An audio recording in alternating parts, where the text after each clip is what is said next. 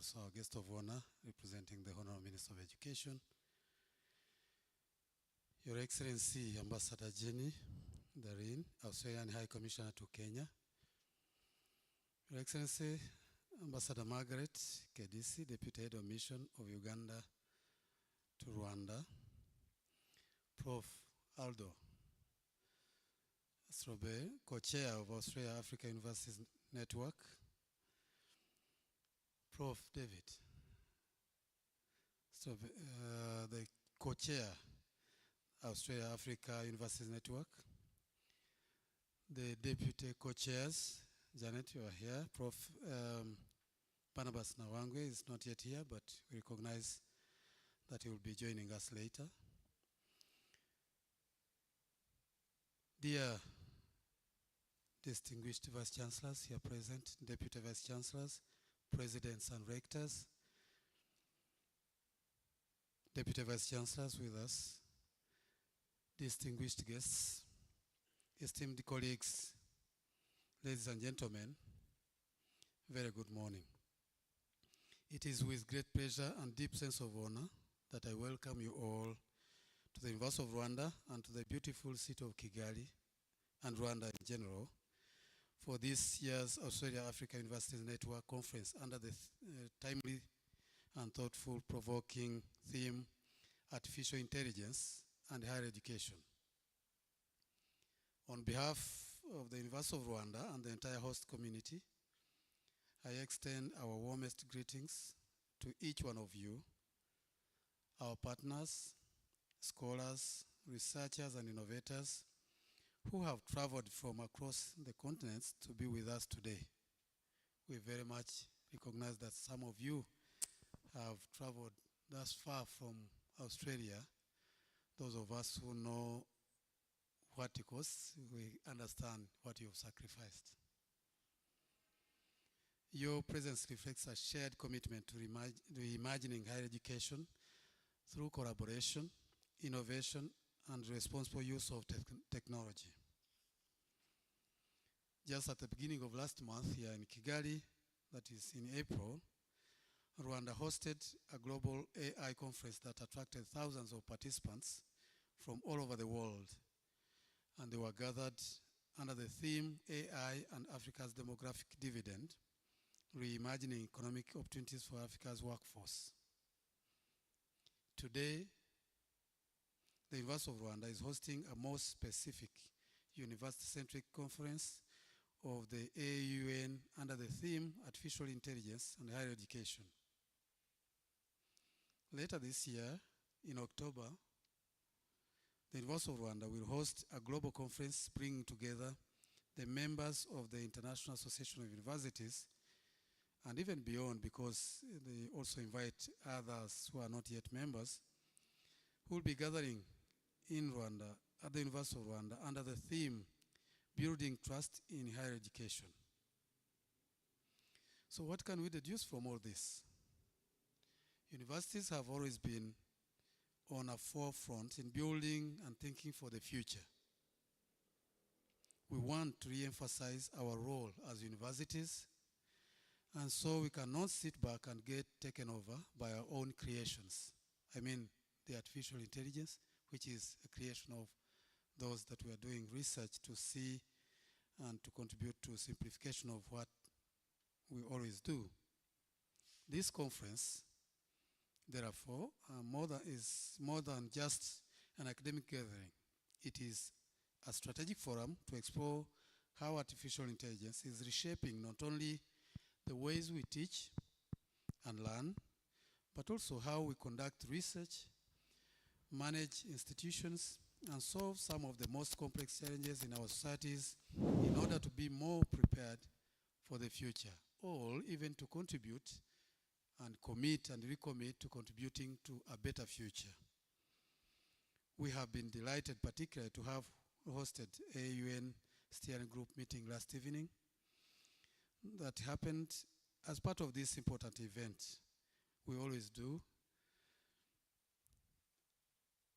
And the fact that we are among the newest members of this network, it gives us even more pride. And we need to know that we only joined in 2023, where we formally got recognized in the beautiful city of Perth. And since then, we have committed to remaining active member of the network. And so here we are hosting even this great event. This gathering, therefore, is particularly essential for us in ensuring that Rwandan and African perspectives at large, leadership and priorities continue to shape the future directions of our joint initiatives.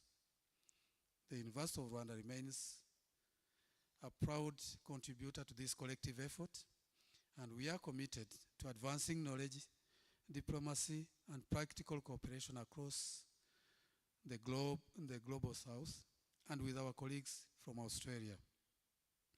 We are as we engage in these 2 days, of course, starting from today, but we started yesterday, let us keep at the center of our dialogue the values that bind us.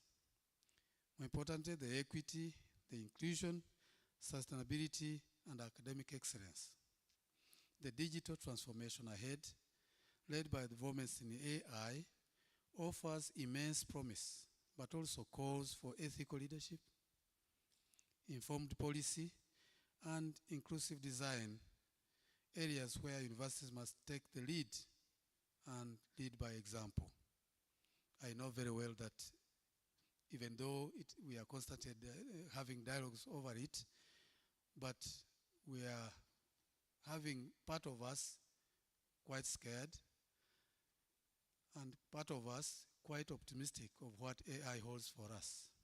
So, but we nevertheless have to commit to working on it, keeping with it, improving it, and finding our position as human beings, as intellectuals. I therefore encourage all of us to share during these 2 days, openly, to think boldly, and collaborate deeply. May this conference not only inspire new ideas, but also spark new partnerships that will endure well beyond even today. Once again, we welcome you to Rwanda, we welcome you to the University of Rwanda, and we welcome you to a future that we are building together. Welcome once again. Thank you. Thank you, Vice Chancellor. Allow me to quickly transition to Prof. Aldo, the co-chair for Africa for this network. Prof. Aldo.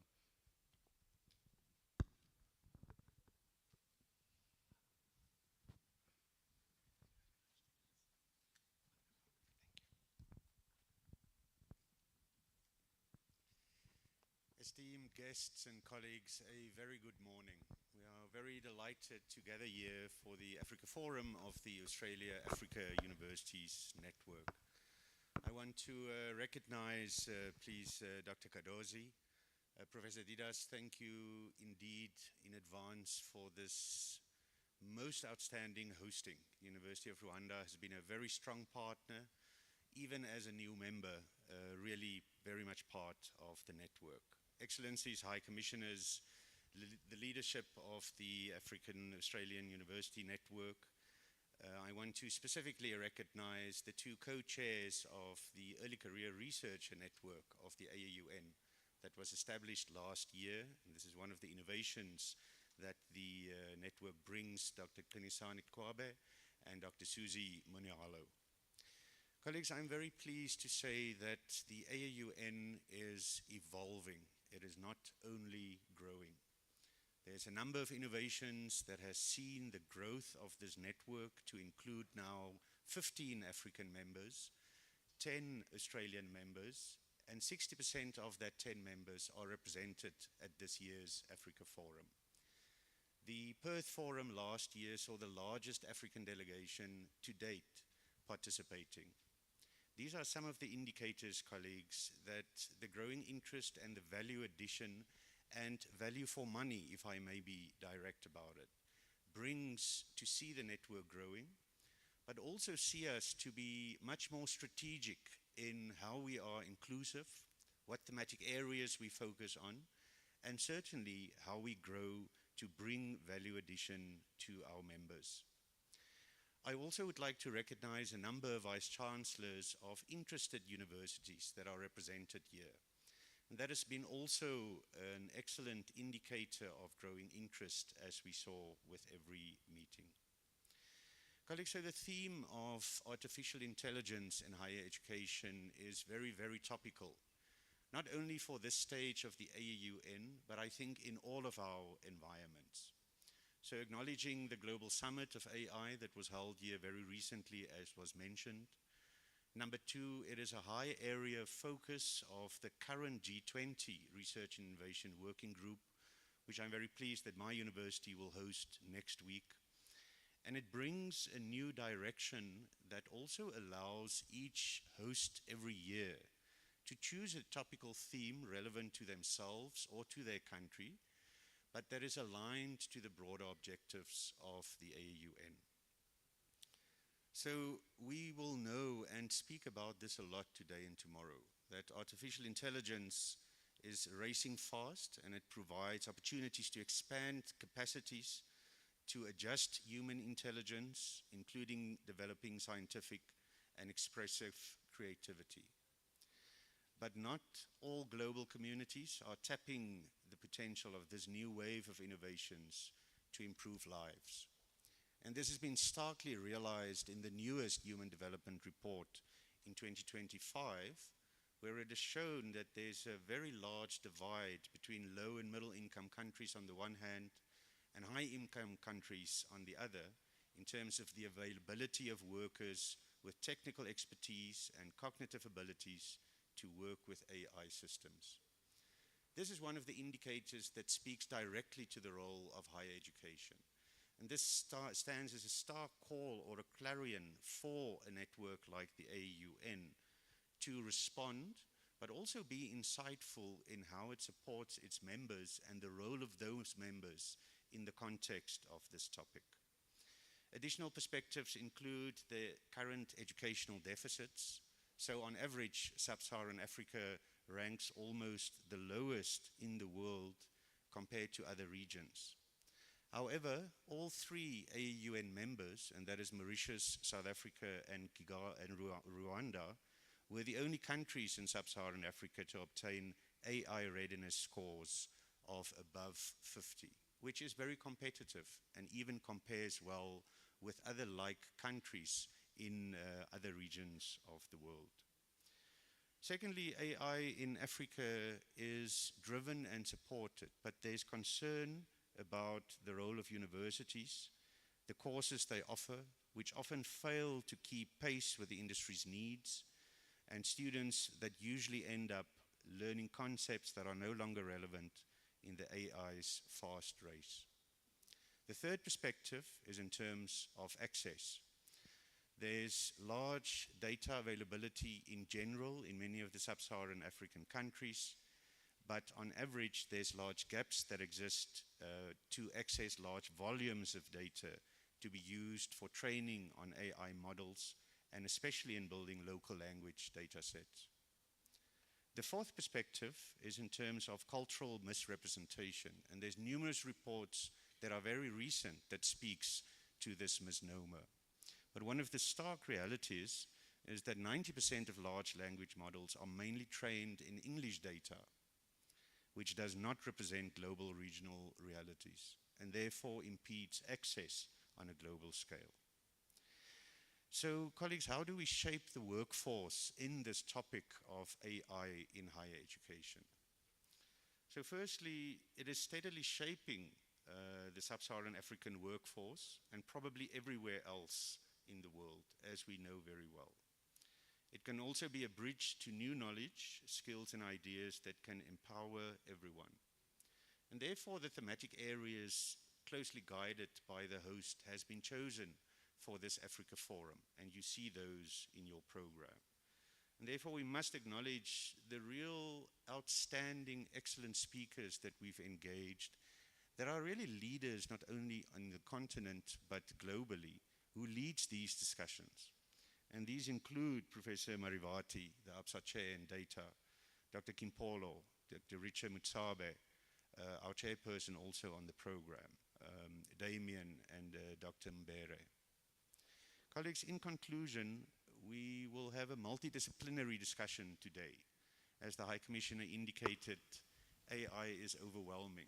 It is for everyone. We are quite certain that all of us will be experts in the field after tomorrow. But our key task as AAUN colleagues and as members and as universities around these tables is to be very cognizant about these challenges and what we can do as a network, not only in Africa, but the Australian Africa University Network, to stand together to address this. Our future for AAUN is very bright. We're improving our communication. We have become very agile and responsive to change. There's value addition to our esteemed members. There's a forward-looking notion to bring relevance to the network. And certainly, with the inclusion of the early research careers, early researchers context, we grow stronger. Thank you indeed for your presence. Thank you in advance for your participation. It's a really great honor to welcome you to the Africa Forum. Thank you. Thank you, Prof. Aldo, for wonderful remarks and really putting us on stage on this. Allow me to invite Her Excellency Jenny Darin, the High Commissioner to East Africa, actually, and to UN. Welcome, Excellency. Thank you very much. So let me also acknowledge the DG of the Higher Education Council of Rwanda and the leaders of the University of Rwanda, who are our hosts, excellencies, co-chairs and deputy co-chairs, vice-chancellors, ladies and gentlemen, all protocols observed. Good morning. Thank you so much to the Australia Africa Universities Network for the warm invitation to attend this forum. And I especially want to thank our host, the University of Rwanda. I'm pleased to be attending this AAUN as Australia's High Commissioner to Rwanda. I presented credentials to His Excellency Paul Kagame late last year. I'm also very fortunate to have attended the AAUN forum twice before, at the University of Mpumalanga in South Africa in April 2024, and in Perth in September 2024. And I thank all of you for the contribution that you make to the network and for involving me and the other ambassadors and high commissioners on the continent. Let me assure you that we all appreciate what you do. And so, on behalf of all of the Australian ambassadors and high commissioners in sub-Saharan Africa, let me say thank you. But I also, on behalf of all of us, want to pay tribute to a very special person, to the late Professor John Hearn, a celebrated Australian academic and a great passionate supporter of Australia-Africa relations. I want to thank John for his stewardship of the network, his academic leadership and his mentorship to many of us. It's actually really hard to be here and know that he's not, and we all miss him. As I said last year in South Africa, you, the AAUN, are in many ways the custodians and leaders of an important knowledge community. And you nurture its growth and stimulate engagement and catalyse innovation. And Professor Aldo talked about the many dimensions of that. And it's actually great to hear that not only is it growing, but it's also evolving. I think that's a really positive thing. We're relying on you to grow and guide the community for the benefit of not just Australia and Africa, but for all who share our values and the security and prosperity provided by our global system of rules and norms and our global system of knowledge management.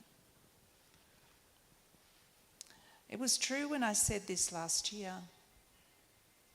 and it's true now, because last year we were talking a bit about increasing uncertainty and competition in the world. But I don't think any of us could have predicted that the world would be even more uncertain and more turbulent than it was then. And that we'd be seeing things like the multilateral system under even more pressure. So how do we navigate that complexity? Well, this is something we're all grappling with, right? As many of you know, Australia and Africa share strong people-to-people links, commercial and multilateral interests, and we're very proud that over 400,000 people of African origin call Australia home, all making remarkable contributions to our communities and our social cohesion. Australia and many of its best universities are committed to supporting and investing in education in Africa, and I'm also pleased to see that that's growing. That involves developing the skills and knowledge of emerging African leaders to build institutional capacity and contribute to the development of their home countries. The African student population in Australia is growing. In fact, Kenya is now our largest source market for students in the whole continent. I think we're getting close to 10,000 students from Kenya studying in Africa right now. And it's forming an important and dynamic part of our community. It's our hope and our belief that they will return to build on the knowledge and networks they've gained on the foundation created by their teachers and mentors, and that's you. Through the government's Australia Awards program, this year we've already welcomed a further 45 Australian Masters Scholars from Africa, continuing decades of investment in the capability of Africans across a range of critical sectors like agriculture, government, governance, mining, sustainable development, gender equality, and inclusion. In February, we held the Australia Africa Award short course on financing climate action in Africa, and in March we supported a short course on trade. And we're delighted at the breadth of representation in both courses, 25 delegates from 18 African countries. And through our partnership with the Australian Centre for International Agricultural Research, we also held short courses in agriculture in February and March this year for 48 delegates from North and West Africa.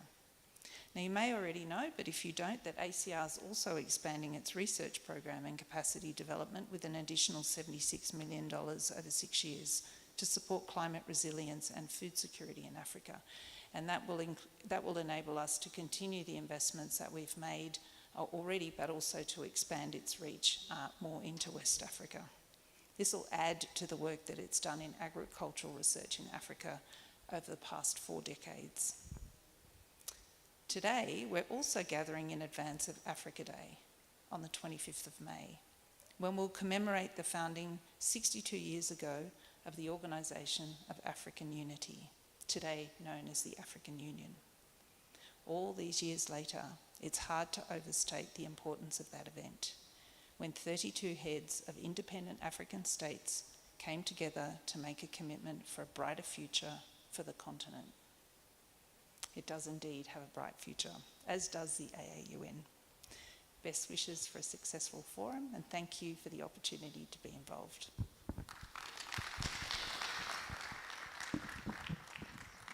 Thank you very much, Excellency. For the University of Rwanda, we are here because in 2023, I think, Prof. David and delegation came here to the University of Rwanda, and we were very, very happy. Normally, we were talking about our partnership in other part of the world, but not yet in Australia. And that time, now we are very proud of this partnership that is growing, not just for the University of Curtin University, but also other universities in Australia. So allow me, Prof, to ask you also to talk on this network as the co-chair for the Australian side.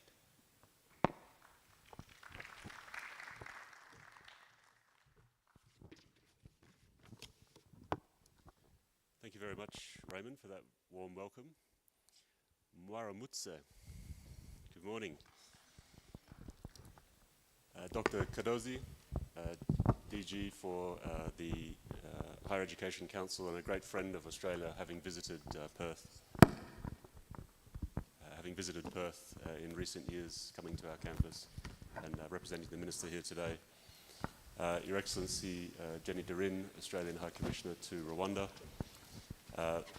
Ambassador Margaret Kedisi, the Deputy Head of Mission for Uganda. Vice Chancellor Professor Didas. AAUN Co-Chair Professor Strobel. Vice Chancellors, Deputy Vice Chancellors, distinguished colleagues, students and partners from the AAUN family. It's a great pleasure to be back here in beautiful Kigali. It's my third visit to Rwanda. And I send best wishes on behalf of the AAUN Australia Board.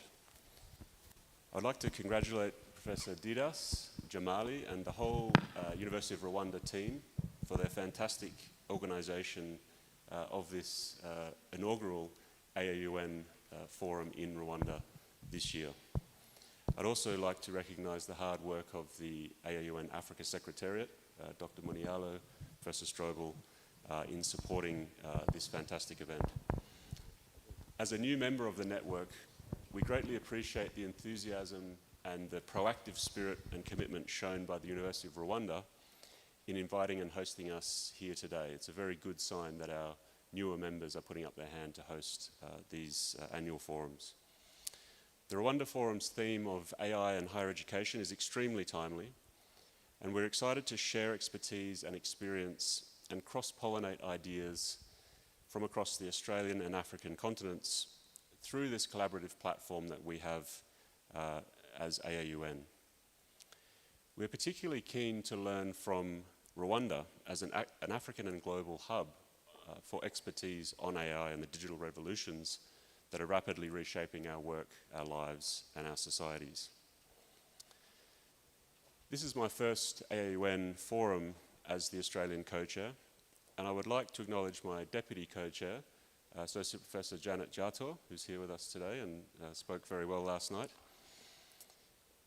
I'd also like to acknowledge my own Vice-Chancellor, Professor Harleen Hain, and Deputy Vice-Chancellor Global, Professor Xiaotan Zhang from Curtin University, both here today as a recognition of the tremendous support that they've provided to building Australia-Africa research and education connections over several years now. Sadly, this forum is also the first AAUN forum without our founding co-chair, Professor John Hearn, as the High Commissioner mentioned. Professor Hearn passed away suddenly on the 1st of November last year. We will provide a longer tribute to Professor Hearn over dinner tonight, but for now we'd like to ask you to stand and observe 1 minute's silence as a show of respect and mourning for our dear colleague and inspirational leader.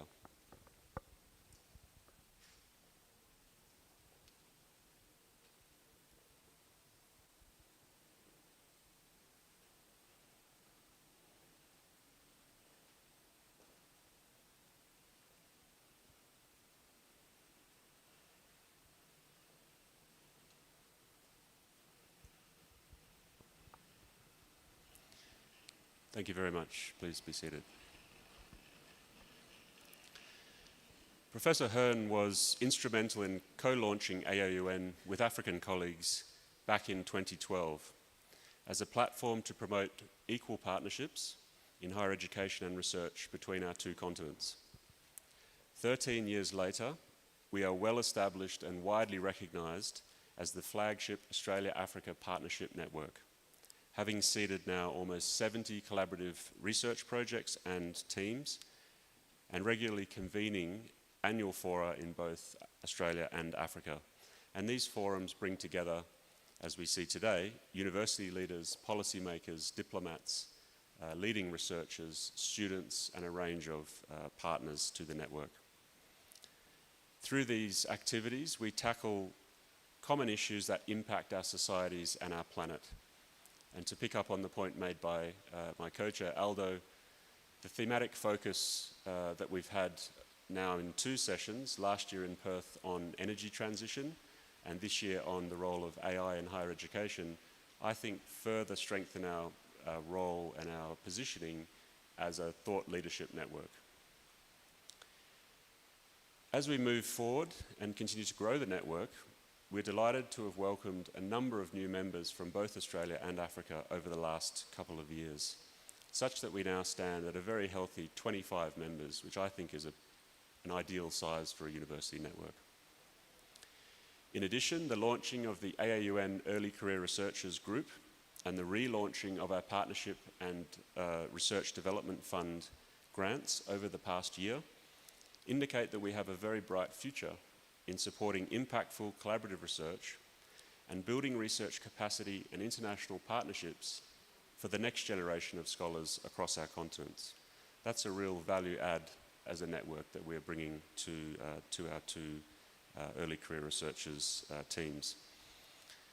We will share more details on these initiatives during the course of the forum, along with details of our other new initiatives under development, including the annual AAUN John Hearn Cheryl Delaray ECR Prize, the AAUN Emerging Leaders in Australia Africa Diplomacy Program, and a new collaborative research project with a number of members of AAUN involved, focusing on Australia-Africa science diplomacy.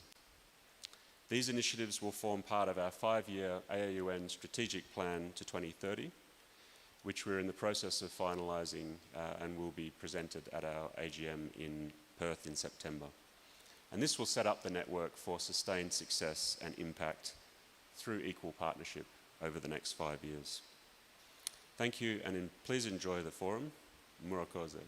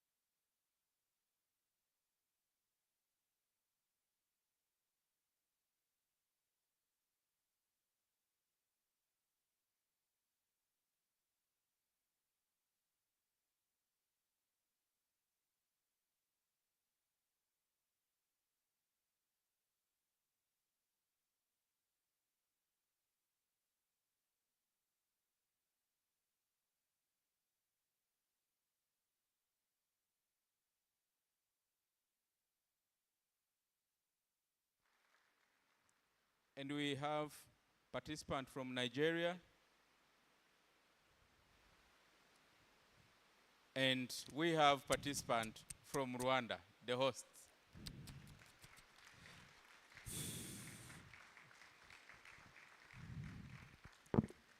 Guest of honor, Director General for Higher Education Council, Rwanda. We invite you for your keynote speech, but also transition as the session chair.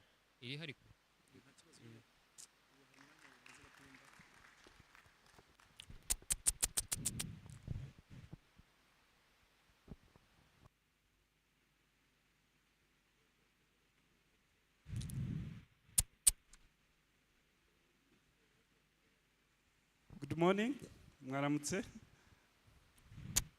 So thank you for giving me this opportunity. Before I do the work of Honourable Minister who has delegated me to deliver his opening remarks, let me first share my excitements. First, I'm happy to see that AAUN is convened here in Kigali, where I think I was privileged to be part of the team that traveled to Perth at Curtin. And one of the tasks we had was to make sure University of Rwanda and other higher education institutions join AAUN. And we are so excited and to see that the initiative is growing exponentially. I follow up closely from the distance, sorry, and I see a lot of initiatives you are doing, the amazing initiatives you are doing in Africa, in Australia. We are so grateful for that, and thank you so much for doing this great work. But also, I'm so happy to see that you chose this topic, as earlier speakers have highlighted, artificial intelligence in higher education, which is so important and dear to me, because not only I'm a regulator, but also as a scholar. I think we as Africans, we need to give it more attention and learn more about it. So allow me to do the work I have been delegated to do. Thank you. So, Vice Chancellor of Curtin University, Excellence High Commissioner of Australia to East Africa, Excellence Ambassador Margaret Kedish, Deputy Head of Commission of Uganda to Rwanda, Professor Aldo, Professor David, my friend, co-chair, and Professor Benabas, co-chair of the Australia-Africa University Network, distinguished vice chancellors, university presidents, rectors, deputy vice chancellors, vice rectors, academic leaders, professors, friends, partners, ladies and gentlemen. Good morning. It is both an honor and a privilege to welcome you all to Kigali and to the 2025 Africa Forum of the Australia-Africa University Network. On behalf of the Ministry of Education and on behalf of the Minister of Education, I extend my warmest greetings to you and our esteemed guests from across Africa, Australia, and beyond. We are deeply grateful to the University of Rwanda and AAUN Secretariat for convening this important forum under the theme of artificial intelligence and higher education. This theme speaks directly to the challenges and opportunities facing our education system and societies in increasingly digital and interconnected world. Artificial intelligence is no longer a concept of the future, mostly for Africans, or a concept for developed world.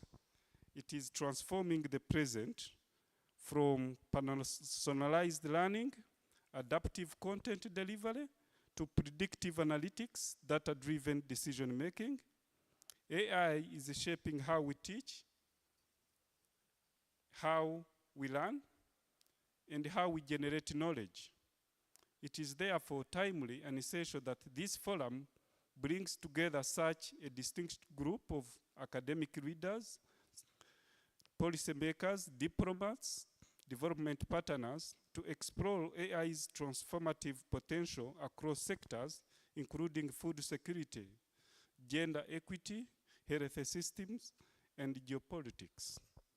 We are particularly pleased to see the inclusion and recognition of early career researchers in this forum. Their active involvement is not only commendable but essential. They are the future of global science, innovation, and diplomacy. Investing in their growth and visibility ensures that the impact of this forum will extend far beyond today's session into the classrooms, labs, and the communities of tomorrow. As Rwanda continues to invest in innovative-driven education and digital infrastructure, we are inspired by the power of collaboration between nations, between institutions, and between generations. The Australia-Africa Partnership, embedded in AUN, stands as the beacon of shared vision and mutual progress. Then, ladies and gentlemen, may this forum be a space for bold ideas, honest reflection, and strategic partnerships. I encourage you all to engage actively, challenge strategic assumptions, and identify new pathways that AI in higher education works for the many and not the few. That is inclusion. Once again, I welcome you to Rwanda, a land of thousand hills. I wish you fruitful and deliberation and memorable stay in Kigali. I hope you will visit some places. Thank you so much.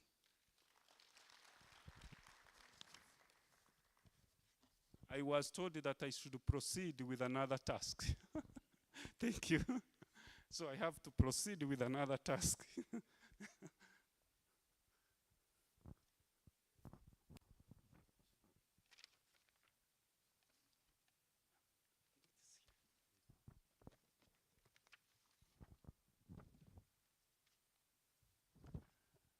Thank you, DVC Lemon. I think DVC Lemon gave me another task, so I should proceed with it.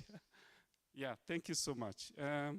I think we are proceeding to another role of discussion panel on, obviously, on the role of AI in higher education, but this time we are looking at the policies and the strategies, I think.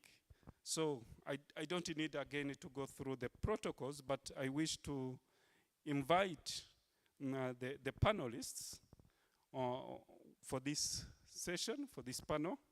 I think Jenny, Australian High Commissioner to Kenya.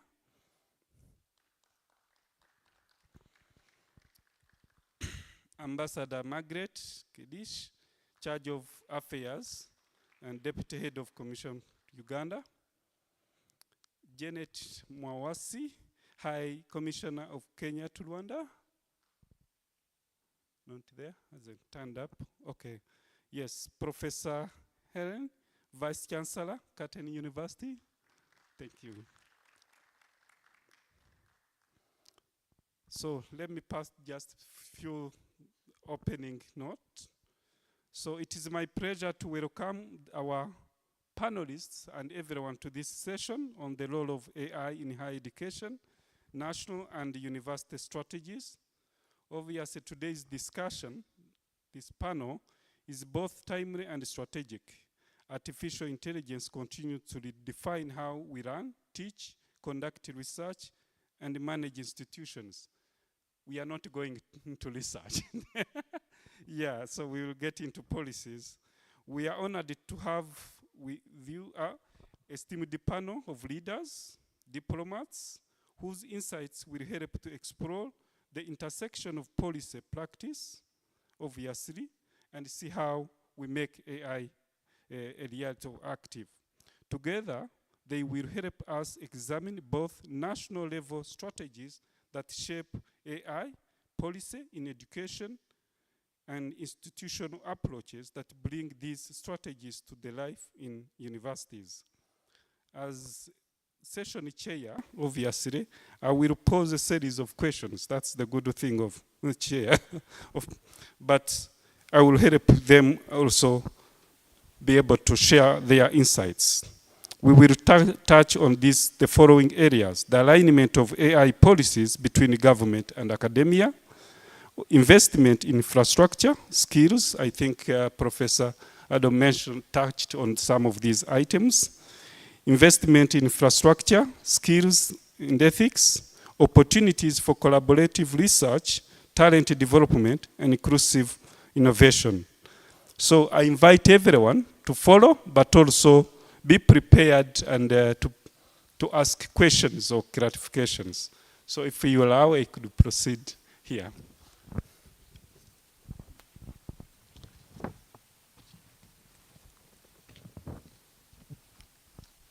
If I could start with diplomats and government officials, yes?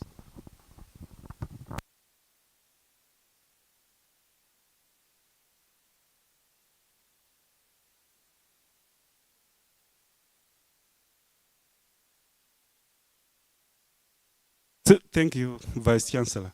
I was saying that if I could start with diplomats, perhaps it would be good to share your remarks or your thoughts before we get into questions. So to start with our High Commissioner of Australia in East Africa, then follow suit. Yes.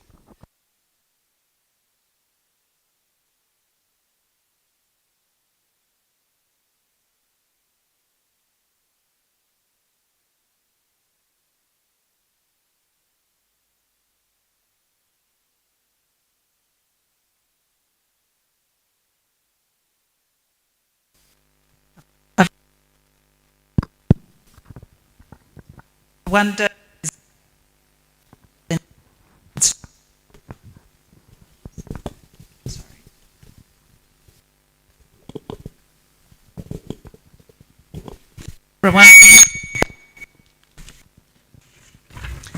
Rwanda's guys.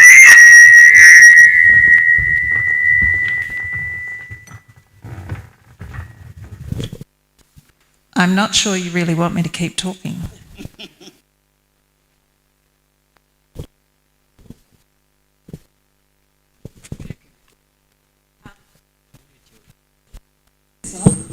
Rwanda's playing a leadership role in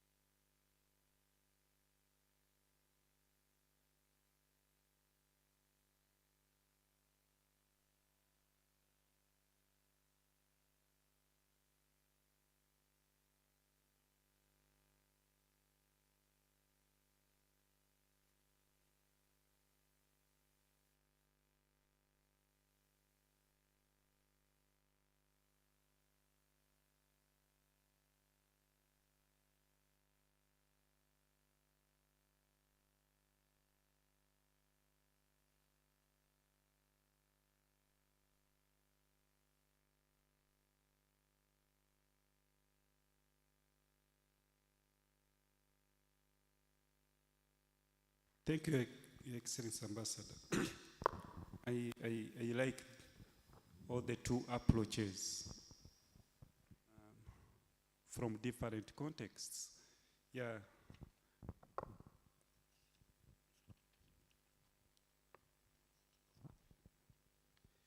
Yeah, Your Excellency Ambassador, High Commissioner of Uganda to Rwanda, if you could share with us your view and your opening remarks.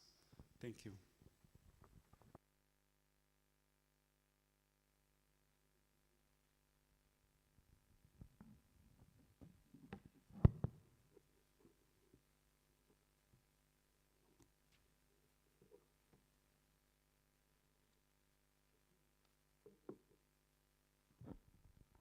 Good morning, Mwaramutse.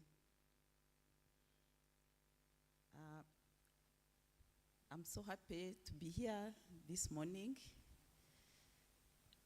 And I have to confess from the onset that I'm most probably the most ignorant person with regard to AI for various reasons. So I will definitely expose some of that ignorance while here, but I'm also taking this opportunity to learn. Thank you, University of Rwanda, for hosting this session. I'm happy also to have Australians on board. I've lived in Australia for 4 years, working at our High Commission in Canberra. It's my favorite country. So I'm having those feelings as well. I apologize, my head of mission could not make it, but I'm gaining from his absence. Now looking at the subject, artificial intelligence. In our usual life and living, something artificial has some kind of negative connotation. It kind of refers to something that is not real, that is not natural, that is not human. But when I got this opportunity to know something about artificial intelligence, because now intelligence balances it up. Intelligence is positive. So it's a combination of these two terminologies, which we hope give us something positive ultimately. Now I was also trying to see, I read briefly what it's all about. And I got some information that this started in the 1950s. So I was asking myself, what about the other aspects of science, of innovation, of use of machines that were prior that period? Are they not included in this? Because there were lots of innovations before that period. Of course, as I went on, I realized that this was about machines, where you get tons of data and put them and make neuron systems and networks, trying to kind of replace the brain. And then you apply machines to use that network to perform tasks. But I believe before the 50s, that was already happening. So when do we actually put that crossing line? Is something I thought about. Because as I grew up also, I was always amazed by some basic technologies. For example, the radio. Because the radio, we would listen to news on the radio. But actually you are receiving information through some system. It is relaying information to people, it's doing the work for you. You don't have to be there physically to give that information. For example, the aeroplane. If you fly from Australia to Rwanda, that aeroplane is acting as your feet. Otherwise, you would be walking from Australia to Rwanda. Is that part of AI as well? What are those differences? The photography, it always also amazed me. Your image is reflected on a piece of paper. Isn't it related also to that kind of innovation? Instead of drawing it yourself, there is some technology doing it for you and it appears on a piece of paper. So those are my rudimentary thoughts about AI, what actually is excluded and what is included. I'm speaking as a very, very lay person. I'm just a diplomat. But these are ideas that came to my mind. Now, I'm sorry, moderator, instead of answering questions, I'm asking. My other issue was about language, although I almost came to an answer for that. Because AI acts on instructions and the data that has been put there through the neurons. I'm even learning some terminologies. But does it react to other languages as well? Does it know my language, for example? Would it take my command in my language? My local language is Ruchiga from Uganda, for example. But I think that's a detail, and I need to find out more. Of course, and it looks to me that AI is inevitable. It's here, and we have to live with it, and we are excited about it. And we know the advantages. It's quicker, it's more efficient, because it relies on formulas and patterns. It's more predictable. So the advantages are obvious. But if we make our work easier and quicker, and what? So what? Then what happens? Was a human being meant to be that? To be less active, less involved, you know? And that's what comes to my mind. If I now use AI and other scientific innovations to do my work quicker, easier, faster, more efficient, then what happens to the time I was using before? What happens to my energy, which I'm gathering over time through food and sleep? So those are questions of a lay person, which just came to my mind. Of course, I could realize that this is balancing up the inequalities, gender, because this is easier, so the gender issues are catered for. Even people who are weak, they are catered for. You don't have to be macho to benefit from this. Then comes the controls. How far can we go? I was looking at the stages of AI, and the stage I loved most was the one of contextual, where it uses the context, kind of putting some logic. So to me, that is more beneficial.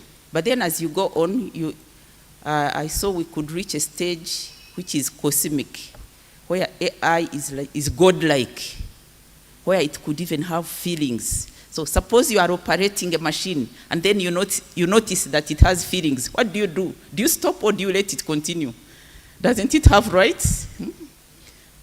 What happens if you see it crying, or, because of some emotions, it wants to do something else? How do we react to that? And then lastly, as we look at this AI with all its wonderful attributes, I must also say that I was delighted to learn that along the way, there's this terminology called radiant descent, which kind of looks at the controls. It can look at the right answer and whether something is going wrong, then it kind of goes back and corrects itself. But my very last point was on the social aspect of a human being. When we were studying long ago in primary schools and secondary schools, we were told human beings are in the same class as bees, ants, social beings, which work together, which talk together, which socialize, you know. So with AI, shall we still be social human beings? That's my last question. Otherwise, I'm delighted to be here and delighted that I saw a topic on diplomacy. I hope we can build on that and involve us, civil servants and diplomats, in this conversation. Murakoze cyane, thank you very much. Thank you, Excellency.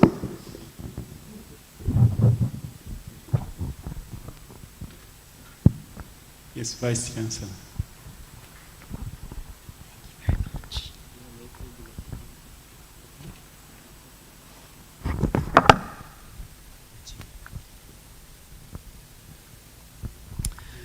Good morning, everyone. Curtin University is absolutely delighted to serve as the Australia co-chair for the AAUN, and we've also been very proud, as you've heard earlier today, to host the annual AAUN Australia Forum at our Perth campus for the last 3 years. It's my great pleasure to be able to join you here for this incredibly timely discussion. This is not my first time to the continent, but it is my first time in Rwanda, and it is a beautiful place. I'd like to begin my remarks today just by also acknowledging some really important people who are in the room today. The AAUN co-chair Africa, Professor Aldel Strobel. It's wonderful to have a chance to see you again. Also, Dr. Edward Kadozi, Director General of the Higher Education Council, and Vice Chancellor Didas. Thank you so much for hosting us. I'd also like to acknowledge my two diplomatic co-presenters, Her Excellency Jenny Darin and Her Excellency Margaret Kadishi. And I would also like to acknowledge all the members of the audience who are here today. We truly appreciate that each and every one of you has many things that you could be doing.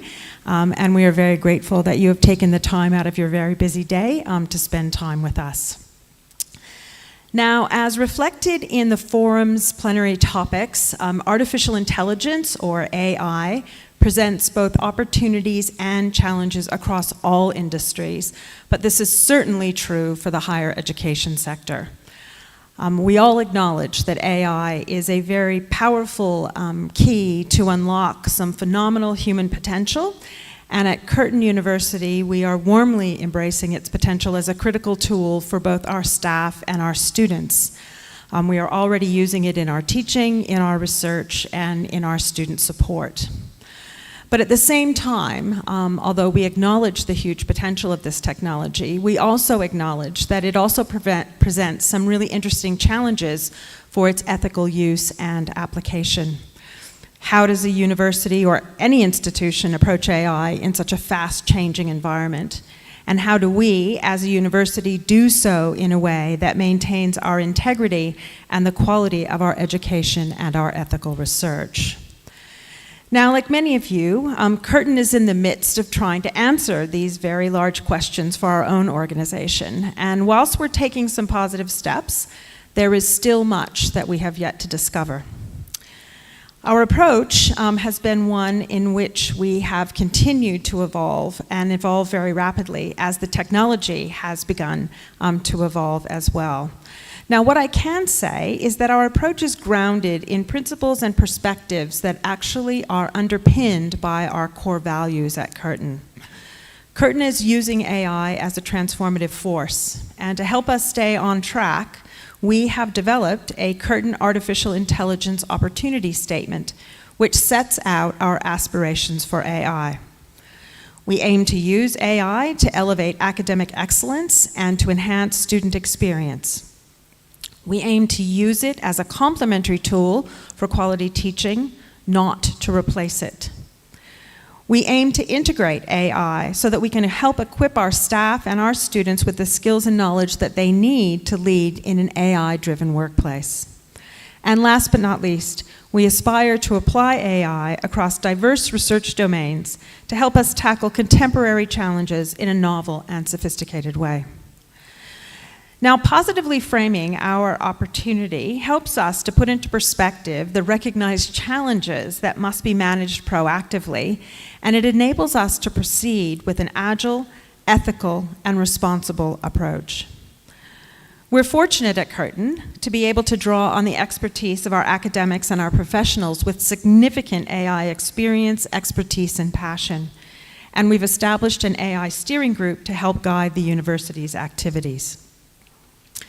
The steering group have helped Curtin to develop an AI policy built on foundational principles such as human-centered values, privacy protections, fairness, transparency, and accountability.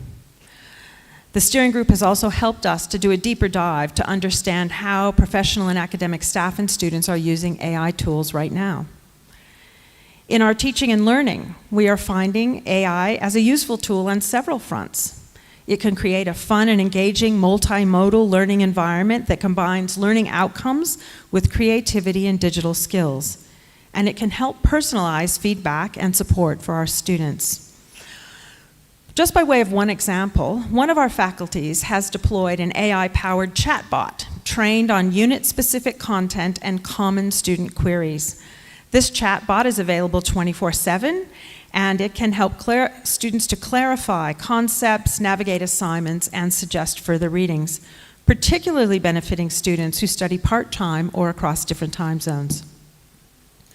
Now, in research, AI is assisting to accelerate research tasks such as qualitative and quantitative data analysis and visualization. This means that our researchers can more quickly get a deeper understanding of their data, they can more easily communicate the results, and more readily act on their research findings. Now, in this context, managing IP and data security is paramount, and staff and students are still expected to uphold academic integrity and research standards. Researchers are expected to apply rigor in the development, undertaking, and reporting of their research. Now, while individuals need to be held accountable to these standards, as an organization, we also need to enable and support good practice and ethical use. Information and training are critical. Like any technology, educating users in AI is a key defense mechanism in managing risk, but it also helps us to unlock its potential. Curtin's resources provide guidance on areas such as ethical and copyright considerations, AI limitations like synthetic data and bias, IP and authorship, and how educators can integrate AI into their teaching practices. Now, these resources are supported with communities of practice where staff can share their practical applications of AI and to seek help from one another. Now, whilst we've made a start, we absolutely need to do more, and we need to plan to do more, including further training and communication. Despite its potential, there are some challenges that need to be considered and addressed at a whole of university level. For example, paid subscriptions are often necessary to achieve the kind of data security and full functionality of any AI tool. This, of course, has the potential of creating inequality. Like many, we are very concerned that inequitable access to AI could drive a digital divide, particularly considering the pace at which the technology is evolving. Cost is something we are keeping a close eye on, and we are currently looking at our digital tools and our enterprise licensing model for both staff and HDR students to go some way to counteract the obstacles of cost. As technologies normalize, however, we often see a drop in the cost, and hopefully in the future this means that the tools that now might be prohibitively expensive can more quickly become universally accessible. This increased accessibility makes it all the more important that we continue to equip our staff and our students to excel in this brave new world. Now, as a global university with 6 campuses encircling the Indian Ocean rim, including our African campus in Mauritius, we also have the added complexity of AI use across different legal and infrastructure domains, which presents yet another challenge for us, our ability to navigate our university's adoption of AI principles. But in the spirit of our AI opportunities statement, and on the plus side, at Curtin, through our international campuses, we have the benefit of learning from countries whose AI policies and frameworks are perhaps more advanced than Australia's. So I look very much forward to learning from many of you who are in the room today and throughout this forum as what your approach to AI has been, and I'm looking forward to learning from you. Thank you very much.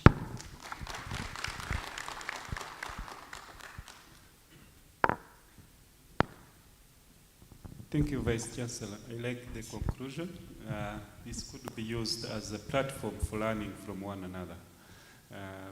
I think we do have academicians, the Vice Chancellors, leaders of different industry, where they are always working on AI in different aspects. Okay, let me take you to the few questions. In fact, few follow-up questions, because some of them you have addressed them in your remarks. If I could start with the Excellence High Commissioner of Australia to East Africa. In fact, I want to use this opportunity to learn from what Australia is doing in terms in the area of policy and strategy in this context.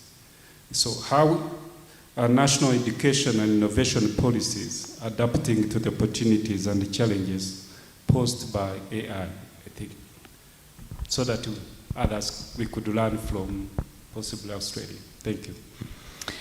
Thank you. Well, Professor Hayne talked about that at the university level, and I thought it was a great way to approach it because it brought out many of the dimensions of policy that governments need to think about when they think about developing laws and policies that will affect how AI is deployed. So firstly, what the opportunities are.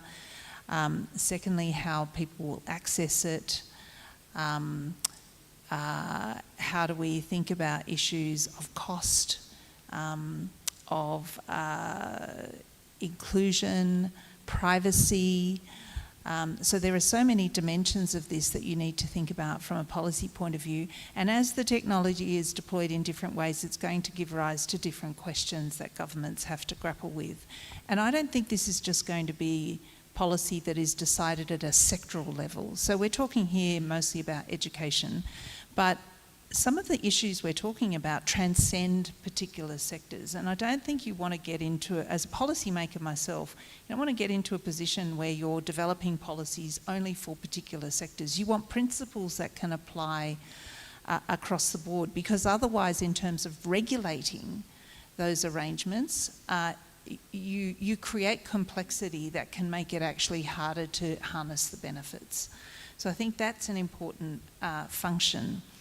In our system, in 2024, in October, the government launched its policy for the responsible use of AI in government to create a regulatory framework for our country, and really to start to think about how we build community confidence, because you need a social license for some of this work. So how do you build community confidence that our governance system will support good practice in AI and not undermine community confidence, not make people nervous about the way data is used? And balancing sort of those critical social and economic goals that Professor Hayne talked about even at the university level. I think too, the governments are thinking a lot about risks and how risks are managed. And, you know, issues, I mean, obvious issues like safety and privacy. You know, student safety, for example. We see at a very practical level what happens when digital technologies are deployed in a way that undermines students' and children's sense of confidence. In fact, our government has become so concerned about this that it's legislated to prohibit children under a certain age accessing social media, precisely for this reason, that it is so affecting children that we feel we need to do something for a country, as a country. And so we're going to see some of this in AI as well. And we're going to see this in our education systems, but we're also going to see it in our other systems. I think too that, our governance systems need to create the forums for different levels of government to talk to each other, because they all have different responsibilities. So we have a federated system of government, and the National Cabinet comes together, which brings together our state and federal governments to talk about, well, what policies are we putting in place that are going to affect both governance at the federal level, but also service delivery at the lower level, and how do we tackle that together so that we have complementarity, but also so that we have coordination. Because where you have lack of coordination, you introduce risk and you introduce costs. In the higher education sector, there's been a lot of work done through, and I want to make sure I get this right, the Tertiary Education Quality and Standards Agency, which will be more familiar to many of you than it is to me. But that's been working with the sector since 2022 to support it address some of these emerging capabilities, opportunities and risks of generative AI. It's done a lot of work with the sector to gather information and think about, well, what are the trends that we need to address? And it's developing toolkits for the sector to use. So there's a toolkit that was launched late last year that is about sharing experiences and resources to support higher education providers, including in teaching and learning. And it's got 3 sort of streams of work. One is process, it's about process, the sort of self-assurance measures and institutional strategic planning, risk management, oversight, reporting. People, so the academic, administrative, students, partners, professional accreditation bodies, sorts of things that Professor Hain was talking about as well, and practice, the approach to teaching, learning and assessment. And I understand that some of these resources are available as open source. So if anybody in this room is interested in having a look at what is happening at the policy development level for higher education in Australia, you can actually go and have a look on the web. Thanks. Yeah, thank you, Your Excellency. If I could go to the High Commission of Uganda to Rwanda.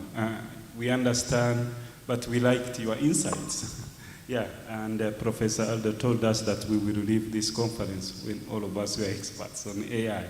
So I want to hear from you as a follow-up to Your Excellency about the preparedness of most of African countries in terms of policy framework and creating a policy wheels that allows the AI adoption, but also deployment, not only in higher education, but also across the government. As Her Excellency mentioned, like the policy frameworks, perhaps if you could share with us if there are some of those such best practices in Uganda, but also what we need to do that could enable really deployment and use of AI. Thank you. Am I allowed to cheat? I will perhaps ask my professor to answer some of those questions, but we have a proverb that a bird which flies without making any sound is premature. But so it doesn't matter the subject. I think I'm mature to say something. Mature enough to say something. But otherwise, I would request Dennis maybe to answer this question. Now, when it comes to AI, and this is my observation, not a policy, and the professor also mentioned it, the danger that there may be disparities. Because everything works in a system, and there have to be synergies. You know, I live here in Rwanda, and when I look at some of their policies, I try to reflect how they work. For example, they've gone digital in their payments. What does that mean? It can't be automatic. It means they have access to the telephone, first of all. So their handset, the percentage is quite high of how many households have handsets. It means there is reliable electricity to charge those handsets.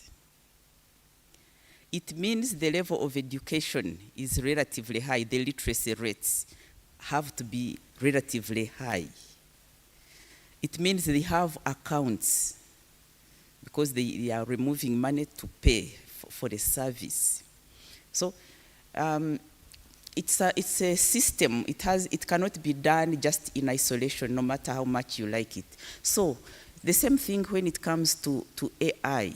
What are the requirements? What are the standard equipment, the standard resources, the standard levels of education, and who are the consumers? How much is government willing to invest in such high-cost ventures? What are the benefits? What percentage of the population would benefit from it?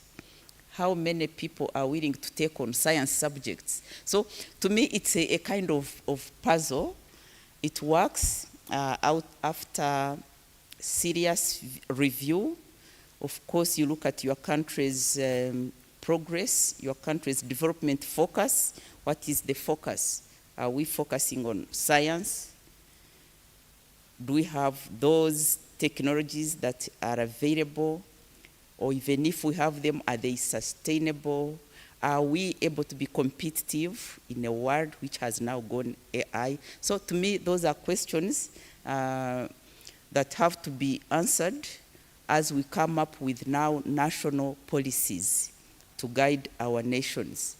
For example, do we indeed not want to be left behind, but can we move at the same pace as those countries which have already attained those technologies?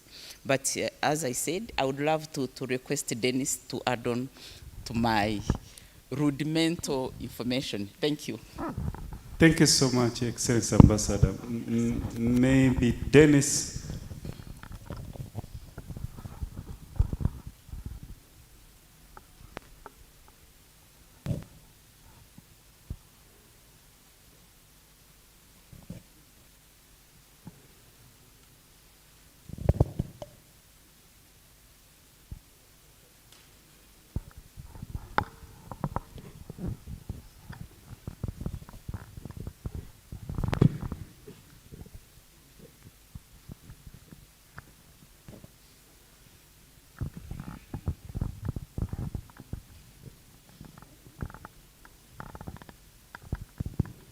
Thank you very much, my boss, for the opportunity you've given me.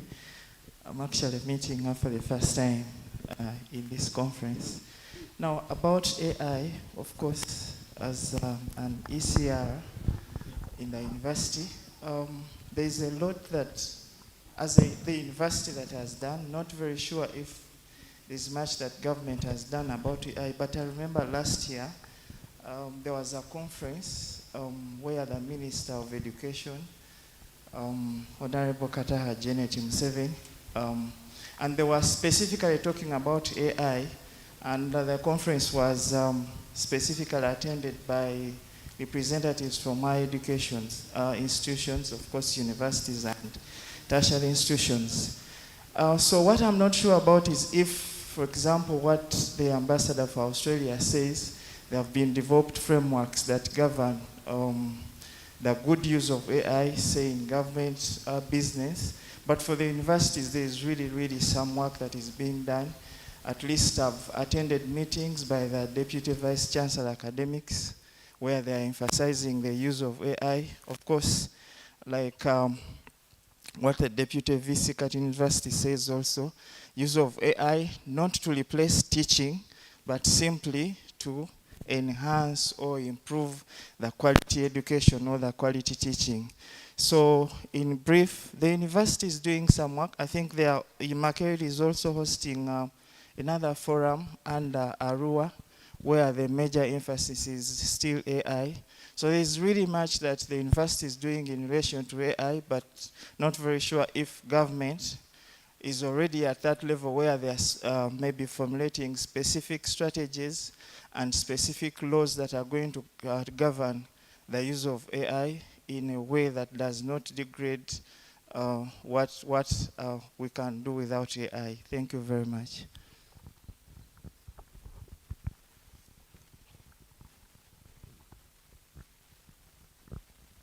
Yeah, thank you so much, and thank you for sharing. If I could do, we are running short of time. I had many questions, but we are running short of time. Professor Allen, as Curtin, we want to hear from you how you are trying to navigate around these issues of ethics. I know you touched on them in your opening remarks, but how you balance this trade-off of ethical issues, innovation, and academic freedom. So, Monster at Curtin, if you could address it with how you prepare students. I remember when we talk of AI, academicians are here, were teaching. You also think about how students get into this business, mostly, and how they use it in considerations also of ethics. Thank you. Great. Well, thank you very much. Thank you for the question. I could probably talk about this for a very long period of time, but I know that we're running short on time. So in terms of this student perspective, I'll give you some information about how we are preparing our students in a research context, in a teaching context, and in an assessment context. So with respect to AI and research, certainly our HDR students are on a very steep learning curve, some of them, along with our staff, about the use, the ethical use of AI in their research. One of the biggest concerns that the university has right now is protecting the sanctity of the data that we have. And unfortunately, in many of the free tools that are available, you cannot actually guarantee the sovereignty of the information that you put into the data lake. So we've been doing a lot of work with our HDR students. I work with law students in a teaching context, and we've been working with them to make sure that they understand that when they're working with open source AI, anything they put out there will be available for the world to see.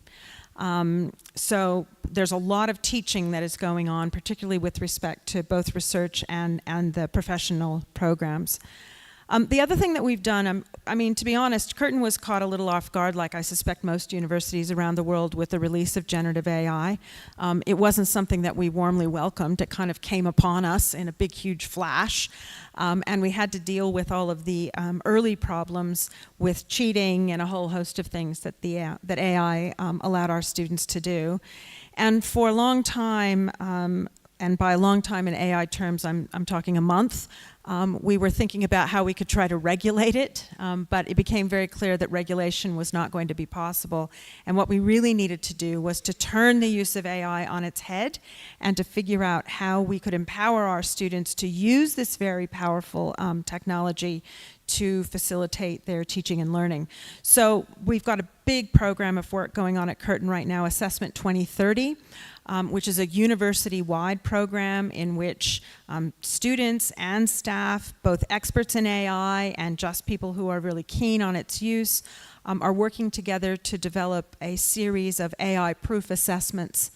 And it's provided an opportunity for us not only to protect our students from cheating, but it's also given us a new look at the way in which we assess the competencies that we are trying to establish in our student population.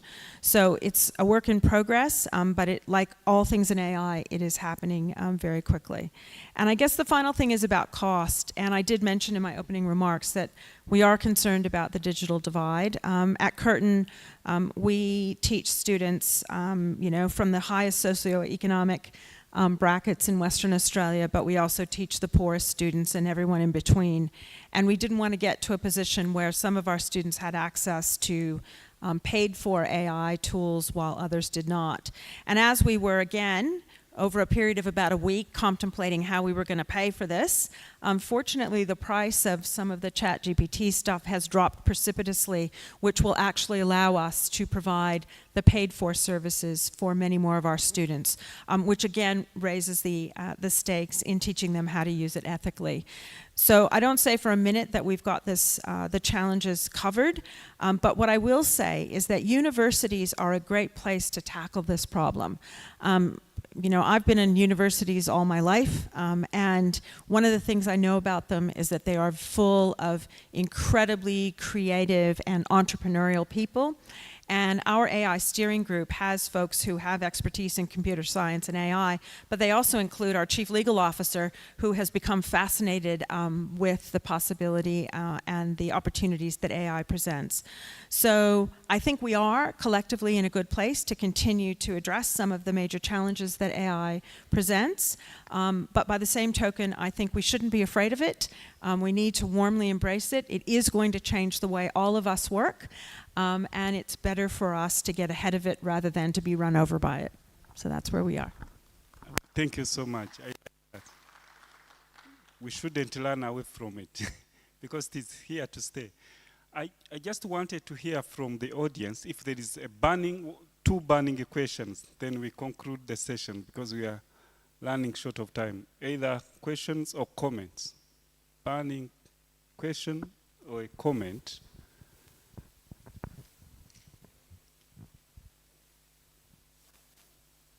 Yes.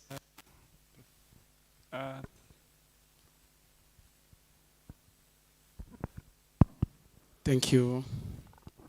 Good morning. My name is Gilbert Nyomugabo. I'm young people who are in the AI system, AI technology. I have my initiative working with young people who are in the secondary school.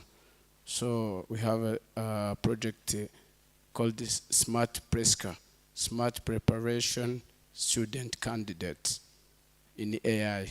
So we are using AI for the boost up the skills of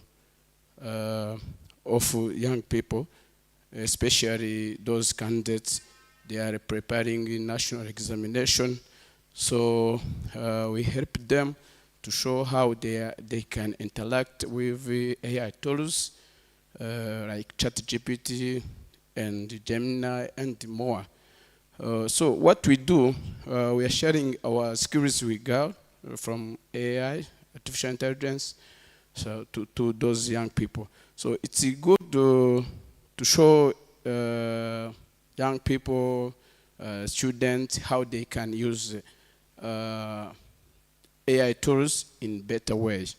Because we help them to show how they can preparing the examination to come at the successful level. Yeah. So the comment is, let us help young people to interact with AI, but to show them it's good, AI it's good, but somehow it can be bad because it can create something if you don't show them how they can use those tools in a better way. Thank you.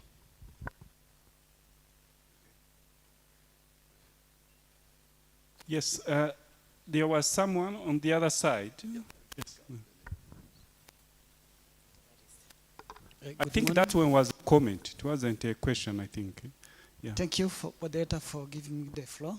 I'm Olivier Habimana, a senior lecturer of University of Rwanda College of Education. I would like to address my question to Professor Allen. We are lucky to have you. We know that Australia is one of the countries which is in advance. I want to ask if you have an AI in education policy or guidelines. If yes, it could be better as a result of this network that we are having, also to have an AI in education or AI guidelines that can be supporting our education. Thank you. Sorry, I think I missed the beginning part of the question. You asked if we had, and then I missed what it was. Do you have an AI in education or guidelines policy available? Do we have it available? I suspect it is probably publicly available. So our AI policy is currently a work in progress.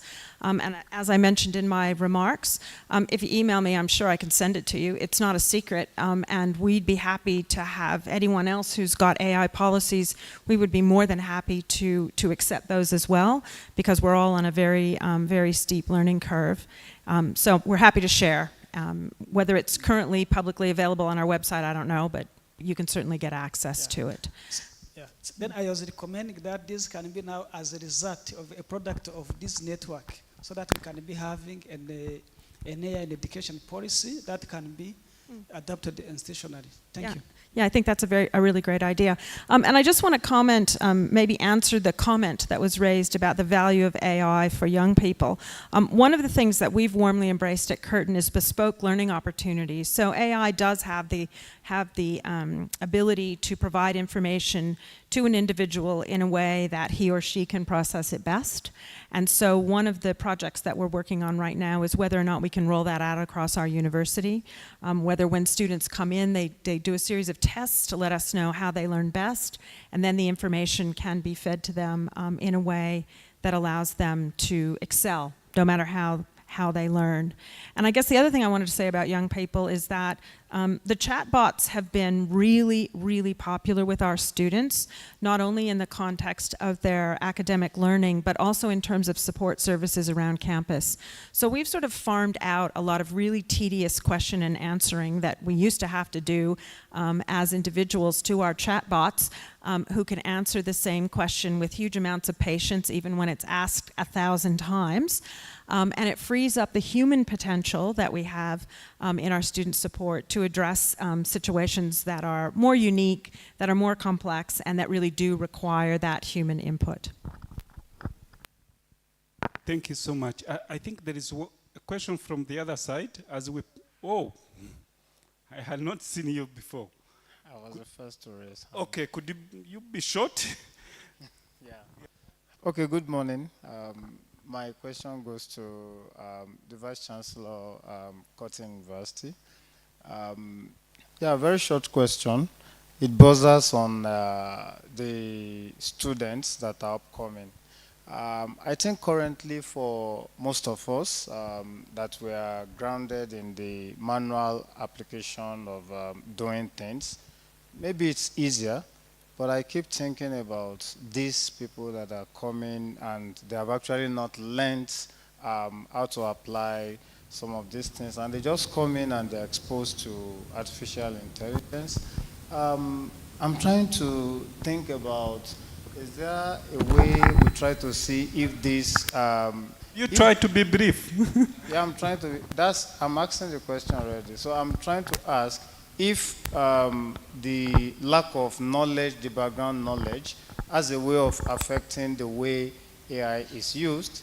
That is the basic thing I want to ask. And then, apart from costs, what are other ethical challenges you identify with AI?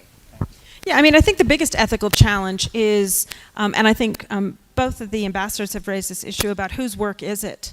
You know, we're in the business of inspiring and educating young minds, and at some point we have to assess whether or not the work that we're seeing is the product of that mind or the product of artificial intelligence. And I think from my perspective, as a teacher, I still teach in the classroom, that's been the biggest challenge for me. I want students to be able to interact with AI, to unleash its incredible power, but ultimately the ideas need to be theirs. So I still think this is a massive challenge for us in determining, particularly as we're assessing students, whether we're seeing the products of their fine mind or whether we're seeing the products of a synthetic mind. I don't have an answer, but some of my colleagues have come up with some pretty clever ways of, I think, having their cake and eating it too. I'll give you another example from the law school. One of the units in the law school, it's in contracts. The students are instructed to use AI to develop a contract about something, and then their assessment is then to critique what the AI comes up with. So I think in many ways that's a great example of how law firms will be using AI in the future, and how we can also have an assessment of what the student's understanding is of the limitations of the technology. So, I mean, again, it's changing very rapidly, but I think we need to warmly embrace its opportunities, and rather than only looking for challenges, I think we just need to think about how we can make the world better for everyone. There is the possibility of the digital divide, but imagine if everyone had access to AI. It would actually, I think, have the opportunity to reduce the divide around the world between the haves and the have-nots. So for my money, we will be teaching our students, no matter what they've come to study at Curtin, they will be learning about the possibilities of AI, both in their studies and in their future careers. Thank you so much. Perhaps we will address the issue of digital divide. Professor Dennis is there? Because you had your question.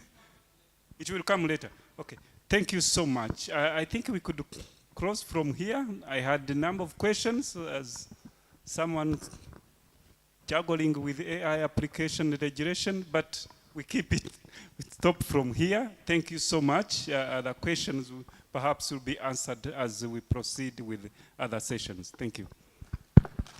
Thank you, Deje. This was a warming session, and I hope we continue and keeping the time. So could you come for picture? And also I asked our first law to come for the picture, and then we invite the rest of the participants. We are going to have a quick, after this we grab a quick cup of coffee, and we come back for the next session. So the first picture, first law, and then everybody could come and join. So let's use photographers.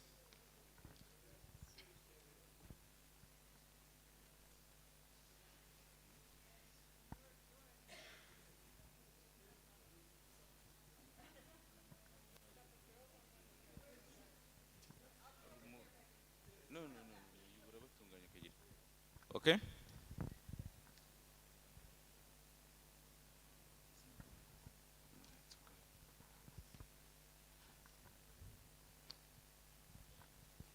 So let's have everybody else joining, presidents, everybody.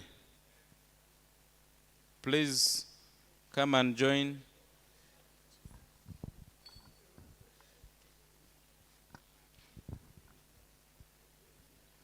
Let me give you an example.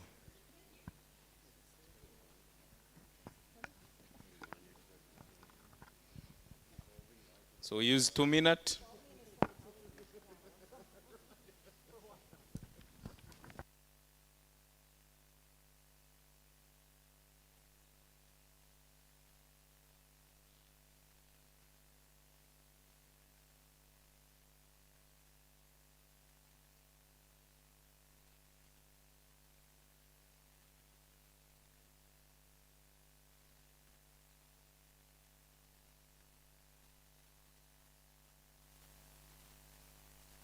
So is everybody in? We start counting, right? Almost.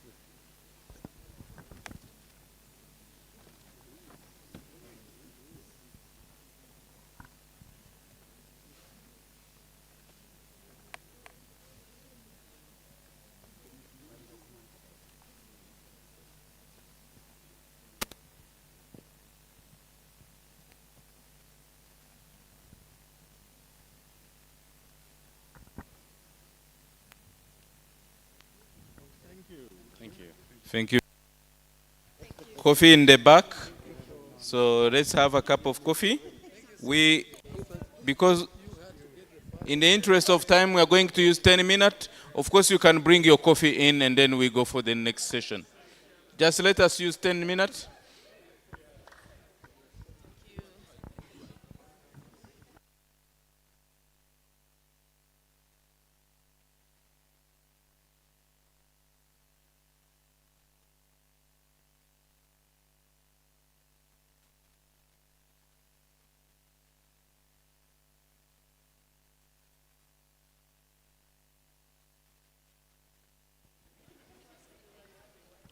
Let's have coffee.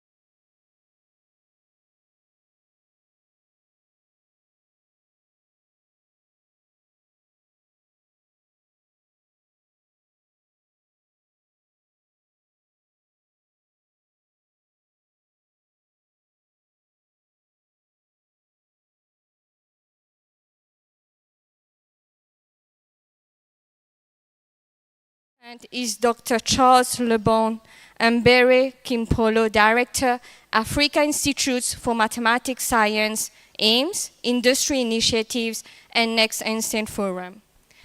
We'll stick to time, and we have 40 minutes for that session.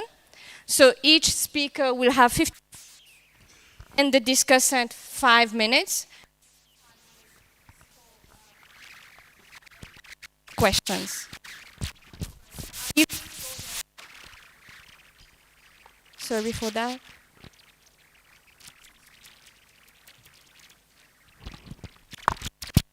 I leave the floor now to Dr. Gordon O'Brien.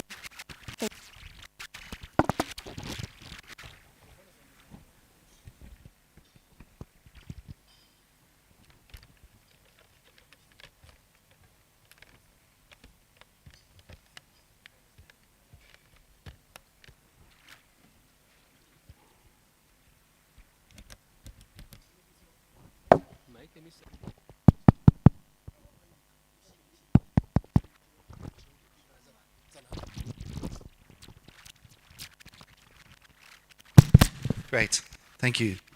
Okay. Here you go. Great, thank you. Hello, can you hear me? Great. Thank you very much. It is a real privilege to be here, and on behalf of Charles Sturt University, we are really privileged and grateful to be a part of the Australia African University Network. So, and thank you. This is our first time here. So I'm going to give a bit of a show and tell about who we are and what we do. So yeah, and then bring in that.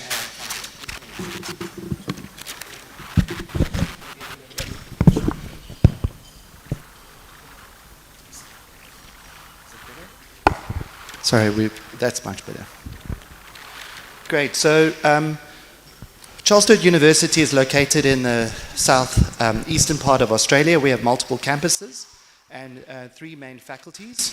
And what I'm a part of is the institute, the Gulbali Institute, which is located in Albury on the Murray River, which is really Australia's breadbasket.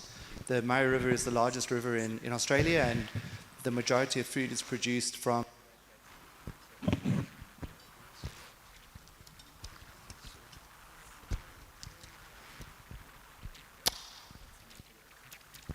Test 1, 2.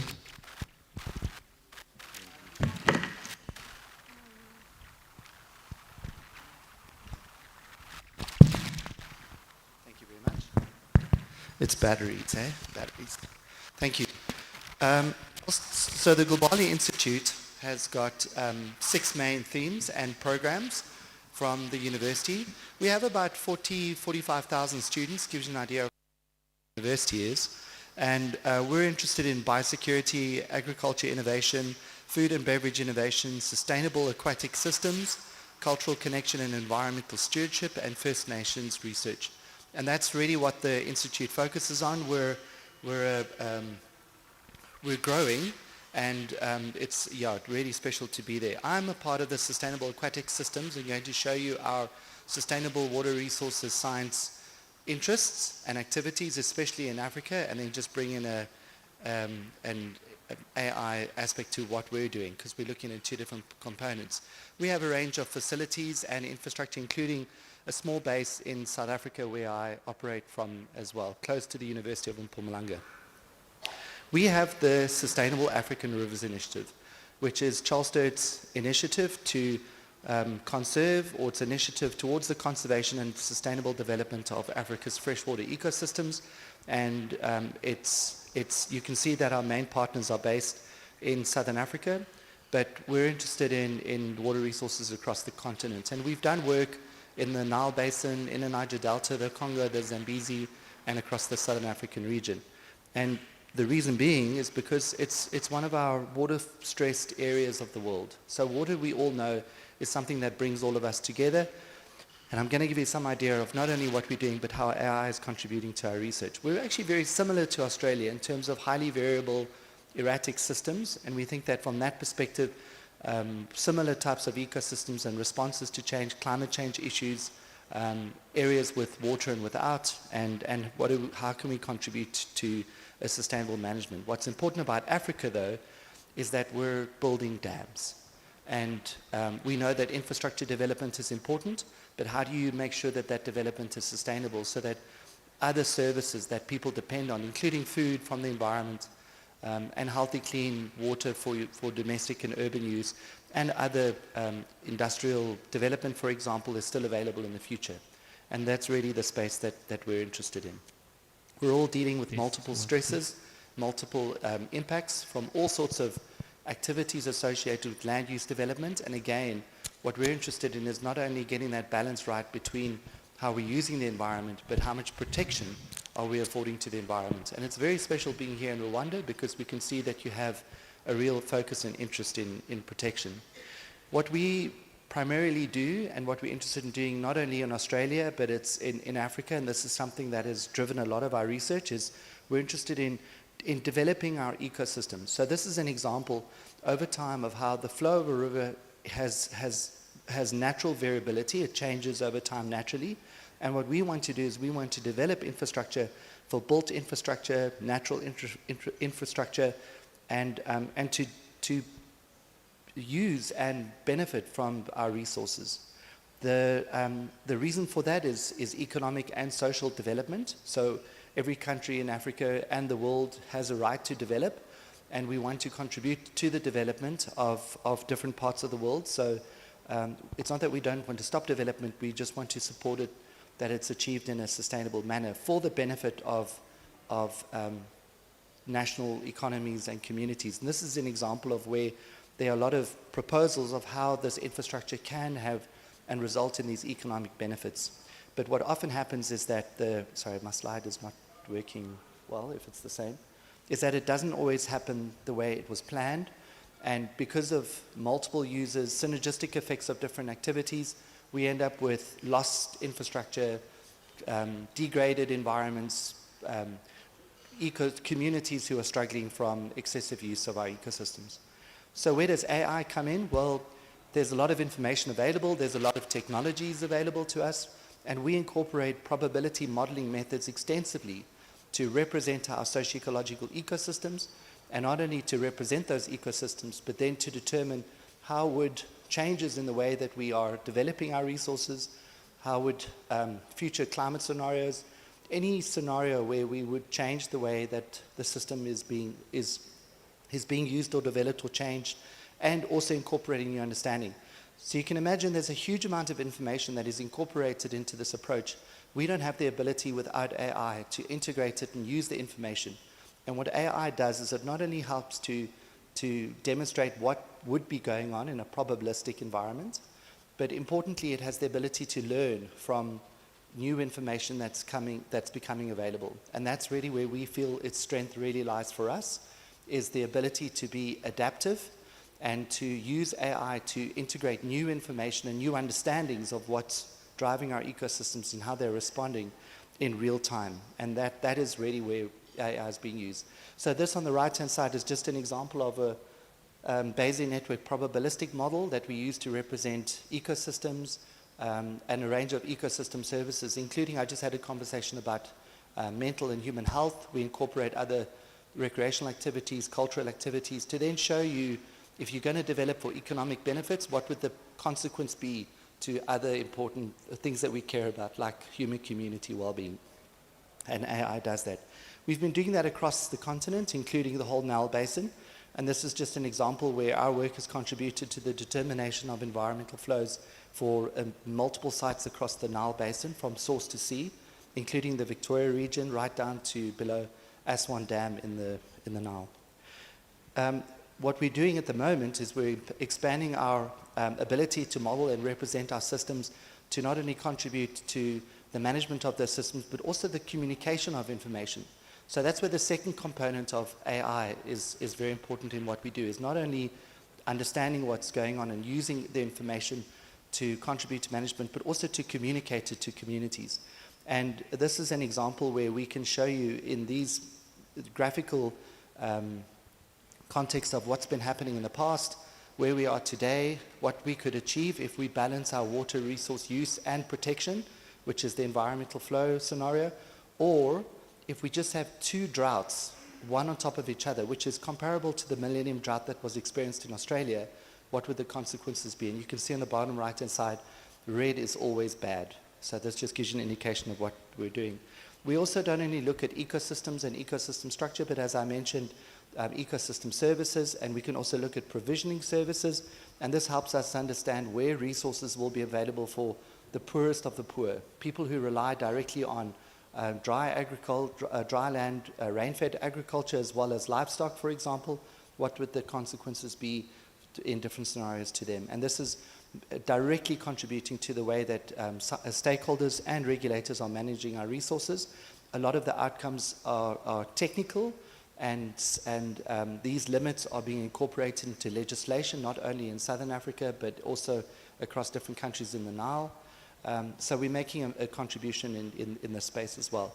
And as I mentioned, in terms of communication, what's very useful is digital twin and digital innovation technology, incorporating AIs and co-pilots, where we're trying to encourage people not only to explore and look at what we've got, because this also allows some of the stakeholders of our research to go and look at what information is available. But it allows people to go and look at what's going on in particular areas, and they can get a virtual experience. They can also incorporate and bring in information to solve their own problems, new problems that we haven't even considered, for example. And as I mentioned, it's able to take information from them and learn from what they're doing, and then use that information to update what we've done in the past. And we've set up some stations across South Africa as trials to test it, and people love the experience. So it's looking really good. And we haven't had any negative impacts at all.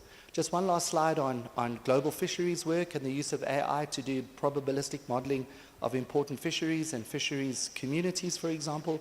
And we're doing a lot of work on the anguillid eels, which is the world's most valuable fishery at the moment. And how AI then, again, is just being able to collect the data, interpret the data with us, for us, and then we're able to use the information to contribute to not only what's going on today, but what's going on in what may happen in the future, and then to contribute to the way that we're managing our resources. And we thank you again for this great opportunity to be here, and that Charles Sturt University is interested in building collaborations and activities across Africa. So thank you. Thank you, Professor O'Brien, for this interesting presentation on AI application in resource management. We'll now move to the next presenter. The speaker is Professor Damien Anyuwin-Fura, Acting Director, Center of Excellence in the Internet of Things, University of Rwanda. The floor is yours.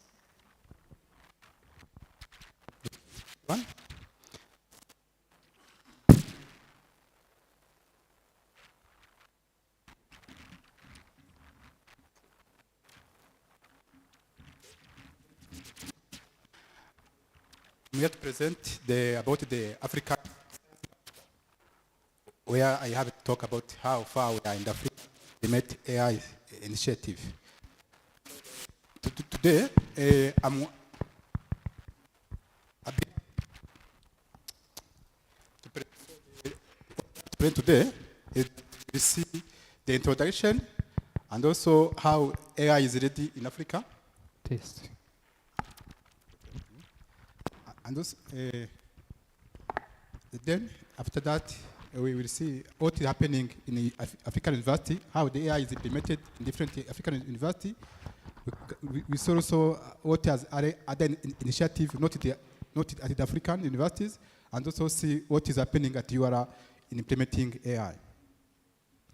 So I would like to give a short definition of what is AI, artificial intelligence. Actually, it is technology that enables computers and the machine to simulate human intelligence. So you have to make a machine to think as human and then do action. And this also in order to give the machine to solve the problem. So to be able to implement this AI, we have to use some algorithm like machine learning. We use neural networks. We use also natural language processing, and also some robotics. That's where we can apply AI in most cases. Not this one, but there are other cases in which AI is used. So actually, you have to get data. The data is processed to get insight. So the most important part of the AI is having data, which is also from the different sources. So we can look at how we are in Africa. So if you go to the website of ICTWorks, we see how African government are ready. And you can see from this graph, as Mauritius is one of the one who is ranking higher, and Rwanda continue, and then Benin, Nigeria, and then Eritrea is the last. So there is a methodology in which have been used to rank the African government, how the AI is ready to be implemented. So in Africa, those are actually how in implementing the AI, some countries has developed AI strategies or AI policies to be able to adapt the AI technologies. So and those countries, Senegal, Benin, Rwanda, and Mauritius are the countries which has already developed these AI technologies, AI strategies. And when you go to the East Africa, we see that Rwanda and Kenya, they are leading the AI in East Africa as from the IMF study. So how it is now in Rwanda? So in Rwanda, we have different opportunities, different initiatives, which has been implemented to show how we are ready. So the first one is, remember last month in April, the Rwanda hosted the Global African AI Summit. That's also it is one to show that we are ready to implement. We have also, as strategy, also Rwanda has developed AI policy.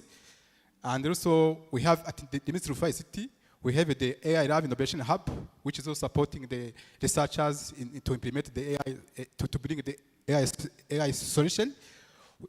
Also, Rwanda also is the one who is hosting the Smart Africa, which is also one of a number to implement the IT technologies. In Rwanda also, in the Ministry of Health, we have already have the chatbot for smart health assistant, in which can be able to query, the population can use it to query the status or some disease you have it, it is operational, we can share the link and can request from what you know from this chat GPT.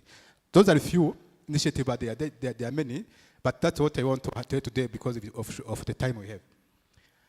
So to be able to implement this, we have gotten the artificial intelligence for development. This is one initiative from IDEA or FCDO to support the implementation of AI, and this it is a program that which seeks to foster safe, inclusive, and responsible AI ecosystem to empower individuals and accelerate progress on international development challenges. So this is the one of the supporting in order to implement the AI technologies, and with the funding from IDRC Canada and also the UK international development. So in support of this IDRC, there are some different laboratories which have been established in African universities. So here I mentioned a few, but there are many. So there's some lab in Ghana at Kwame Nkrumah University, in which focus on agriculture, environment, disabilities. So they are looking for a solution to address the challenge in agriculture, environment, and disabilities. We have also the Center of AI Lab at the Center of Disciplinary Excellence, Artificial Intelligence for Development in Burkina Faso, at the University of Joseph Kizap. This also it also focuses in education, agriculture, and languages. We have also another lab in Tanzania, Artificial Intelligence, African Artificial Intelligence AfriLab, which is located at the University of Dodoma, which also focus on addressing challenges in health and education. We have also another one in Makerere University, which is also addressing the health, agriculture, and climate. Other lab, they are in Kenya also. There is another lab, which also focus in health. We have also in South Africa. We have also another lab. We have also in Rwanda also. I think here in Rwanda we have the lab transformative intelligence research and innovation lab, which is also focusing on addressing challenges in health, agriculture, and environment challenges. So that's also another initiative which is being done at the university. This lab started in January, then it is also starting to implement to bring the AI solution. Other lab, they are in Senegal. There are also two labs. One is Arrive Lab, and the one Data Innovation Center for AI. That's also different African labs where they are implementing the AI, they are bringing the AI solution. So what is other initiative which being implemented in AI? We have the deep learning in Dawa, which is also another a non-profit founded in which in 2016 with the mission to strengthen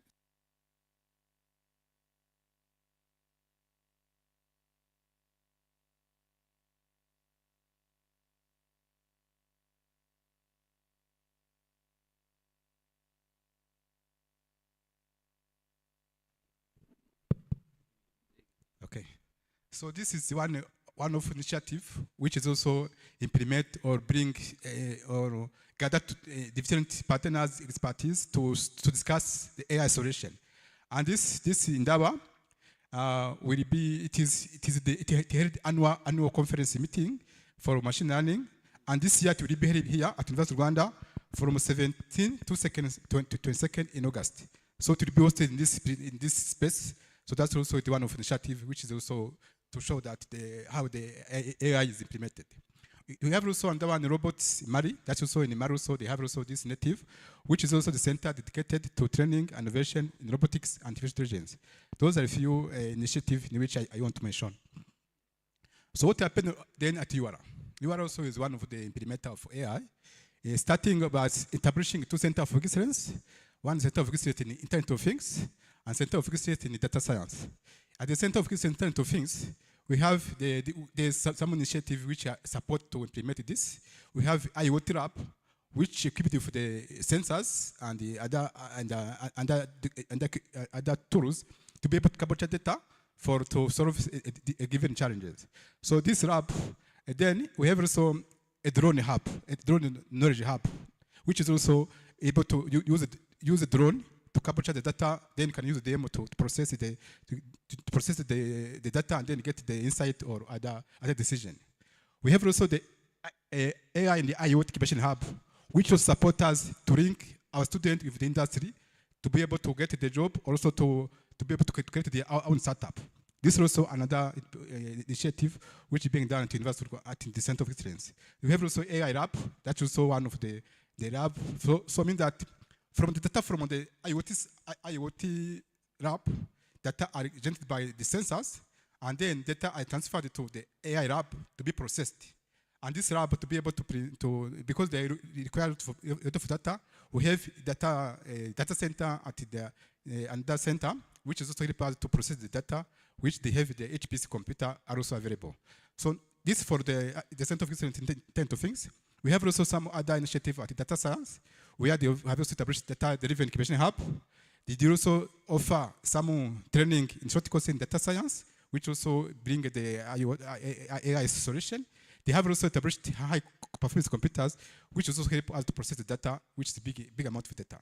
This also, those the one I mentioned, but they are other initiative, but currently, because time is short, I had only those ones. So at the center, as I said, how this works at the center. So as I said, we have the IoT lab, which use a component to capture data depending on the problem you want to solve, and then data are processed. You can use the cameras, you can use sensors, and then because the sensors, the data are very huge, they have to be processed in a lab. The lab is there, which has the capability to process data, and then the data, it is which is linked to, and that also the drone knowledge hub also, which is also use the drone to capture data in precision agriculture, and then those data also are processed in AI lab. We have also the AI and IoT Incubation Hub also, which is also linked to the this lab, which also support in implementing this solution. So this is what I want to say, how we have started to implement this, and in a few years we will show you the outcomes which happen. This AI lab is training a student. We have 10 students working on this, 5 masters and 5 PhDs working on this lab. So they are also here invited to attend this forum. So this lab is addressing, as I said, is addressing 5 challenges. So we want to use AI for primary cares. We want to use AI also to fight against malnutrition. We want also to use AI for agriculture, precision agriculture. And also, other students use the AI to using AI-based urban planning, sustainable cities. So we have to make the Kigali more smart in transport and also in planning. Another project we are having that we are using AI for air quality monitoring and for forecasting. To be able to implement this, we have to bring our partners. So we have partners like RBC for the primary care, for AI in health, and also for climate change. Also, we have partners like REMA, and also we have also partners from Kigali Council, as when we implement the urban planning sustainable cities. So those are the solutions we started. So after 2 years, you can see now those systems are running. So thank you for attention. This is what I want to present today. Thank you. Thank you, Professor Damian. I would now thank you for the presentation. I will now leave the floor to the discussant, Dr. Charles Lebon. The floor is yours. Thank you very much for a very brilliant presentation. I'm trying to come out with a comparative outlook between Australia and Africa. Usually when we compare a country and a continent, one needs to be very careful because as Africa, we have different contexts. So yes, Prof. O'Brien was kind of trying to introduce the presentation by helping us to understand where the university is situated, and then going through some very specific programs, the number of students, the faculty, which really just demonstrate the capacity of the university and to really drive both research but also AI. He also mentioned one initiative, a Southern Africa River Initiative, which is taking that kind of expertise in the African continent and try to help. I just took out two specific areas in terms of development because when you are doing research, you need to ensure that you're applying it to a specific research. The water and climate science and environment were kind of very key, very important cross-cutting sector for us. And he also mentioned that infrastructure is key. Infrastructure development. You cannot do research training if you don't have right infrastructure. That's very important. Another thing that I also note from you was the research and science communication. Yes, some of us, when we do research, we ignore that some people do not digest the information the way we understand it. How do you communicate research in a manner that people who are not experts can actually understand that? And then he just went on to say, why AI? Because the volume of data, huge of data that you have been actually collecting, and how do you give value to that kind of data? The way to do that is really to do scenario analysis and try to leverage data as a power for us to have a sense of demonstrating what is in data, what are we learning, and how do you actually advance your research. And you mentioned something about probability model and predictive analytics. That's are the things that some people don't see in terms of AI. And so yes, those are kind of very important take away from your presentation. And then we move to the presentation from Professor Damian from the University of Rwanda.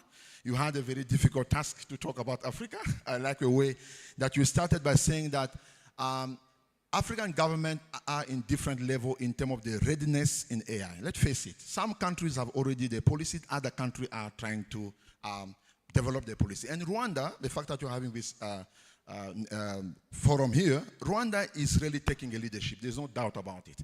But how do we work as a continent so that we can actually advance? So he went out to show us the readiness AI, the definition of AI for some people who really wanted to take some few things. And then went on to talk about the specific area, which is, I think in Rwanda, health, agriculture, you name it. Those are very specific areas that we can make a big impact using AI. The AI for Development is a very good example of a research, network research program funded by IDRC across African continent where people are building capacity in research, but also testing those research models or those in very specific area. I think your graph about the countries and what they are doing was very, very important. And he's calling us for the deep Indaba meeting that's going to happen in Rwanda. So you're welcome back in Rwanda for us to maybe have an opportunity to share more of what we've been doing. At the University of Rwanda, I am a friend of the University of Rwanda as here to support you. The Center of Excellence in Data Science is one very specific hub for us to develop capacity, but also the Center of Internet of Things. Those are very important hubs for us to develop the capacity. I don't have time, but on my own summary, these are the 4 pillars that I think for us when you think about AI. When you compare Australia or Africa, there are 4 I want you to take away. First is data. People have been talking about how inclusive is data? Which language are you talking about? Is it only English or Mandarin? So data, in terms of quality of data, inclusivity is very important. Whether you have it or it's too much amount of data, but you need to make value out of data. Second is talent, the capacity about, where we believe that is very important for Australia and Africa to work together to really support capacity development. Rwanda is doing a great work in terms of having those hubs, so we need to build capacity. But the way we want to do it is to localize capacity development. Third is the computing power. A lot of those models that we're talking about rely on some infrastructure. If you know the level of energy that you need to run ChatGPT, in Africa, we need to think carefully. Australia might actually give us a little bit of lesson learned or best practices for us to move on. The fourth one, which is also cross-cutting, is the enabling environment.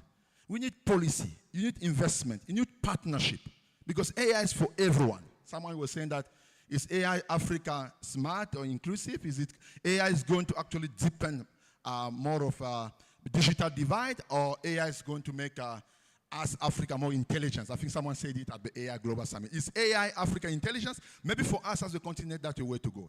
So those are kind of my key takeaway. I hope I did well in terms of time, and thank you very much for inviting me. Appreciate that. Thank you, Dr. Strauss, and thank you for summarizing perfectly the 2 presentations and putting forward the 4 main key points you wanted to emphasize on. Now, we don't have, we have 5 minutes now for questions from the floor. Anyone willing to ask questions to the 2 speakers today, please? Yes. We have 1 question at the back.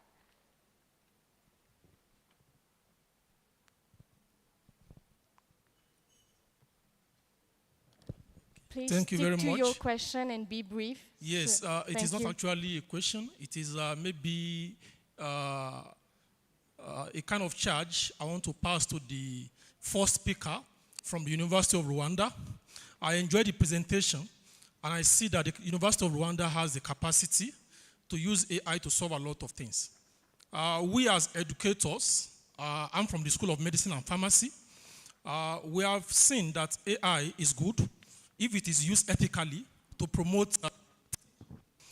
So my question is, for the people in the Center of Excellence in the Internet of Things, I am asking if it is not possible for them to come up with maybe a short course that the faculties, like the lecturers, can be enrolled in, so that the trainers can be trained. Because if you are telling us to use AI for teaching, for assessments, but even with the lecturers, we are not conversant enough, we are not competent enough in the use of AI ethically to teach and to assess our students.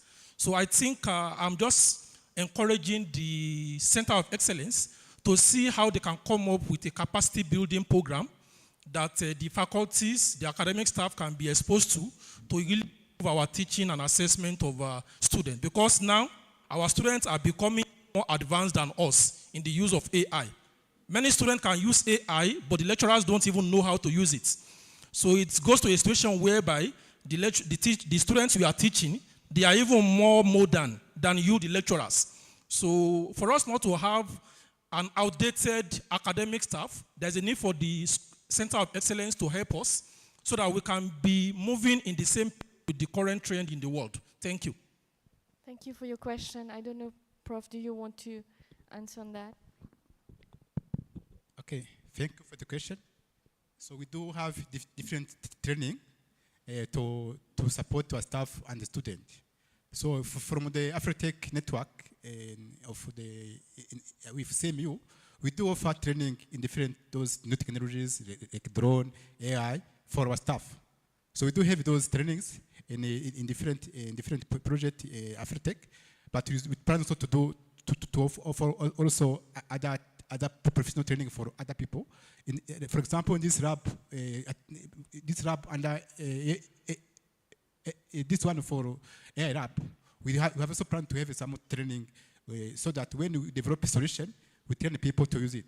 We be offering training for farmers, for health workers, be able to use those facilities, those solutions we do develop. So for any solution we bring in, we add training so that the staff or the beneficiaries and stakeholders are also informed and are able to use it. Thank you. Okay, thank you, Professor. I don't know if we have one last question. Yes. David.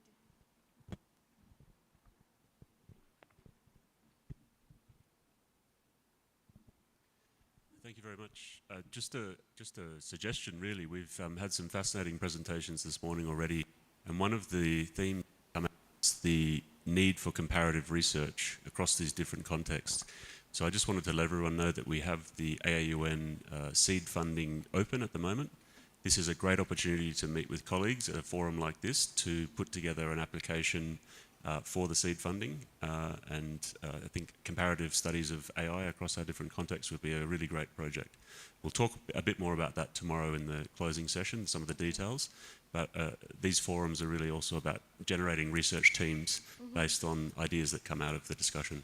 Thanks. Yeah, thank you.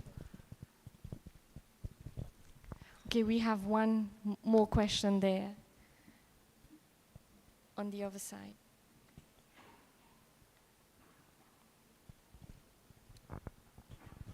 Hello, thank you, Prof, for the presentation. Jacqueline from Makerere University, doing my PhD there. Just wondering, do we have regulatory mechanisms for to attain the credibility of these AI tools to be used, especially in research work? Because we have plagiarisms and all that. Do we have like a proper regulatory mechanism that filters out those maybe the uncredible, those AI tools that might not be credible for our research? Thank you so much. Thank you. Prof, do you want to? Yeah, that's yours. Look, I think from my experience and different universities that, yes, echo the sentiments that some of our students and postgrad researchers doing PhDs are getting very clever at using these tools. It just means that we have to do our jobs well, where we have to scrutinize what is being produced. And a warning that we have had with universities, and I'm referring now to the University of Mpumalanga, who does have mechanisms and approaches in place. So that's a good proposal to speak to other universities and how they're tackling these issues, is we found there that we had to ask AI if AI had done this. So the only way to find out whether AI had contributed to your dissertation or whatever you've produced is to go back to AI and ask it. And it was very successful. So you can't hide from it, and the consequences of not... I think that there's a difference between using AI in an ethical way and building onto the AI using your own initiative and efforts and demonstrating that. So you're revealing what you have done, the approach you've taken, compared to those who try to mask what they've done and hide what they've done and present it as their work, which is the same as any other type of plagiarism we've had. And what we as the officials of different institutions have to have mechanisms and continue to try to develop approaches to test and check to see whether you have been ethical or not. And in terms of policies and procedures, as soon as you pick up policies about what you can and can't use, the industry will shift.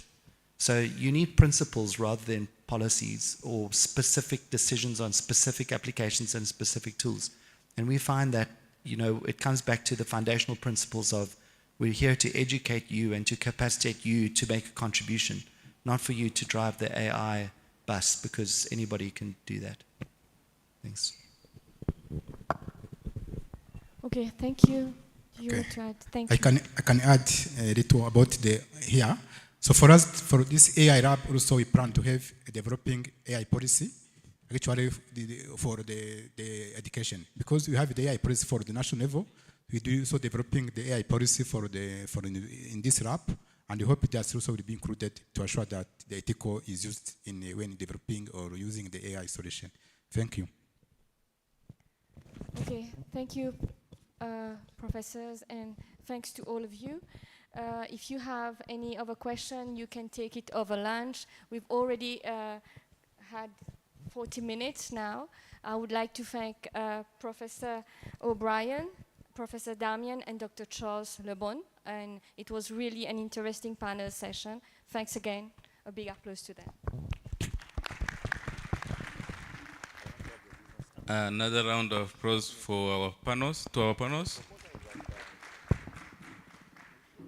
we are moving forward to the program with the parallel sessions. As I informed you yesterday, we are going to have it the same venue at the headquarters, first floor. There is AI and food system, and AI with and gender. So if you have not yet chosen the session, I'm going to the gender one, but you can also go to the food system. So it's just around the corner. We take those 2 parallel sessions, and then we come back for lunch. So can we try to move that quickly, since we are a little bit behind on time?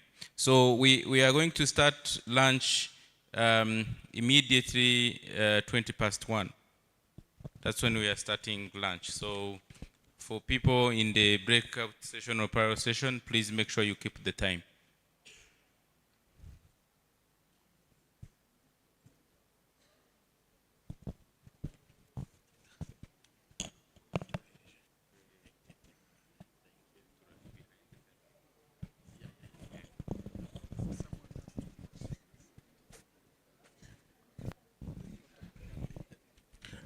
The protocol will show you the way.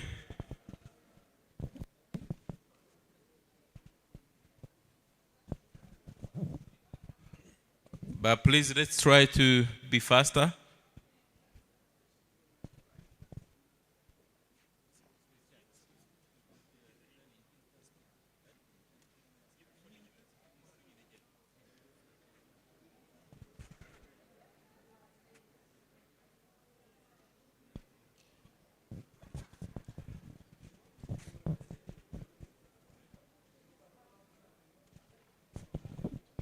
Colleagues, let's try to move. You can leave your material here if you want, but we'll come back in this room in the afternoon after lunch.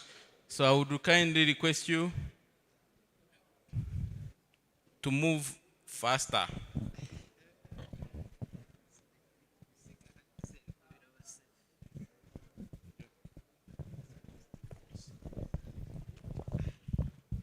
So those who want, you can leave your bags here, but otherwise you can take them as well.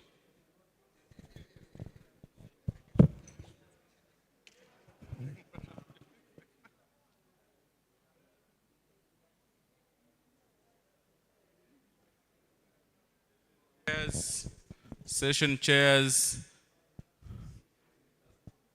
speakers, please move quickly to first floor breakout session.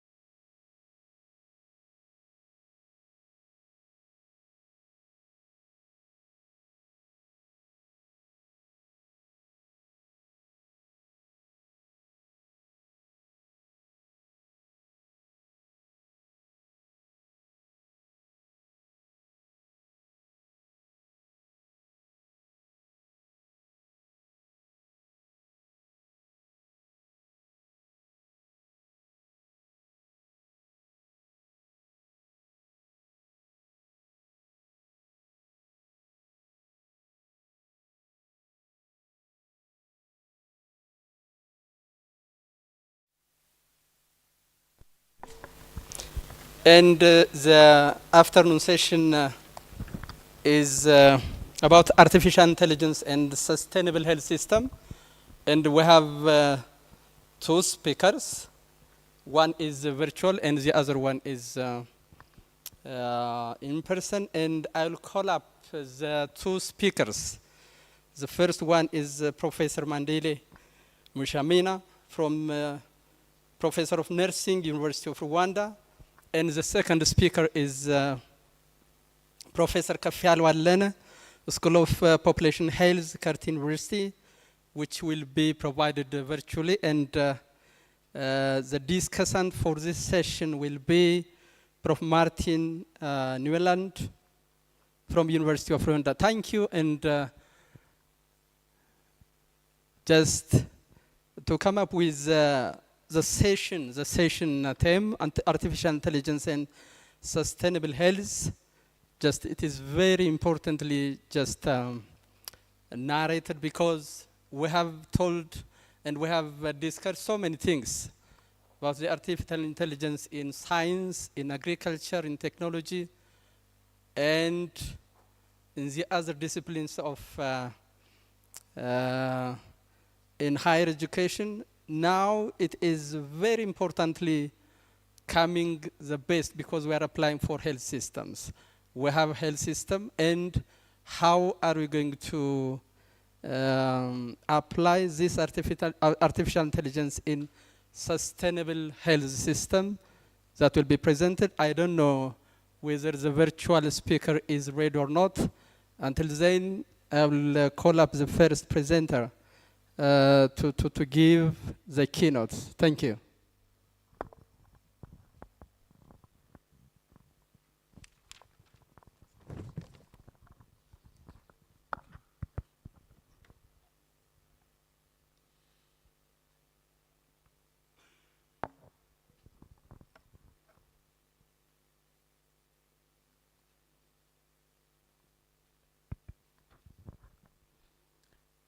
Distinguished guests, ladies and gentlemen, all protocol observed, good afternoon. My name is Madeleine Mkeshimana, and I'm from the School of Nursing and Midwifery. I'm going to talk about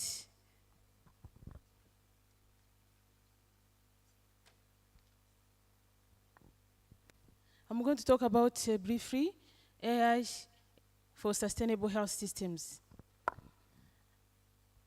When we talk about sustainable health systems, we really understand the health systems which are efficient, resilient, and equitable to everyone. And when we mean AI, since this morning, we are talking about machine learning, we are talking about natural language processing, we are talking about predictive analytics. Then we ask ourselves, is it relevant? Is it important? I have been even in a panel discussion. The answer is yes. Really, we really need artificial intelligence for sustainable health systems. There is no doubt. We need it because, first of all, we can ask ourselves, why do we even speak about sustainable health systems? This is because we face facts. Number one, we are facing the rising NCDs, non-communicable disease, everywhere, globally. Number two, the climate threat. Number three, pandemics everywhere. And now we are talking about workforce shortage. We are talking about burnout, stress among healthcare professionals. That's why we talk about sustainable health systems. I can't even forget about inefficiencies and financial gaps. Then even WHO is calling everyone, all countries, to strengthen the systems, the health systems, to achieve universal health coverage. Then when I was brainstorming about this topic, I started to answer my question. When even AI started, when this topic, this concept started, then I remember this morning, there was a presenter who said that it is a new concept. It is not a new concept, and it is not. It started back in 1955. I was reading about that. So then the concept of artificial intelligence started. John asked himself, will AI think like humans? So this is the question I'm not going to answer, but this is the question now we can even try to answer today. Will even this one think like humans? I'm not very sure. But what I want to highlight here is that AI is not a new concept. It is not something starting today or yesterday. It is something that is started early back days. How can AI support sustainable health systems? So if we are talking about artificial intelligence for sustainable health systems, we need to face the fact that it is really helping. And when I was doing my brainstorming, I started now to read what have we even achieved about AI in health systems. So we have so many things that artificial intelligence is really helping in health systems. Among those ones, we have disease prediction, for example, even prevention, clinical decision support, resource optimization, health surveillance, remote care and telemedicine, improved surgical techniques. Those are the benefits of the artificial intelligence in health systems. These are the articles you can refer when I'm talking about those benefits. When they're writing about the role of AI in public health, they talk about the disease surveillance, prediction, screening, water treatment, etc.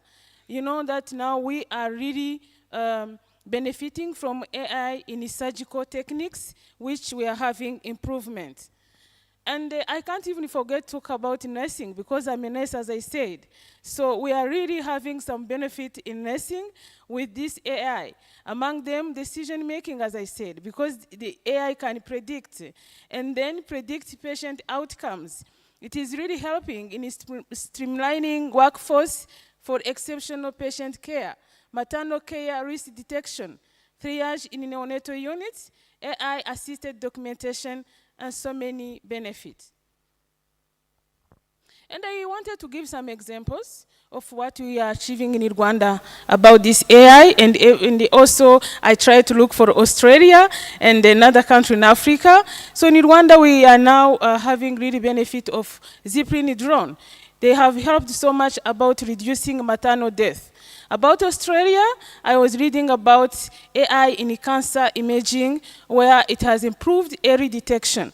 And in Kenya, they have something called M-Doctor chatbot, which really is helping in health access in rural areas. So meaning that we have fact that AI is really important in our health systems. In Rwanda, we have really achieved a lot, and we are embracing the concept with courage. You know, I was reading that Rwanda was one of the first African nations to introduce a national AI policy. And this policy is focusing on 6 areas. We have AI literacy, infrastructure, data strategy, AI adoption in both the public and private sectors, and also ethical implementation. I want also to highlight that recently, in April 3rd to 4th, Rwanda hosted a top AI global conference for the first time in Africa. Also, Rwanda has integrated AI-powered decision support tools in healthcare, where today, in partnership with what we call Digital Umuganda, which is locally trained language models, it is helping to diagnose. And now, the accuracy is increasing from 80% to 71%. That is in Rwanda, with AI concept. So it's no longer a fiction. It is not. It's a fact that AI is really doing wonders. It is transforming healthcare in every corner, in every sector, training, keeping us well. You know, we have so many apps in our phones that remind us to exercise, eating healthy and everything. Early detection of disease, diagnosis, as I mentioned earlier, decision-making, treatment, end-of-life care, and also research. Then, however, I wanted also to highlight that we have some disadvantages of AI in health systems. I want us to be aware that we have some disadvantages. For example, we talk about ethical concerns, especially when AI systems is handling sensitive data. That is also the fact that is we have some disadvantages. Number two is opacity. AI decision making is often like black box. Sometimes it's very hard to understand how AI has reached to some conclusion or decisions. We have data dependency, so it means someone was presenting very well in the morning that AI use the data we give. So if we give the poor data or biased data, then of course we are going to have inaccurate outcomes. And then we have diagnostic overreliance. We start now to so much to focus on the AI, and we forget our judgment as healthcare professionals, while it is really much needed. Error propagation. I said if AI started to use like the biased or poor data, so we are going it is going to amplify also the errors. Unequal access. All health settings cannot access AI at the same time like equally. And also safety and security of data. Those are some advantages we cannot forget of AI in healthcare systems. However, I said we have the fact that there are so many benefits. Now we have some disadvantages. So what? What is the next? What are we going to do? Personally, I believe we need to embrace the AI in healthcare systems because we need it. And also, I would like to highlight that we need to be careful. We need to use it correctly and consciously. Then, Africa-Australia collaboration opportunities. What can we do together? Let us now sit down and search. What are AI models, for example, for low-income source countries? Regulatory framework. Let us exchange. How can we use the AI? What are regulations? What are the guidelines? Then, we can think about maybe developing a curriculum about AI. I heard in the morning my brother was talking about so many things that we are doing. That's very okay. But if I go back and I look into the healthcare system where I am, like nursing field and whatever, we do not have this curriculum about AI. So let us think about maybe developing one. So we know there are challenges in our countries, especially low-income countries, like biased data models, infrastructures, internet. There are still barriers, and capacity gaps in AI literacy. This is to highlight. I was thinking about our students, how they use really this AI. Even ourselves, how do we use? We are still having capacity gaps. Then, the recommendations of what we can do together is to train capacity building so that people can embrace AI and use it correctly. Fund interdisciplinary research, build regulatory frameworks together, promote private-public partnerships, and we can think about maybe establishing AI health hubs. And the key messages I want really to give, AI is enabler. We should not look at it as a silver bullet. AI is not replacement for healthcare professionals, nurses, medical doctors. No, it's not replacing us. It is really empowering us. It is really helping us by doing decision-making, streamlining our workforce, and providing advanced training opportunities. Then, I wanted to highlight that we can use AI and have benefit of it, but without forgetting that we are there to use it. We can combine human and machine intelligence. My message is let us use AI and not AI using us for sustainable health systems. I want to acknowledge the organizers, our University of Rwanda, of course, and Australia Africa Forum, and also other collaborators. This is a great dance from Rwanda. Thank you so much. Thank you, Professor, for your nice presentation. And if the second presenter is online, Professor Kafialo.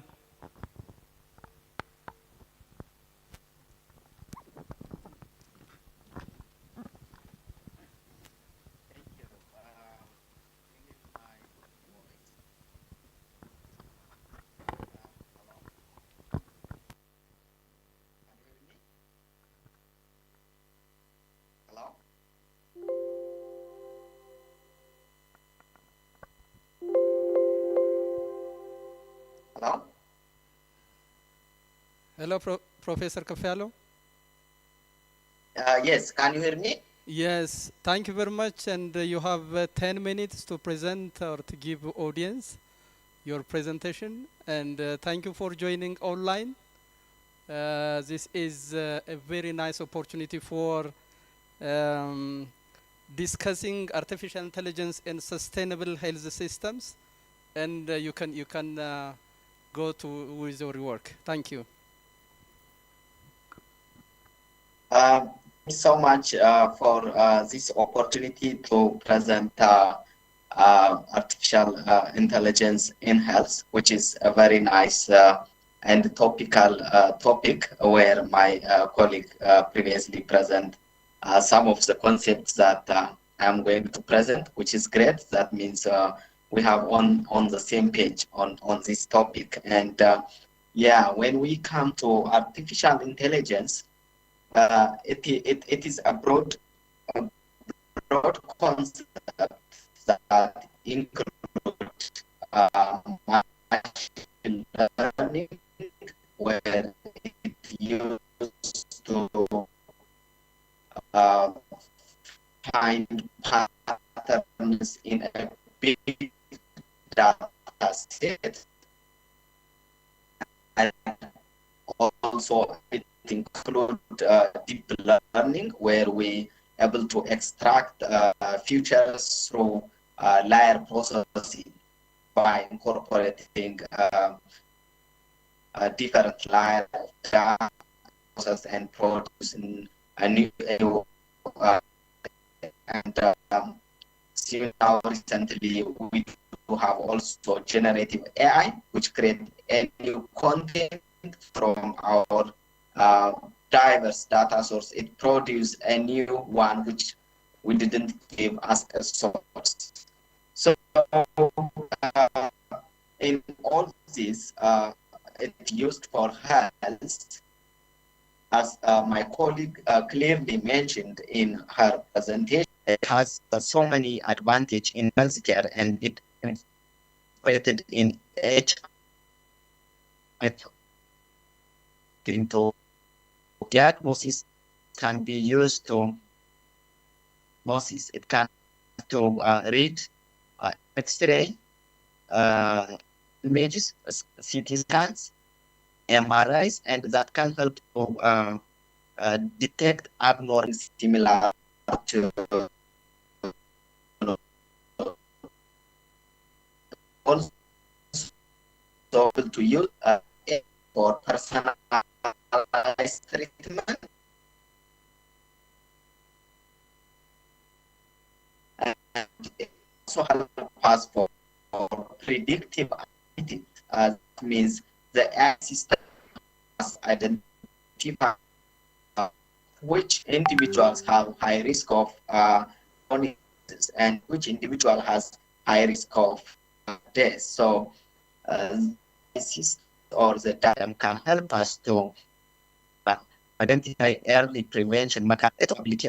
In health surveillance, mostly have been using data and help us manage big data sets.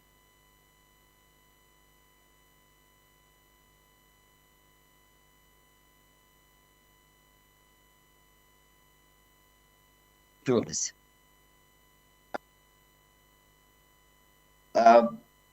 Sorry, have you hear me? It seems that my hearing is interrupted. Let's share it again. So we also use for drug discovery and we use it for virtual health and management. Let us see some of these concepts just as a brief. Here at Curtin University, we have currently doing research to develop a diagnostic method for tuberculosis. We use different input data, just X-ray, and we include bacterial genomics and clinical patient data. Using all these informations, we input into the eye modeling techniques, and then we try to generate output. And this output help us clearly to identify which patient has tuberculosis and which patient has not tuberculosis. And it is sometimes important even to detect which some subtle changes in the lung, which sometimes not easily observable by radiologists. So because it include other parameters and able to generate any perspective using all those informations. And the other most important thing is personalized treatment. As you know, we mostly use standard treatment. That means, let's say for tuberculosis, we use standard treatment for adults and different one for children. But using AI, we can make that personalized treatment, meaning we take the genetic makeup of the individual, the demographic factors, like age, sex, and other factors, and the disease profile, and also the laboratory, the health records, the history of the patient, and dietary habit. By considering all those, we can personalize the treatment. That means we can make a personalized dose for that individual, or the durations, the timing, the frequency of the treatment, the mode of delivery of the treatment. We can make all those personalized with the help of this AI technology. I think some of the advantage of AI has been already mentioned, and I would say better to skip that first part. Despite with all those advantages, AI has some very big challenges that we need to work out. The first one is data quality. If we give a poor data, the outcome will be also poor, like that of any other statistical analysis. And the other important thing is data privacy. To train the model, the AI system, we need a big data set. But getting that big data set is a challenge because of privacy as well as consent. And the other most important thing is bias. Mostly, the current AI is trained based on data from developed countries where they have many open data sources. So unless we include from those marginalized community and low-income countries, the trained AI will be biased. That means they take the parameter of those developed countries or those advantages people. So we need to really work out how we able to make these are feasible, especially in low and middle income countries. The other one is challenge is black box problem, the one that my colleague mentioned before. It's sometimes hard to interpret the result. It's not like that of standard statistics. In statistics, we know how the result is interpreted, how it comes, and we know that. But in AI, that is not feasible, and it is sometimes hard to trust the outcome. So that's a big challenge. And the integration of AI into the health system is also another big challenge, especially in some settings. Still, there is paper-based work. So unless we make that online available and accessible and optimized, it is challenging. So the equity issue is still something that we need to work out to solve. Resource constraint is also there. So in general, AI is coming and it's already there. So we have to make ready ourselves, and our health system has to be prepared to accept these new changes. And our health professionals should be, I think, trained for AI. They should have at least a basic understanding and knowledge of AI, and we have to integrate the AI system into our curriculum, into our university. And research collaboration is also a key, where medicines, engineering, and data science, and ethics is also important. That how our current ethics standard should be revised to incorporate these AI data issues. And we need to also understand both the promise as well as the risk of AI. And the policy leaders should have smart regulations and investment to upgrade this AI system in all areas so that everyone have equal access to this system. Thank you so much for giving this chance. If you have any question, I'm happy to take. Thank you very much, Professor Kafialo Lena from Curtin University and Professor from University of Rwanda, because there is just very important issues raised, because we are applying for health systems. Specifically, as Professor Kafialo said, we are dealing with the human components. And both of the professors explained that while we are applying artificial intelligence for human components, there is a need of pre-questions that should be considered. Because we are applying for human components, not for agriculture. Of course, agriculture, technology, and the others are the components of human beings we are applying for. But when we are applying specifically the health systems, we have to be curious. This is the issue they raised, and I will call up the discussant to generalize points. And thank you very much for the two presenters. And we will come back for concerns and questions later. Thank you.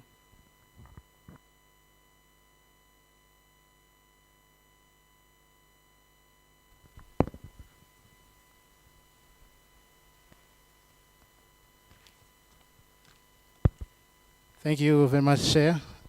Good afternoon, everyone.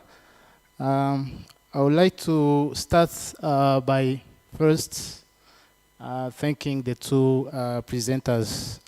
They really provided a very concise but insightful resume on AI applications or use in health systems, sustainable health systems.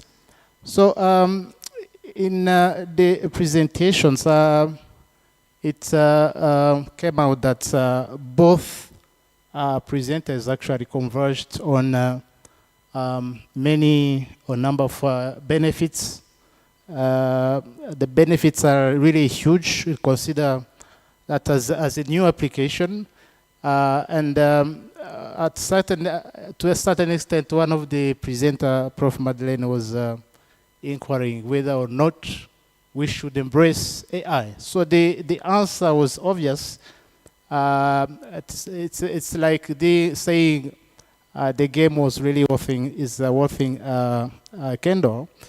Many healthcare benefits that were actually cited and to a certain extent maybe could be even expected from some of us who are maybe more conversant in the AI and the health systems. They converged on these benefits of providing innovative solutions when it comes to diagnostics of diseases, when it comes to also planning for treatments. The issue of efficiency, issue of accuracy was highlighted by both presenters, and I was inclined also to agree looking at the deep discussion. And then they also mentioned the AI-driven proactive or predictive analytics, which is leading to early detection when it comes to outbreak, for instance, or diseases, especially these foodborne diseases. So it means the early detection and response, these are really instrumental to expect health care outcome that will be improved. Because when we use for instance, we should be going to classical methods of diagnostic and also response, that will take hours or even days of laboratory analysis. In this case of outbreak, let's say cholera outbreak or the outbreak of E. coli, for instance, that would be too late actually to be able to detect and also to provide adapted response. So the AI in the way that can be using algorithms to predict quickly, but also to provide solutions or to provide, let's say, basics of decision for healthcare treatment. That's really a very important point. And they also mentioned something really important regarding the disease surveillance, especially when it comes to outbreak management. So disease surveillance, this also may be extended to someone who was dealing with animal healthcare from veterinary side. So this is surveillance of diseases, especially the outbreak. It's really, really very key to improve or to even to protect public health and also to improve healthcare services.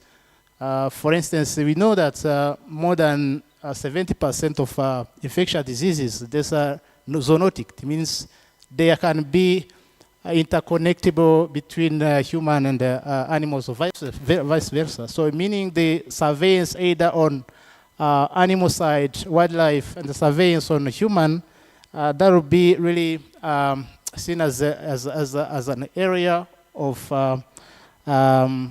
benefit for when it comes to AI. You know, AI really makes things very quickly implementable, using mimicking the events, mimicking even the prediction that can be done.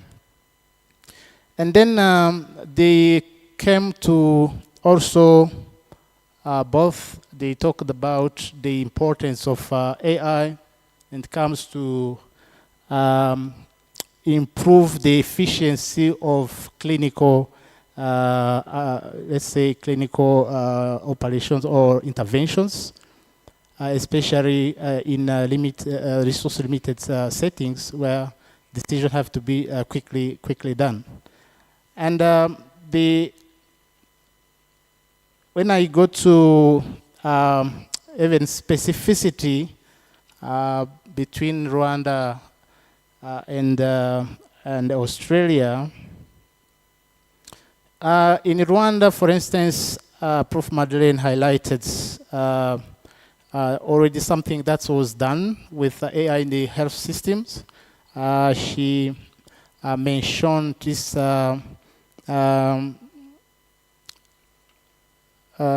she mentioned development, important development in a sustainable health system based on the facts, based on the surveillance data that is being ongoing. She also mentioned the achievement in terms of disease prediction surveillance, as the colleague has also mentioned. And also, she mentioned the use of new technologies, applications like zipline, drone, delivering on a real-time, almost real-time blood and also some other health products on human side. That's resulting to a decline, considerable decline in the maternal death. Also in Kenya, she mentioned other developments to also curb on the maternal and the infant death. She also mentioned effort of government to support AI applications with the supported AI global conference that took place in April. So this is the second one in the 1 year. And then she mentioned Digital Umuganda, which is actually another application that provides accurate data that allowed to increase the accuracy of health clinical intervention from 8% to 70%. So there's an application that can yield really considerable outcomes when it comes to human health or health systems. And also, she mentioned the early treatment and also application in research. From Professor Allen of Curtin University, he emphasized on personalized treatment. This is another area of AI application that actually is attracting attention. This personalized treatment actually takes care of a database that is already established. It comes to genetic makeup of patients, demographic data, disease profile, health records, etc. You can have all these examples of applications that actually in both sides can be really play bigger role and allow a huge development in the healthcare systems. And when it comes to challenges, so challenges actually also there was a lot of similarities in the both challenges that were highlighted on Rwanda side on the other countries. Please allow me to, when I was checking very quickly on a Scholar databases, I found that there was a study that's really very insightful. A study that was conducted and published by Margaret Chistaki. Probably you can maybe try to check, because I found it really, really speaking. It was published 2023 in the Interactive Journal of Medical Research, where the author conducted a meta-analysis out of 8,000, more than 8,000 papers talking about AI in the health systems management, and over 44 were found out actually to converge their decision, their conclusion outcome on the major setback of AI application in health. These were actually our speakers. They came back to these examples of like biases AI algorithm that is actually ingrained from let's say little or bad quality data, where algorithm can be actually even taken to a bias. They also talk about lack of transparency in decision making, potential compromise on patients' privacy data or patients, or even the patient consent. Also, this is another area of or another setback that actually was highlighted. There was also issue of safety and risk associated with AI implementation in clinical settings that may also negatively impact on the trust of clinical interventions. And they also asked whether the AI is really worth it.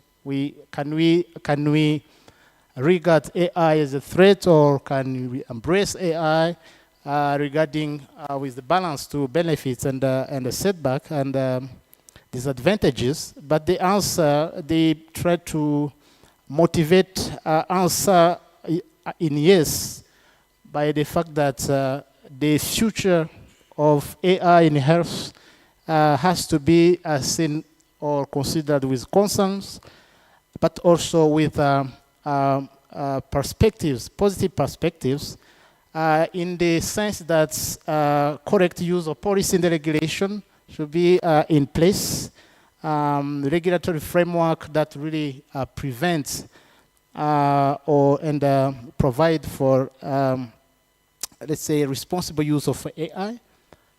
Both they mention also capacity building needs in terms of curricula or in terms of capacity building at both pre-service and the in-service. They also mentioned the issue of records. The records that should be improved to have data of quality and the big data that can be rendering the AI applications more accurate and more self-learning. And then also I tried to cross-check myself where they were discussing on Rwanda side, what do we have for Rwanda side, actually, major developments? Recently, I visited a National Health Intelligence Center. This is a freshly established center. It was actually commissioned in April also, 2025, this year. It's a center belonging to Ministry of Health. It's a center that collects, process, analyze real-time data from across all health sector system in Rwanda, from community health system at the village level to district hospitals, even to referral hospitals. All the data, they converge in one platform. That platform actually analyzes and help decision-making that really comes with evidence. And this can be very instrumental when it comes to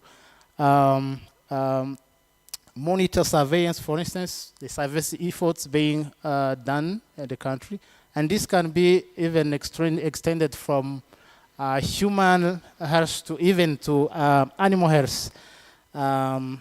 There's also this early detection and also response. And at the end, that platform, the system, actually, it helps decision-making or planner to efficiently allocate resources depending on the needs, really where the needs are. We have also Zipline, Professor Madeleine mentioned it. Zipline, this is a private, public-private partnership project that was commissioned 2016. So it is started as a blood distribution logistical company using the drones to reach quickly remote area. But now it is becoming very exhaustive in terms of offering almost real-time services to patients with medicine, drugs, but also to animals, to veterinary services, including semen transportation and veterinary drugs. And also, I would like to mention that on the regulatory side, Rwanda has also commissioned a policy on AI. So you can check on the website of the Ministry of ICT and the Innovation and the Rural.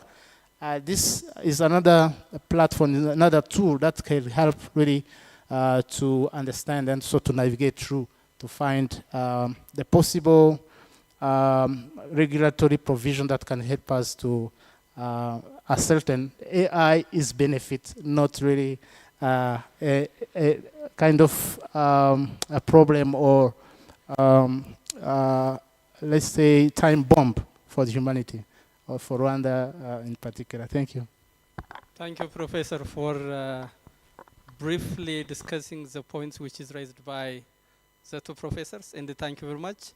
And for the interest of time, because we're talking about artificial intelligence in sustainable health systems, 1 to 3 questions might be raised for the two professors so that they will respond accordingly.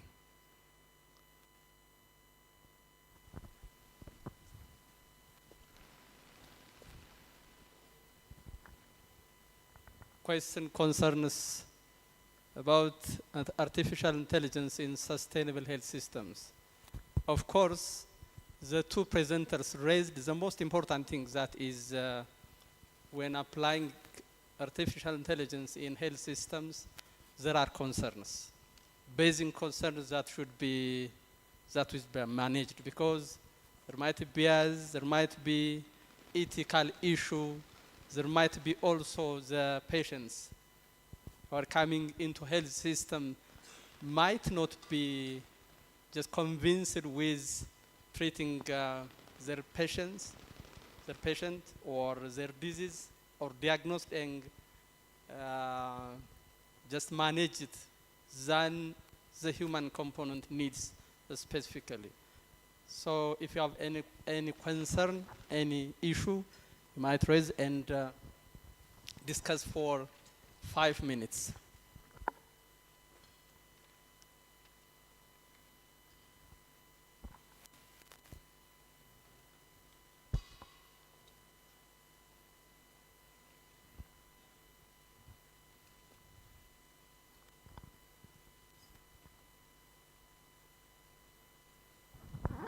Thank you very much. I'm Professor Ajayi from University of Global Health Equity. My concern about using this AI in medical cases is we have to be very careful. Because in the morning we learned that the language of AI is not neutral. And it depends on who wrote the program. Now in Africa, especially in Africa, we have to be careful because if you have to make a program on AI for diagnosis, for instance, we need some normal ranges to be imputed into the computer. Where did we get these normal ranges? Was it from African studies or from Europeans or from Americans? So if we have used a Caucasian value to write a program with which we base our diagnosis here, we may be making a big mistake.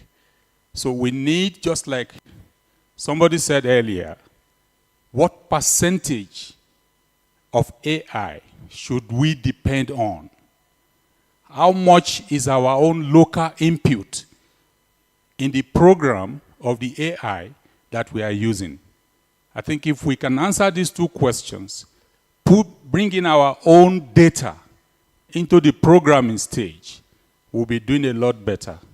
And of course, we need to add artificial intelligence to our own native intelligence, human intelligence, so that we do not rely 100% on what it gives us. We have to be very careful. I have an experience with some of my students. When you ask them questions, medical students, I teach physiology. You ask them question in class.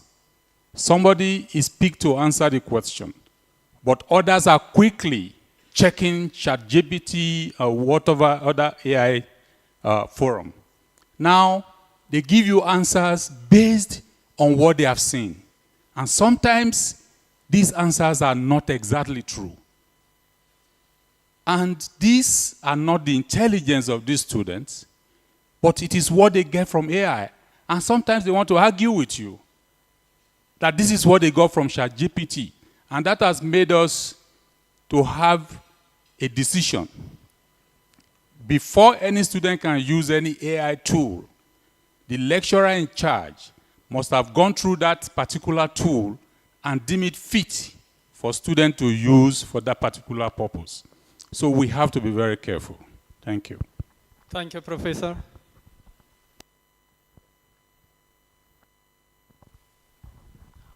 Again, thank you very much for this session. Concerning AI and the health system, the concern I want to raise is about our ongoing project with NCST. It's about development of telegenetics platform for the for tackling neurodevelopmental disease or neurodegenerative disease in Rwanda. And the concern is when you look at the genetic factors, for instance, responsible for, let's say, neurodevelopmental disorders, there are some genes that have only been reported in Europe, US, UK. But in the entire 52 African countries, there are some genes responsible for autism, for other neurodevelopmental disorders that are yet to be reported in Africa. So, The point is, if we are banking on AI for diagnosis of disease, and the gene responsible for the particular disease is never reported in Africa. So that means AI has never seen a data of that gene from African population. But it has only been reported out of non-African population. So how can we trust AI in diagnosis when the gene responsible, as an example, has never been reported in any of the 52 African countries? So I'm curious to know how AI is able to predict when there is no existing information on the question we are asking AI. Thank you. Thank you very much. For the interest of time, I think the two speakers, support the experience and the presentation given by the two professors. And if the last 1 or 2 minutes, if you have something to say, Prof, yes. The floor is open. Thank you so much. I think the first professor and the second speaker, they are saying the same thing. And also they are saying or highlighting what we have mentioned in our presentation. Because when we are saying that the AI is using the data, that's correct. That's what we said. We said that there is also a challenge. There is a disadvantage that if you don't give the correct data, or if you give the poor data, then you have inaccurate outcomes. That's what we said. So I think we should not be asking how much should we trust the AI. No, how much should we trust ourselves? How much should we trust the data we have given to AI? So in my last sentence, I said, let us use the AI in the sustainable health systems, not AI using us. That's the answer I said. And another thing we have also talked on is we invited, like this forum, let us now sit down, try to think like, how can we do research so that we can have our low contextualized AI African contextualized models. We said so in our presentation because as also we have seen that we didn't need those models in developing countries because most of the data now being used is from developed countries. So it was, I think we cannot say they were asking questions, they were reflecting, we are continuing to reflect. So I think the journey ahead is long. Let us do the journey, let us use consciously this AI. So how much do we trust what we have given to AI? Thank you so much. Thank you, Professor Kafaleng. Or from Curtin University, are you following us or disconnected? Yes, thank you. 1 or 2 minutes for reflecting the last, and we will wind up our discussion. Thank you so much. I think both speakers' audience raise a very important question that we mentioned in our presentation that bias is one of the challenges which we have in AI. So, but what we need to talk about is how we can come across with this bias. We shouldn't go away from AI. We should tackle all the challenges and bring a solution for those challenges. One of the most important thing is we need to have, to some extent, open data policy that in a way that prevent privacy, but most of our data is not still accessible. So to train the AI, because most of the AI, they use searchable database. So if we make the database openly accessible, so that is one way we need to incorporate our data into the AI models. And also in Africa, we should work in a better way to learn AI systems and adopt that into our context. When we say AI is a very big concept, so there are specific AI as well as generic AI. So we need to take acquired training that make us go along with other developed countries. So there is clearly a bias in AI, not in AI only. Most of our guidelines is also standardized based on data mainly which come from other countries or somewhere else. So we shouldn't be disadvantaged in AI system. We need to work together and we need to bring data and we need to train the eye to reflect those changes. Diversity is there, so we should account that diversity in the AI system. Otherwise, it will exacerbate the problem and the heterogeneity or the disadvantage will be magnified unless we work in AI as a big thing. Thanks so much. Thank you, the two presenters, Professor Mandede from University of Rwanda and Professor Kafalo from Curtin University, and the discussant, Professor Martin from University of Rwanda. And this is very important session because when we apply, as all we agree, applying artificial intelligence basically in medical and health system needs curiosity. This is what we have agreed, and I thank you very much, and I will bring back the session to the moderator. Thank you very much. Thank you very much. Can we clap for them for these interesting interventions? So thank you very much. Let's proceed to the next session. I think we are looking forward to that one. AI as a geopolitical tool. If you look at the investment that is being made by countries. So, but just a quick communication, coffee is available in the back if you are sleeping like me. So you need to just get a cup of coffee behind. Or, otherwise you wait until this session ends and we have a bit of a coffee break. But Prof, over to you.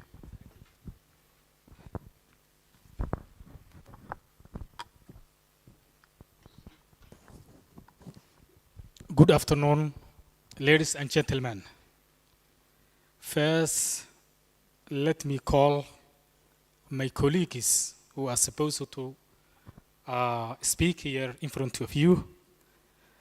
First speaker is Prof. Chris Sek, Department of Political Science, University of Pretoria. Welcome. Second presenter is Professor Andrew Dansia, Academic Lead, Humanitarian Engineering, University of New South Wales. Welcome.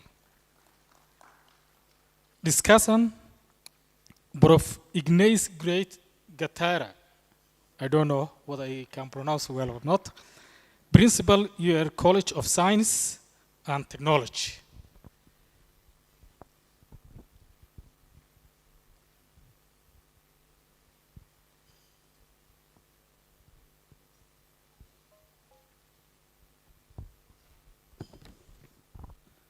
Okay, ladies and gentlemen, welcome to this important session on artificial intelligence as a geopolitical tool. National policies, security, and ethical considerations. In today's world, artificial intelligence is no longer just a technological issue. It's a strategic asset that is reshaping global power dynamics, influencing national policies, and raising critical ethical and security concerns.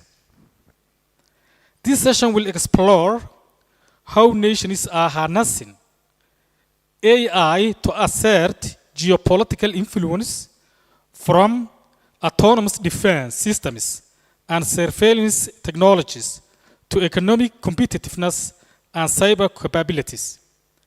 We'll examine how different countries are crafting national AI strategies to secure their digital sovereignty and advance their interests on the global stage. But as AI becomes increasingly intertwined with national security, it also raises profound ethical questions. How do we balance innovation with privacy? How can we ensure that AI is used for peace, not manipulation for warfare? And what global governance frameworks can help us navigate this new AI-driven geopolitical era? Our panelists today bring a wealth of expertise from policy making, defense, academia, and ethics. I encourage open critical dialogue that moves us closer to responsible and inclusive global AI governance. Therefore, let me welcome first our first speaker, Prof. Chris. Welcome. Stage.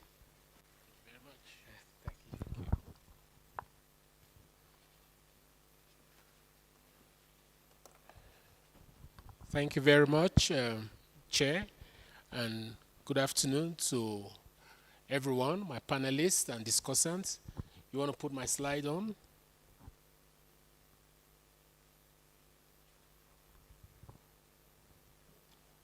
Oh, okay.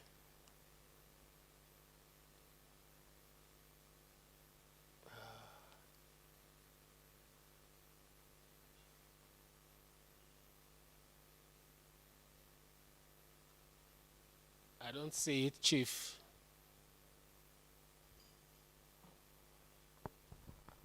Is it here?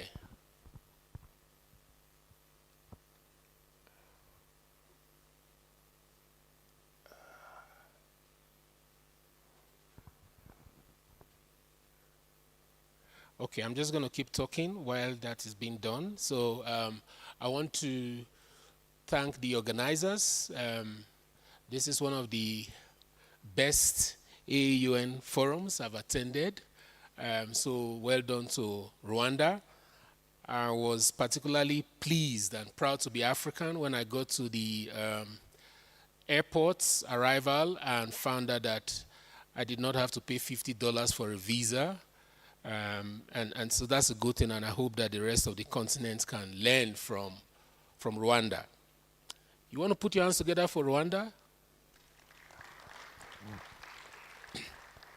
Thank you. So I must start with a disclaimer. I'm not an AI expert, but I believe I can say something about how it impacts geopolitics, how it's a geopolitical tool, using work that I did with some colleagues, the case of autonomous weapons systems in Africa.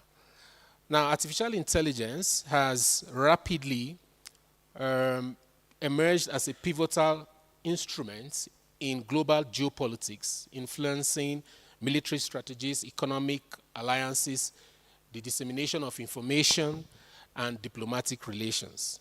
Accordingly, there has been a global surge in interest from policymakers, from strategists, corporate partners, investors, and as well as universities in lethal autonomous weapons systems, for example, and other emerging military technologies.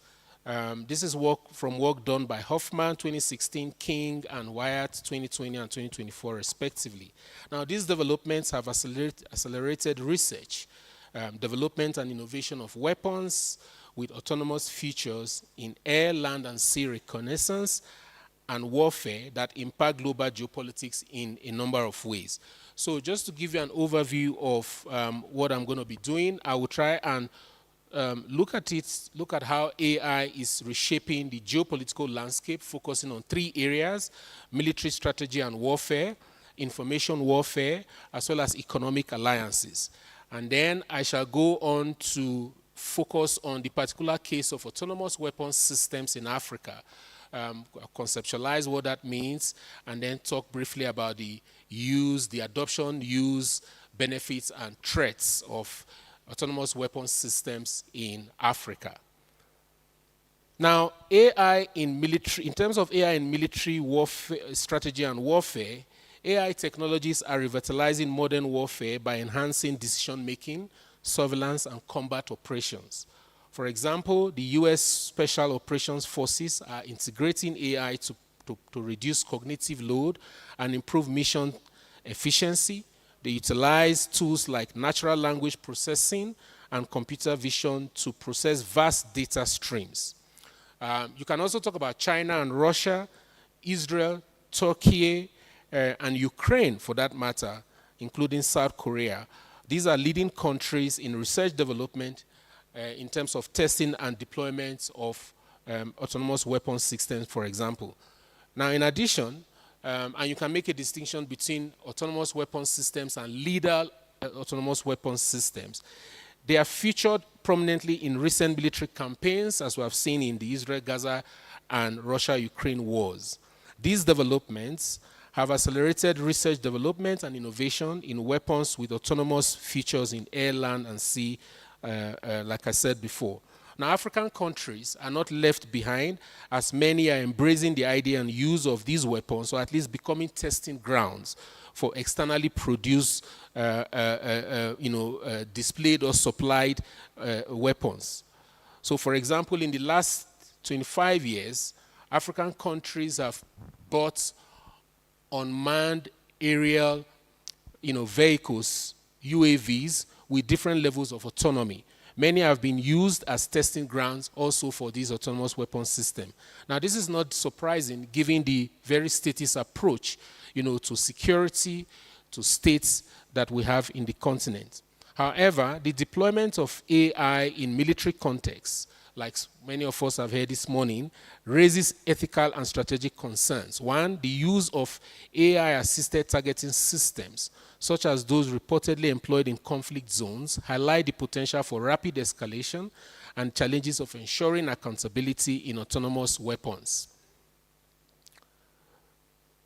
Right? So in Africa and elsewhere in the global south, the adoption, deployment, and testing of AI technologies in warfare also undermines human rights, democracy, national security, sovereignty, when you look at how, where we source our weapons from and the impact that they have on the political control in the country and also regional stability. Say again? Yeah, this way. Thank you. And then also, we can talk about AI as a tool for political influence and information warfare.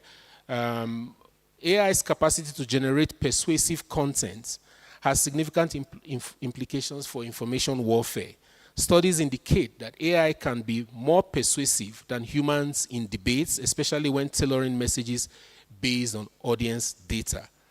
This capability is exploited in disinformation campaigns where AI-generated content is used to manipulate public opinion and interfere in democratic process. And many of us who saw the visit of the President of South Africa to the United States recently saw a bit of that. A lot of disinformation around what the President of the United States showed, and it has been proven that many of the photos that he displayed as evidence of genocide in South Africa, for example, are actually, some of them were content generated from AI that did not take place in South Africa. So that's one use of how AI can be put and how that can impact on global relations and geopolitics. Now, we've also seen AI-driven campaigns that have been utilized to bolster political figures and undermine opposing narratives, often aligning with foreign interests seeking to expand their influence. And you can look at how Russia, for example, impacted on America's elections and continue to do so in several countries of the world. Now, we can also talk about AI in economic alliances and technological sovereignty. Nations are increasingly viewing AI as a strategic asset, leading to significant investments and partnerships aimed at technological advancement.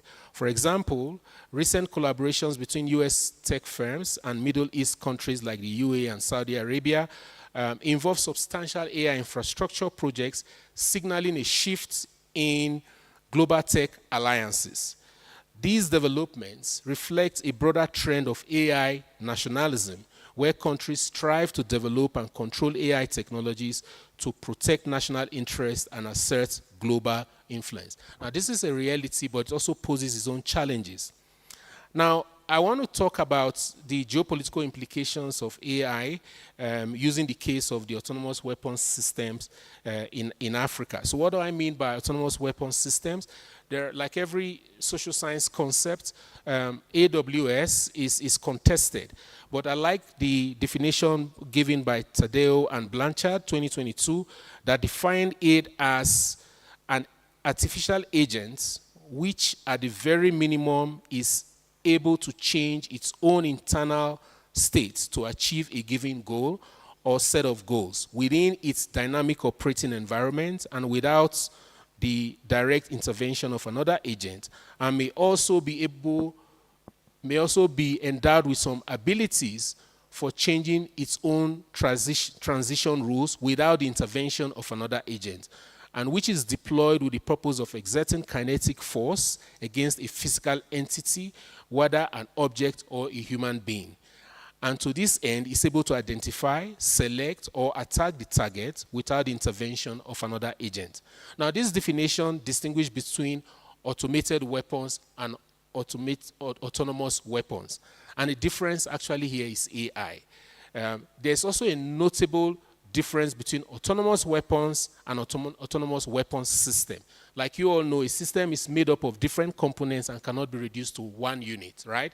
But beyond the weapon components for AWS, they are built around an entire system that makes them operationally active and responsive, including the algorithms and supporting infrastructures behind artificial intelligence. And it appears that, you know, I'm seeing some magical AI here because I'm not touching this laptop, but it's using voice recognition perhaps to change slides. Or are you guys doing that? No, I don't want to do it. I want it here, but it's moving on its own. I don't know whether it's witchcraft or AI, but you know, whatever the case is, just to tell you what artificial intelligence is capable of doing. So it is bound. AI is bound to use AI models. I mean, AWS, sorry, is bound to use AI models to act autonomously, and this case.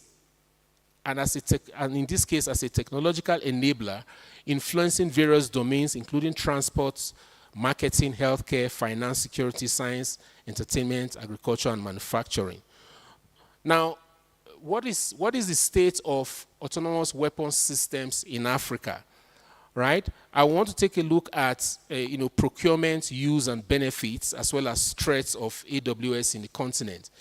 Now, there's a growing interest in AI-enabled weapons, armed forces, and warfare. And given the status security orientation of many states, like I said before, I am not surprised that governments in the continent are heavily invested in the use of AI for military purposes, as we have seen in the case of AWS. For example, in December of 2023, the Moroccan military declared interest in collaborating with Mohammed VI University of Technical Sciences in developing AI-enabled unmanned aerial vehicles, UAVs.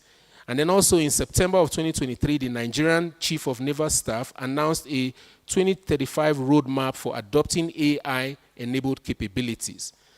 Equally, the Chief of Staff, Air Staff of Nigeria declared the intention of the service to leverage the AI revolution of the future for future warfare, while the Chief of Army Staff declared interest in AI-enabled what he calls smart soldiers. In addition, South Africa established the Defense Artificial Intelligence Research Unit, DAIRU, to annex available government, private, and military resources for defense and security purpose. So let's take a look at the procurement of AWS and how they've been adopted in Africa. And we have been able to do this. So now I'm doing this myself. We're able to explore the SIPRI Arms Transfers Database, which was updated in March of 2025 for records of major suppliers globally for arms transfers between 2000 and 2024. From where we're able to extract data for transfers of UAVs and unmanned control area vehicles, to Africa. So if you look at this table, the first one here, it shows you the major weapons with autonomous features. That's unmanned. It can work on its own. It shows you their suppliers and recipients. You will see from the table, if you count them, a total of 19 African countries actually, between that period we were looking at, bought AWS, weapon systems, autonomous weapon systems. And these countries, in Africa, from the African Union to Cote d'Ivoire, it's Nigeria, Burkina Faso, Chad, Tunisia, Algeria, DR Congo, Zambia, Kenya, and Cameroon, right, and including Egypt. And you see the different types of machinery that they bought. You will see that some of them bought UAVs and some UCAVs, to arrive at the list below. And they spent a total of over $404 million US to do these purchases, right? Now, this is the second table that shows you the acquisition and spending on weapons with autonomous features again, but this one shows you the recipient countries. You can see them more clearly now. The number of UAVs and UCAVs that were bought, as well as the total value of delivery in terms of the cost. Countries like Nigeria spent quite a lot, the highest being Morocco in the list. And then the African Union was also involved. And you can see the types of UAVs and UCAVs that they bought, and then also the suppliers. Most of the biggest suppliers were Turkey, and China. And of course, the US also is there.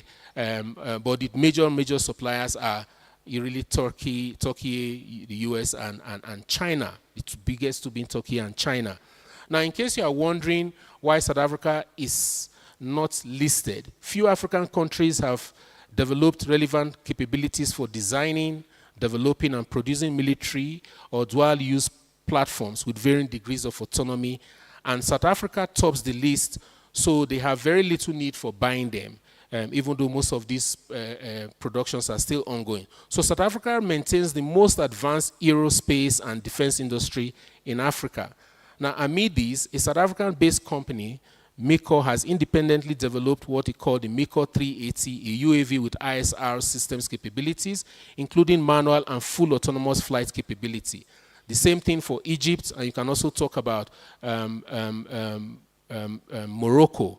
But they seem to have been buying a lot as well. Now, although Nigeria has not produced a UAV with autonomous features, it earlier produced a military UAV and reportedly opened the largest drone factory in Africa in 2024. Now, these, among others, indicates the potential and emerging realities of UAVs, and most importantly, autonomous weapon system development and adoption in Africa. Now, what are they used for? They are mostly used for counterinsurgency. Burkina Faso, Ethiopia, Libya, and Mali have acquired and deployed Turkish UCAVs with advanced autonomous features. The Nigerian military also operates the Chinese UCAVs. But there are two particular cases that we can talk about, and maybe there's no time to talk about them because of time. But you can look at the case of Libya. The government of national accord, when it bought, it used the cargo 2 UCAVs that it bought from Turkey and other loitering munitions to hunt down and remotely engage the retreating forces and the logistic convoys of General Khalifa Haftar. Now, the platform used was recognized by the United Nations as a lethal autonomous weapons system, as it was programmed to attack targets without requiring data connectivity between the operator and the munition. In effect, it was a true fire, forget, and find capability according to the United Nations Security Council. And you can also talk about the case of Gabon that used these UAVs to fight counter-piracy and other maritime security operations in the Gulf of Guinea, right? These two cases indicating the evolving trajectories of of surface, subsurface, and area warfare, defense, and security in the age of AWS. They reflect the acquisition and use of such weapons by African states and foreign powers on the continent. Now, what are the benefits? There are indeed benefits for the prospect of getting the job done and possibly neutralizing targets effectively, as we saw in the case of Gabon and Libya, with little or no unintended human and environmental cost, and without own force casualties. These weapons have the prospect to increase target identification, weapon delivery, and kill precision in war rooms compared to manned platforms and semi or unguarded weapons systems. So AWS could help to cut the human and financial cost of war, right? It could also bridge technological gap and add to the power credentials, whether it be soft power or hard power, of African countries and also countries of the global south. However, as we've heard consistently since morning, there are risks involved. In countries that are plagued by internal armed conflicts, the risks include sovereignty, challenges to sovereignty, national security, and freedom, because they rely on technological transfer and adoption of foreign AWS, as well as technological lag and displacement for indigenous research and development in this area. For example, the acquisition and development of AWS on the African continent have been inspired by indigenous research and foreign technological transfer. However, with the current pace of research and development in Africa, the continent is in a risky position in the emerging world of AI use for geopolitics, including AWS. Data extracted from the World Bank in 2024 shows that Africa, if you exclude the north part of the continent, only accounted for 26,502 resident patent applications, while the Middle East and North Africa accounted for 247,698. So just under 11% compared to the Middle East and North Africa between 2000 and 2020. All right? So against this backdrop, I am advocating for a cost-benefit approach to AWS and more policy and strategic-oriented research attention for the subject area, including in Africa. For Africa specifically, the question of what Professor Falola calls data colonialism, which I also heard here this morning, which I better actually describe as data imperialism, is a risk that the continent needs to address. The unregulated and unprotected mining and monetization of African data with little or no benefit to the source population has to be addressed. And one suggestion in this regard is for Africa to establish an African AI consortium to counter global tech domination, because with everything else that is globally dominated by superpowers and big tech, as we see in this case, a single country approach cannot resolve the looming marginalization of Africa by especially global technological giants, right? So in conclusion, the integration of AI into various facets of geopolitics necessitates careful consideration of its implications. AI's role in geopolitics is multifaceted, influencing military capabilities, information dissemination, economic partnerships, and national sovereignty. As it continues to evolve, the impact of AI on global power dynamics will likely intensify, underscoring the importance of strategic foresight and collaborative governance to navigate the complex landscape. While AI offers opportunities for innovation and efficiency, it also poses risks to security, ethics, and global stability. And to address these challenges, international cooperation and establishment of regulatory frameworks are important. Collective efforts to develop norms and agreements on the use of AI in military and civilian contexts can help to mitigate some of these risks and ensure that AI resources and technologies are harnessed and used responsibly. Now, universities have a role to play in all of these through research and development, and in the upscaling of AWS, for example. But we have to do this in collaboration with government and big business and small business, and of course, advanced legal frameworks to guide this responsible use of AI, not only in warfare, but in economic development and information management. I'll leave it here and hope that I may have time to answer more of the questions. Thank you. Okay, thank you. Although it is long, this session is very interesting, really, because all previous 6 sessions have been accumulating into this session. Therefore, let me welcome Prof. Andrew, the second speaker.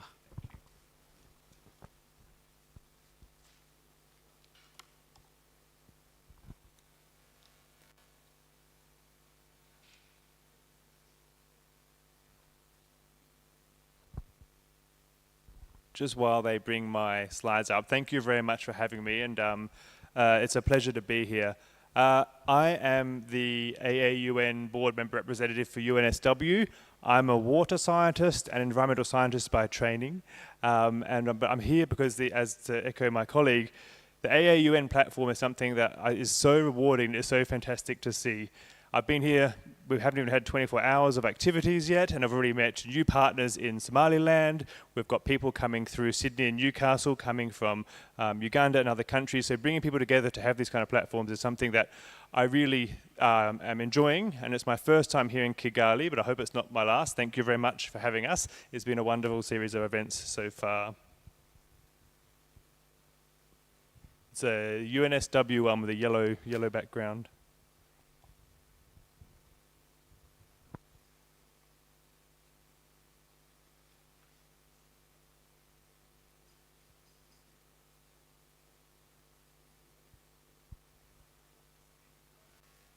I don't have it on a stick, no.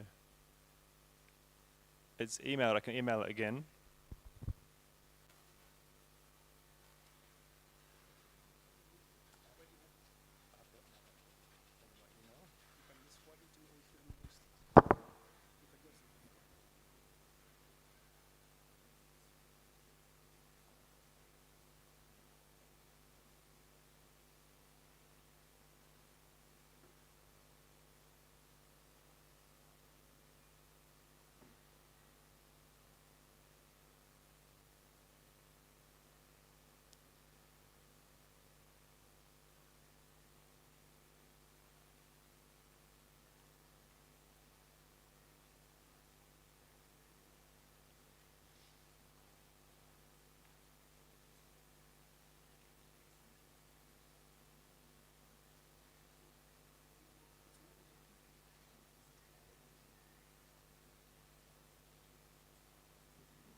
While we just get the slides up, I might start talking through some of my points.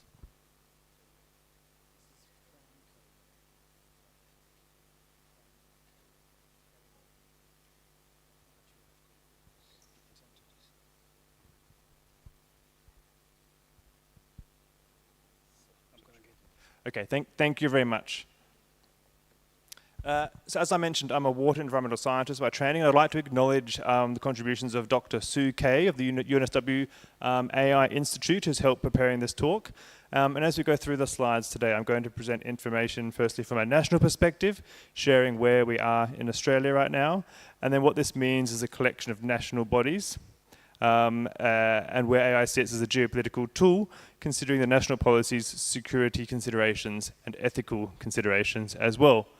When I first spoke to Sue and said, "Hi Sue, I'm going to Kigali and I'm being asked to talk about AI as a geopolitical tool," she said that is a very big topic. And so I'm here to share a few points now, and I've learned a lot already from being in this room today, and looking forward to sharing some more things on behalf of the UNSW AI Institute.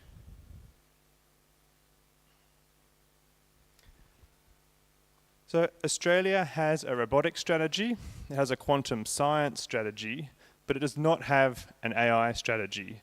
It does have the national framework for the assurance of AI in government, which is to align both the federal and state governments and provides a nationally consistent approach for the assurance of artificial intelligence use in government. Artificial intelligence is not new, but it is undeniably transformative. We are witnessing accelerated development and adoption at a pace that it would have seemed impossible just a few years ago. This presents extraordinary opportunities for governments at every level to revolutionise how we deliver public services and enhance the well-being of our communities, socially, economically, and environmentally. Now you remember those social, environmentally, and economically factors, and these are words that the Australian government uses. But with great opportunity comes great responsibility. countries cannot ignore the risks that accompany government use of AI. These include legal challenges, privacy concerns, security vulnerabilities, and critical ethical considerations around bias and fairness. I do kind of need the slides for the next couple of points.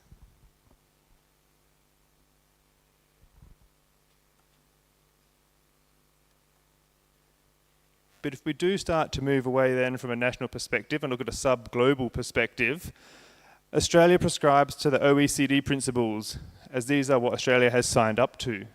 Again, connecting from that national level, we've got the states and the federal AI agreement under the framework, but no formal strategy. And then connecting between countries, Australia has signed up to the OECD principles. Are these as well what we've signed up to 1, foster innovation and trust in AI, and 2, to promote the responsible stewardship of trustworthy AI while ensuring respect for human rights and democratic values. And I think that erosion of democracy that we're seeing and the spread of fake news and misinformation and disinformation is something that's very concerning when we're looking at how AI is being used and can continue to be used going forward. I can plug my computer in here if that works.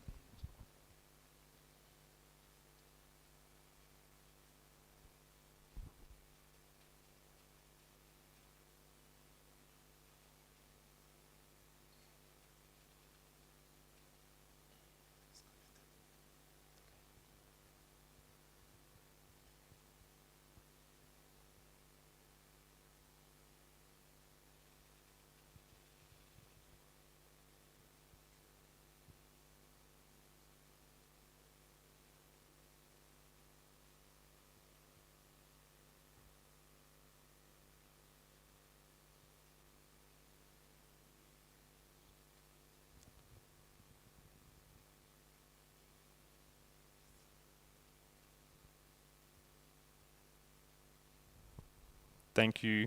Thank you very much.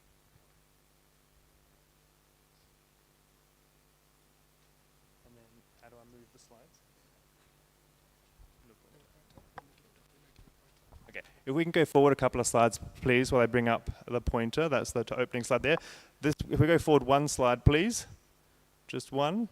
This is Sue. Sue's the director of the AI Institute that I mentioned. Sue sends her regards from Sydney. She's also heavily involved in robotics as well and wears many different hats. And Sue said she's very happy to be reached out to by other people that would like to collaborate in the space of AI. And I'm here and happy to make those introductions as we are going forward. So thank you very much, Sue. If we go forward another slide now. That's the slide I mentioned there with the framework that we have. If we go forward another slide, please.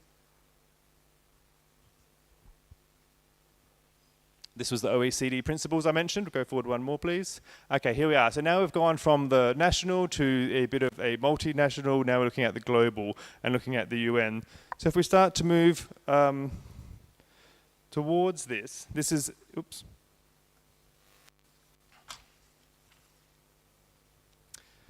If we then move to the global perspective, that of the United Nations that uses the term lights and shadows of AI, putting people before profit, this is something that I think we do really want to see. With the opportunities that AI brings and making sure that that wealth goes into the people and the populations that we have and not going into more profit for corporations or more profit for the world's richest individuals, that's something that really does scare me. How do we make sure that AI is something that equals the playing field, that makes sure we are reducing the distance between the haves and have-nots, both within a country and between countries? That's something that I think is really quite concerning, especially when we see some of the world's richest individuals very close to the levels of power in democratic countries. So as the UN Secretary General points out, humanity must never be left to the black box of an algorithm, emphasizing the importance of human control over decisions to use force in order to promote the development and protection of all human rights. This is clearly reflected in the 4 main areas of generative AI of concern that we have up there on the slide for the United Nations. The first one is peace and security, where AI-powered disinformation is already endangering UN peace and humanitarian operations, putting staff and civilians at risk. Over 70% of UN peacekeepers responding in a recent survey said mis- and disinformation severely hampered their ability to carry out their work. The second one is human rights violations. AI is being used to create and spread harmful content, including child sexual abuse material and non-consensual pornographic images, especially targeting women and girls. The UN is also deeply concerned about anti-Semitic, Islamophobic, racist and xenophobic content that could be supercharged by generative AI. Democracy at risk, point 3. The potential of AI to manipulate voters and sway public opinion during elections poses a significant risk and threat to democratic processes around the world. And the fourth point is undermining science and public institutions. And for example, AI tools that could escalate decades-long disinformation campaigns to derail climate action by amplifying false information about climate change and renewable energy. If we go to the next slide, please. And here we can see a graph here that looks at the energy consumption of data centers and the power needed to run AI. And we can see, I can't see it on my screen here, but we can see there, we're coming up to the year 2035 at the end. And I think the number down at the start there is 2024.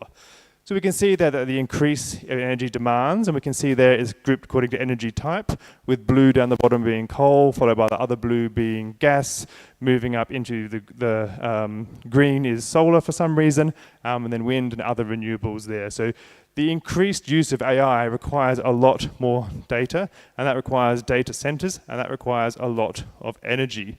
Where's this energy going to come from? As we're providing this energy, we need to make sure that we're not undercutting other access to energy for people that need it for things, for their homes and other things, and industry as well. So making sure we adapt to this increase in energy demands, and how we do that sustainably and efficiently is something that we need to do, because it is moving very, very fast. The global electricity generation to supply data centers is projected to grow from 460 terawatts in 2024 to over 1,300 terawatts in 2035, for those that can't see those small numbers up on the slides. The United States, China and Europe are projected to remain the largest regions for data center electricity demand in the coming years.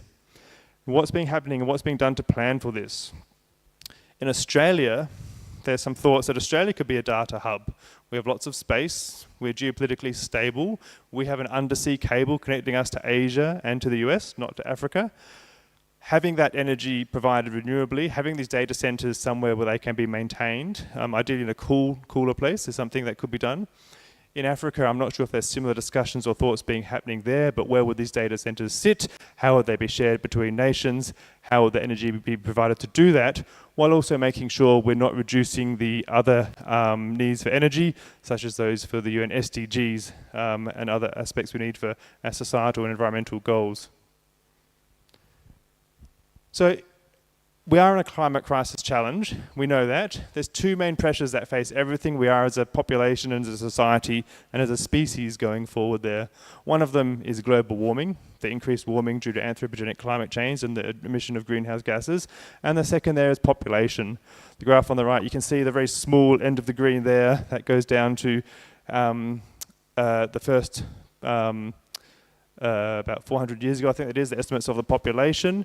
By 1945, we were about 2.4 billion people. The whole evolution of us as a species to 2.4 billion people in the 1940s, we've now quadrupled that. We're approaching 9 million.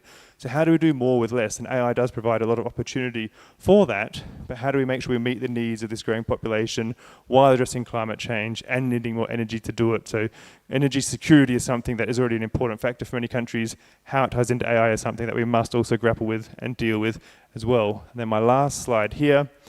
This is something I teach to my students. This is a really nice way of representing the UN SDGs in my mind.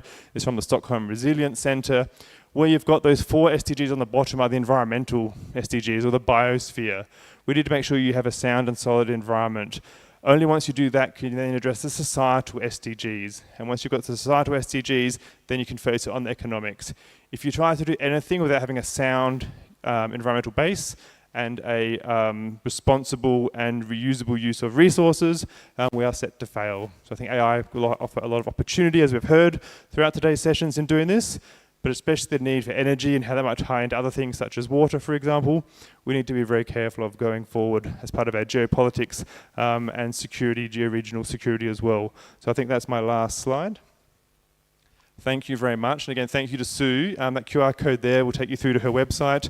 You can also come and get me and I can connect you with everyone as well. I'll now please hand back to our chair. Thank you very much. Thank you very much, Prof. Andrew. I have already said that this session is very interesting because when it comes to policy, security, and ethical considerations, just you see, policy leads all other activities we do. Therefore, let me welcome our discussant, Prof. Ignace. Thank you very much. I want to just ask again to thank our speakers, the two speakers, for the excellent and insightful presentations. Please join me again by thanking them. So I think this session has been very exciting. As you could see, the complementarity between the two presentations. And with the first speaker, I think he emphasized mostly on the role of AI in shaping and reshaping the global geopolitical alliances and influence. So here we are seeing AI, artificial intelligence, as a tool for geopolitical influence. So countries which are harnessing AI can have incredible power in reshaping the geopolitical transaction and also influence the military. He emphasized particularly on the use of autonomous weapon system, which actually renders sophisticated military operations. And he talked about issues of access to those critical military assets or equipment, which reshape the way we do war. Of course, I'm not here to advocate for war, but if AI can influence the way we are doing the war, then of course the way countries transact and make decisions will change. We have seen it in the region and elsewhere, and he mentioned about a few countries where that is applied and how countries are actually having a kind of a strategic decision to access those military equipment which are becoming sophisticated. So the question here is if access to AI can influence geopolitical transaction. Of course, one of the cases we can cite is this transaction we are seeing are becoming new, where access to other countries' military capacity or capabilities is used as a tool to allow access to natural resources. We know the case between USA and Ukraine. All of you follow the very kind of heated interview between the two presidents. So if you can see it happening lively at an international scale, AI is behind that because AI is the driver of developing those systems. And the two mention about the responsible AI, use of AI, which is a very important point and covered also in the previous sessions. So who defines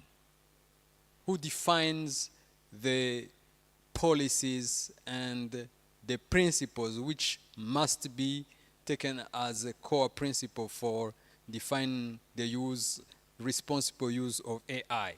I think this calls, in my opinion, and it has been highlighted by the second speaker, but a kind of global agreement. We know that when it comes to issues of food and security, for example, there is a consensus at a national level, and organs have been created to ensure that food security is a debate at international level.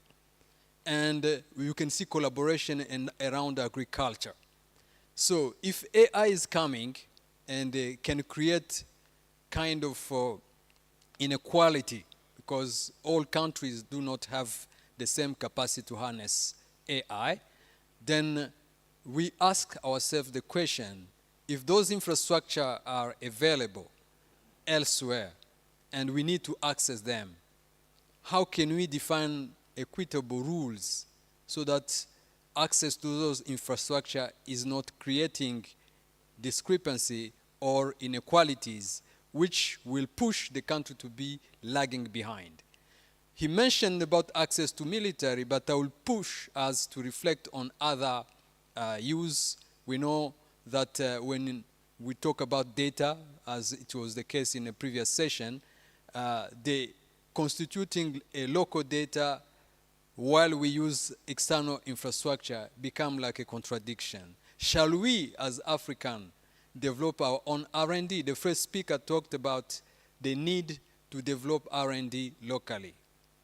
Of course, collaboration is key, and AAUN is a platform through which we can discuss how to develop a responsible and collaborative approach to AI acquisition and knowledge exchange.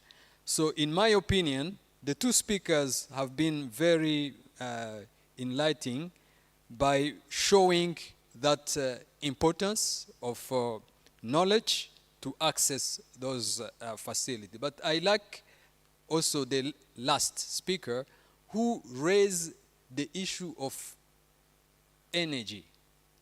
AI is energy demanding, is increasing the pressure on the already critical issue of access to energy. Not only access to energy, he also mentioned about access to clean energy. So there is this competition between the AI development, but also access to energy, because AI is demanding more energy. We need energy to do other things, agriculture, energy for normal use. We know the critical role of energy for economic development, such as manufacturing and other economic input for our economy. So how can we balance? Who shall decide how to define the production of energy in a new AI era? And that requires a new way of thinking international policy. Shall it be done at a regional level? Shall it be done at a UN level? You can see that that is a very open question, but which requires people to sit together. I would like to go in the same line with the first speaker by analyzing the geopolicy of access to AI, critical AI inputs. We know, for example, the issue of access to advanced chip, whereby some country can deny others to access critical chip computing power. So this become like a tool for influencing international trade, where a country can decide who access this critical infrastructure or not. So as we can see, this will reshape even the way international relations are made. At a national level, we need a policy. I understood that Australia is in a process of developing a strategy, but I'm happy that they are in that process. But at a national level, all African countries should take AI policy making and policy decision as a critical step to be made in order to not be left behind. Regional collaboration are key so that that is done in a more coordinated way, because as he mentioned, the first speaker said, one single country cannot evolve and develop its AI strategy alone. You need to do it in a collaboration with others. But how do you do it? That's another question, maybe for discussion. by preserving your international, your competitiveness. So collaboration is there as a key imperative, but at the same time, you need to preserve your competitiveness edge. So I do believe that those are ongoing and questions. They are happening, unfortunately, now. This is unfolding now. No one has a model we have to adopt, and this forum, in my opinion, is a platform where we people from academia can discuss with people from government and the private sector. So public, private, and government academia partnership is key so that AI can be used responsibly, can be used without creating a digital divide or leaving people behind, so that we can see a bright future tomorrow where AI is used as a tool for positive transformation of societies instead of being a tool for creating more distortion and more division. And the position of Africa as a continent rising in terms of demographic dividend shall be also put as a player on the global scale in terms of discussions. So I want to stop there, maybe to open the floor for discussions or question under the coordination of the chair of the session. Thank you very much. Okay, thank you, Prof. Chris, Prof. Andrew, and Prof. Ignace. Just as we are aware, our AI has been created and it is available. What is the next step? Just there must be national policies and ethical considerations. When it comes to security, security must go back to national policies. Therefore, let me give you as audience to ask you questions. We have only 5 minutes because our time has been already consumed. Thank you. Okay, Dr. Mohammed.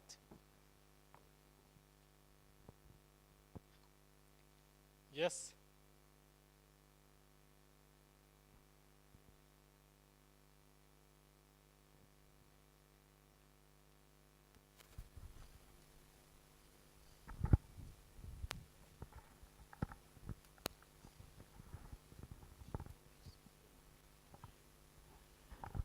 Thank you very much, Dr. Mohammed, for the chair and the speakers of the session. I was concerned about the worldwide competition for AI dominance. We have seen a rival competition of AI between the United States and China. And recently, many other countries are also competing for AI dominance. So I was concerned about the ways I see that AI is accelerating, in fact, the worldwide conflicts, tensions, whether they are political or even economical tensions, because of AI nowadays is even contributing to the economic growth. So I was wondering how the AI can accelerate these tensions or can even create more conflict. So what can we do, maybe from academic perspective, and what strategies can be done to mitigate this conflict or these tensions in a way that's not discouraging the AI development or growth? Thank you. To whom? To whom? Anyone who wants to answer in the speakers. Yeah. Thank you. Thank you very much.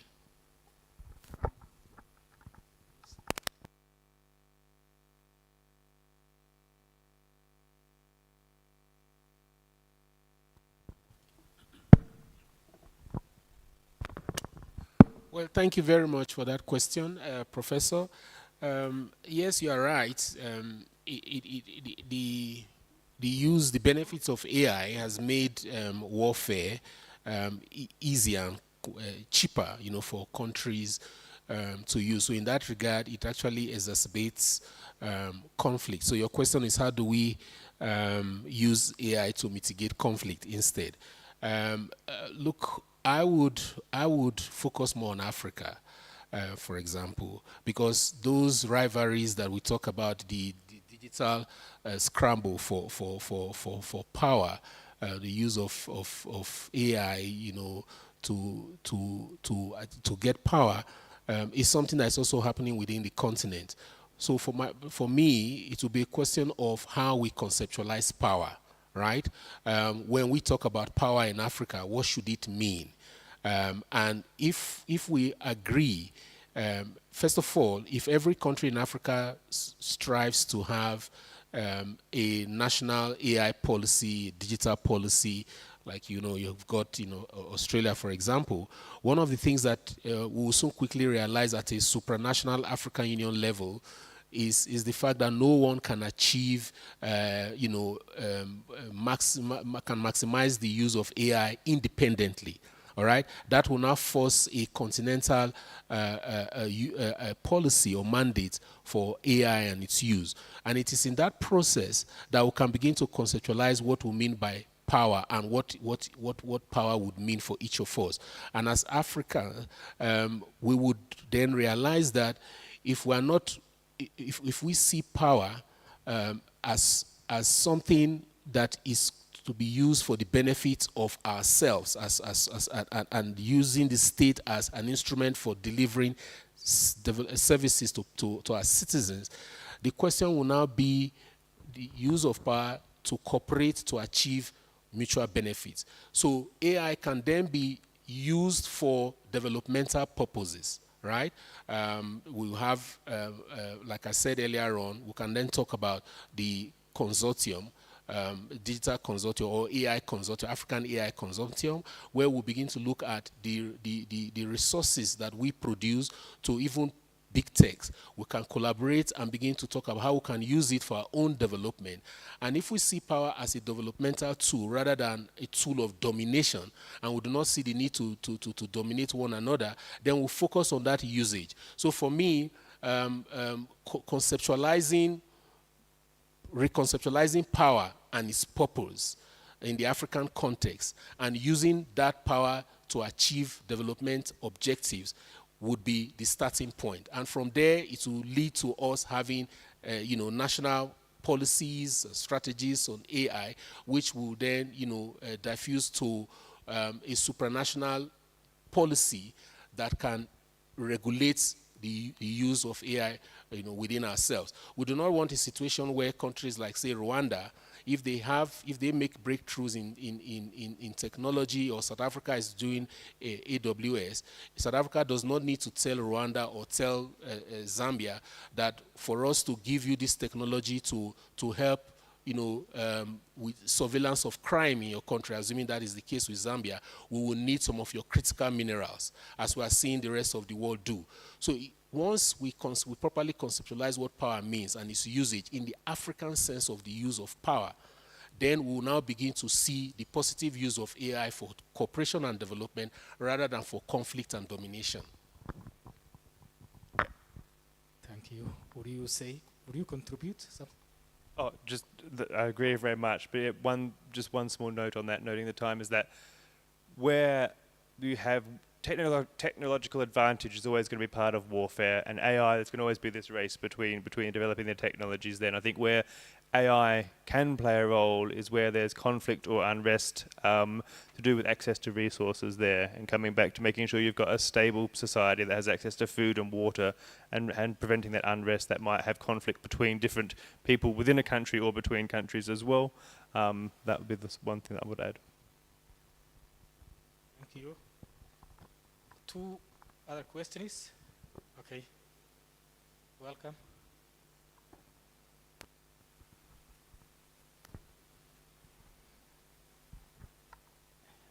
Thank you. My name is Guillaume, and I'm from the University of Rwanda, College of Agriculture.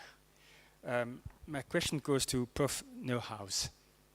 And I was looking at your last slide, and the last slide where you show this very nice graph with, you know, from the environment, I believe, from society and then to economy. I was trying to link this with my own understanding of AI almost signaling the age of maturity of humanity, realizing that maturity usually requires some physical, mental, I was about to say spiritual, but then I said, no, perhaps let me say ethical consideration. Now, if you link that graph, and I think possibly you had a lot to say that we could not say in the presentation, would it be possible to link this with that consideration of maturity of AI, perhaps signaling an age of maturity for humanity, but at the same time, the risk of us having so much power when our ethical powerhouse, so to speak, is still dominated by relation of power instead of collaboration and so on. Thank you, sir. Thank you very much for that question. I think there's a couple of things that I might draw upon there. One of the ones being that, so with AI and all the opportunities that it brings, is that as a planet-wide species now of very different people from different cultures and different countries, I showed the United Nations logo there, and that is as good. There's a lot of problems with the UN. There's a lot of good things that it's done, but that's as good as we have got so far as a species. That's the best we can do to try and coordinate things around the world and work together. And I think with AI opening up a lot of new doors, there's a potential to make sure that we are using data that is using a much broader input of different regions, as we heard, and different ethnicities and different tailored regions, to make sure decisions that don't respect a single country's borders, if you're managing a watershed, for example, as we heard this morning, that you're taking that into account and you're working across countries.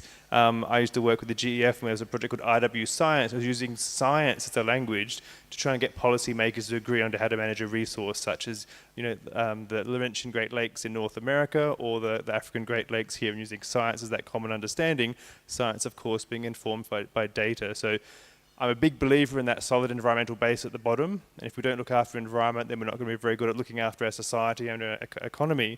And it may not have been visible on that screen very well, but going through those three pillars was the SDG 17, or partnerships, which is another way of saying working together.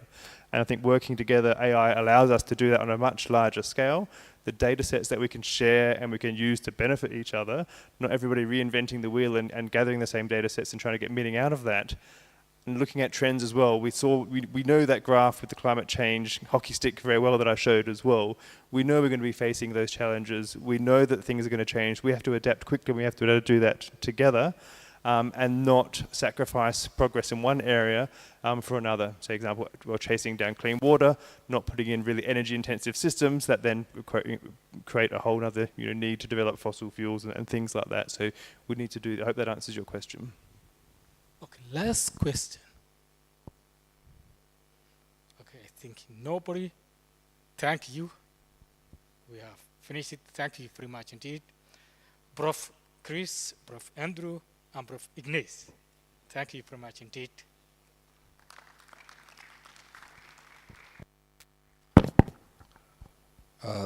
Thank you so much, professors, Muhammad, Chris, Andrew, and Ignace, for the insightful discussions that we've had. So we are almost getting to the end of the sessions today, not the end of the day, because we'll be having our guard dinner just in an hour's time from now. So in the next session that we're having, we are going to have the summary of sessions for today, and they are going to be chaired by Professor Aldo, who is already there on the podium. Welcome, Prof. And you can invite the members to join you.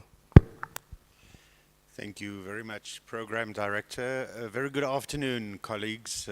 We will have a shortened session to summarize two of the parallel sessions that took place. This is important to bring everyone on board, and especially the two fundamental components that we've discussed. One is gender and AI, and the other one sustainable food systems and AI. So I'm really delighted then to call forward Dr. Salome Dorflo from University of Ghana, who chaired the session on sustainable food systems, and Professor Anna-Marie Kagwe-Sagwe, the College of Arts and Social Sciences, University of Rwanda, who chaired the Gendered Research and AI. energize yourselves to give them a round of applause as they enter the stage.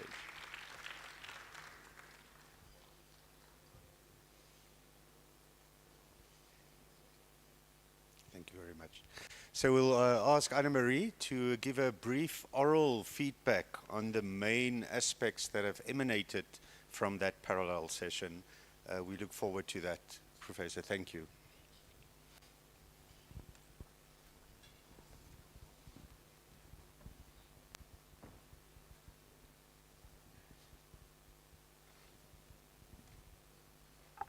Thank you so much. Good afternoon once again. As they said, I'm Anne-Marie Kagwisage from the College of Arts and Social Sciences at the University of Rwanda. And I had the pleasure and privilege to chair the session on gendered research and AI. It was a very interesting session. We had distinguished scholars as part of the panel of speakers, and they reflected and their sharing on facts and figures, including an inspirational personal experience. I guess that was the specificity of our panel.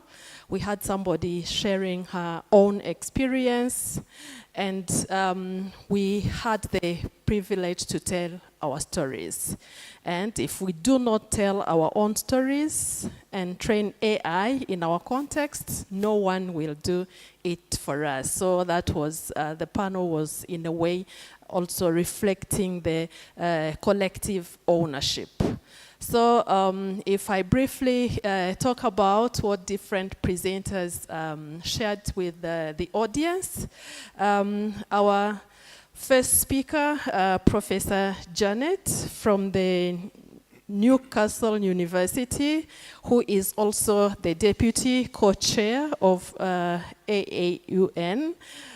She shared with us and the whole audience the progress at Newcastle University on numerous funding that they received under the AI and research to undertake this kind of research, and also she emphasized the institutional collaboration to make gendered research and AI a success.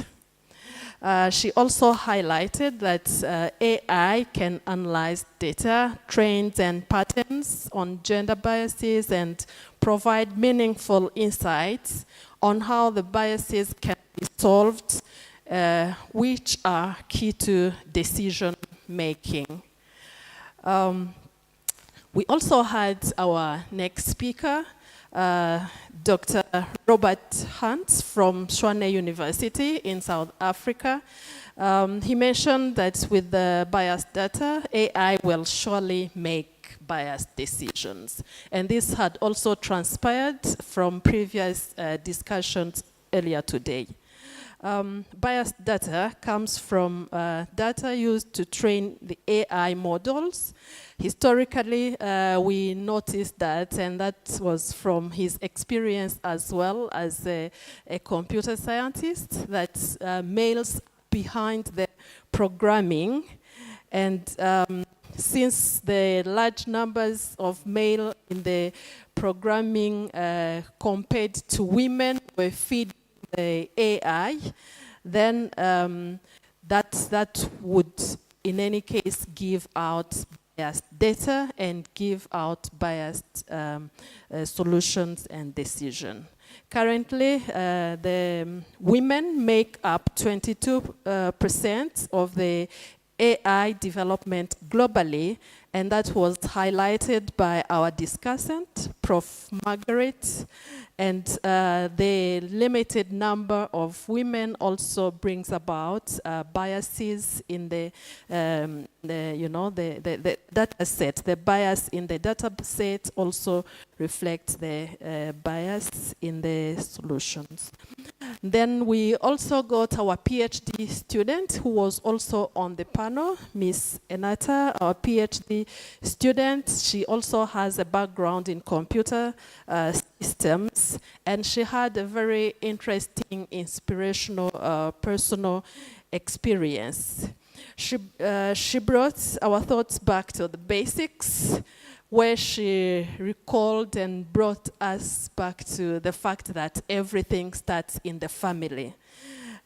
She highlighted the need to empower our children equally to undertake STEM subjects. She also shared that for her, she got an opportunity, and the opportunities she got were immense. And there are also equally immense opportunities out there for young people. For her, she got an opportunity to attend a training in Silicon Valley on coding. From the presentations, some key messages emerged, and the key message we can note here to share with the audience is that AI is needed in all domains, including gender research. It's not just for, sometimes we are biased to say that it's for the engineers, it's for the natural scientists and all that, but it's needed everywhere. It also emerged that the use of AI in different contexts reflects gender bias and stereotypes based on the data set that is provided, and the biased data set leads to biased decision making. Yet, AI should be used as a tool for justice instead of mirroring inequalities. It also emerged that there is great need to be intentional and fair in order to avoid the biases and stereotypes that I talked about earlier, and also promote equity. Despite all those achievements and advances, we also noted that there are still some gaps.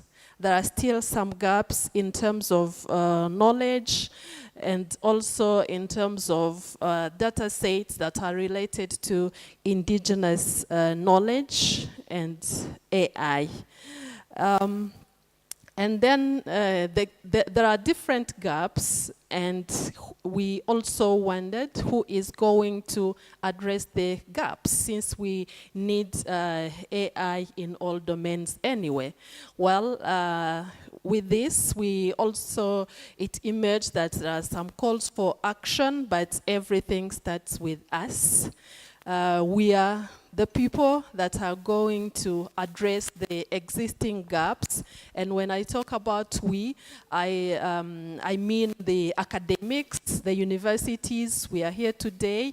The universities are the right place to find solutions to address the existing gaps.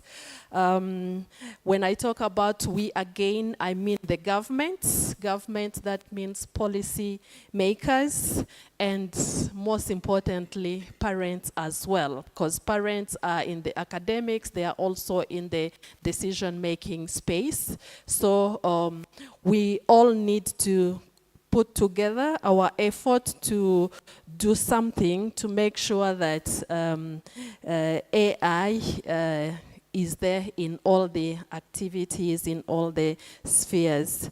So in terms of actions that we can put forward, we really need to be inclusive and embody the concept of Ubuntu that also transpired into the different presentations that we had. We exist, I exist because you exist, so we all need to collaborate and work together to really make sure that no one stays behind. So We collaboration at institutional level, but also at different other levels, at personal and departmental level. Then we also need to make sure that AI remains a tool that brings more inclusivity, and all of us will play a pivotal role on that. I think this is what we discussed in our panel discussion, and I hope we are all taking that collective action that transpired into the discussion for collective ownership. Thank you very much. Thank you very much. Anne-Marie, thank you indeed. Such a rich summary and such an extremely strategic discussion that your parallel session had. I want to highlight two aspects. Number one, it starts with us. I think that can probably be the clarion slogan for this conference also. It does indeed start with us. But secondly, also the fact that you mentioned it starts with the parents and at home. I think there were many new technologies as some of us grew up, or other people more elderly grew up, that was as foreign, and everyone got used to it. And I think AI is one of those examples. A third aspect is you might be interested in a really seminal work that the Global Research Council has published in 2020 on gendered research. The Global Research Council is a collection of all the public funding agencies in the world. It actually just had its last annual meeting last week in Saudi Arabia. What is concerning from that report is not just misinterpretation because of inter alia, unfair profiling, or then language models that is just in English, but that funding agencies are using AI increasingly to do initial sifting of applications, and that initial sifting is biased because of unfair discrimination built into the algorithms. And that creates quite a significant impact down the line when one starts thinking of ethics and unbiasedness. So I just wanted to bring in that perspective for this parallel. Anne-Marie, thank you very much indeed. Our pleasure to welcome Dr. Dorflo for the session on sustainable food systems and AI. Thank you for the opportunity to share the discussion in the session that I happen to chair. In our session, we had three presentations, and all of them focused on food systems and AI. The first presentation was given by Prof. Siddiq, the Director of Institute of Agriculture, University of Western Australia. And the second presentation was given by Prof. Bizoza from Agricultural Economics Department here in University of Rwanda. And then the final presentation was given by Dr. Suzy Munialo from University of Pretoria. In our session, the first presentation by Prof. Siddiq kind of set the stage by making a case for the fact that globally, the food that we are consuming, is not diverse enough to meet the dietary needs of everybody. And that has resulted in some form of stunting and people not meeting the nutritional needs that they need to get from the food that they consume. And this needs solutions in terms of having to engage in breeding exercises that focus on important aspects of improving those crops as well.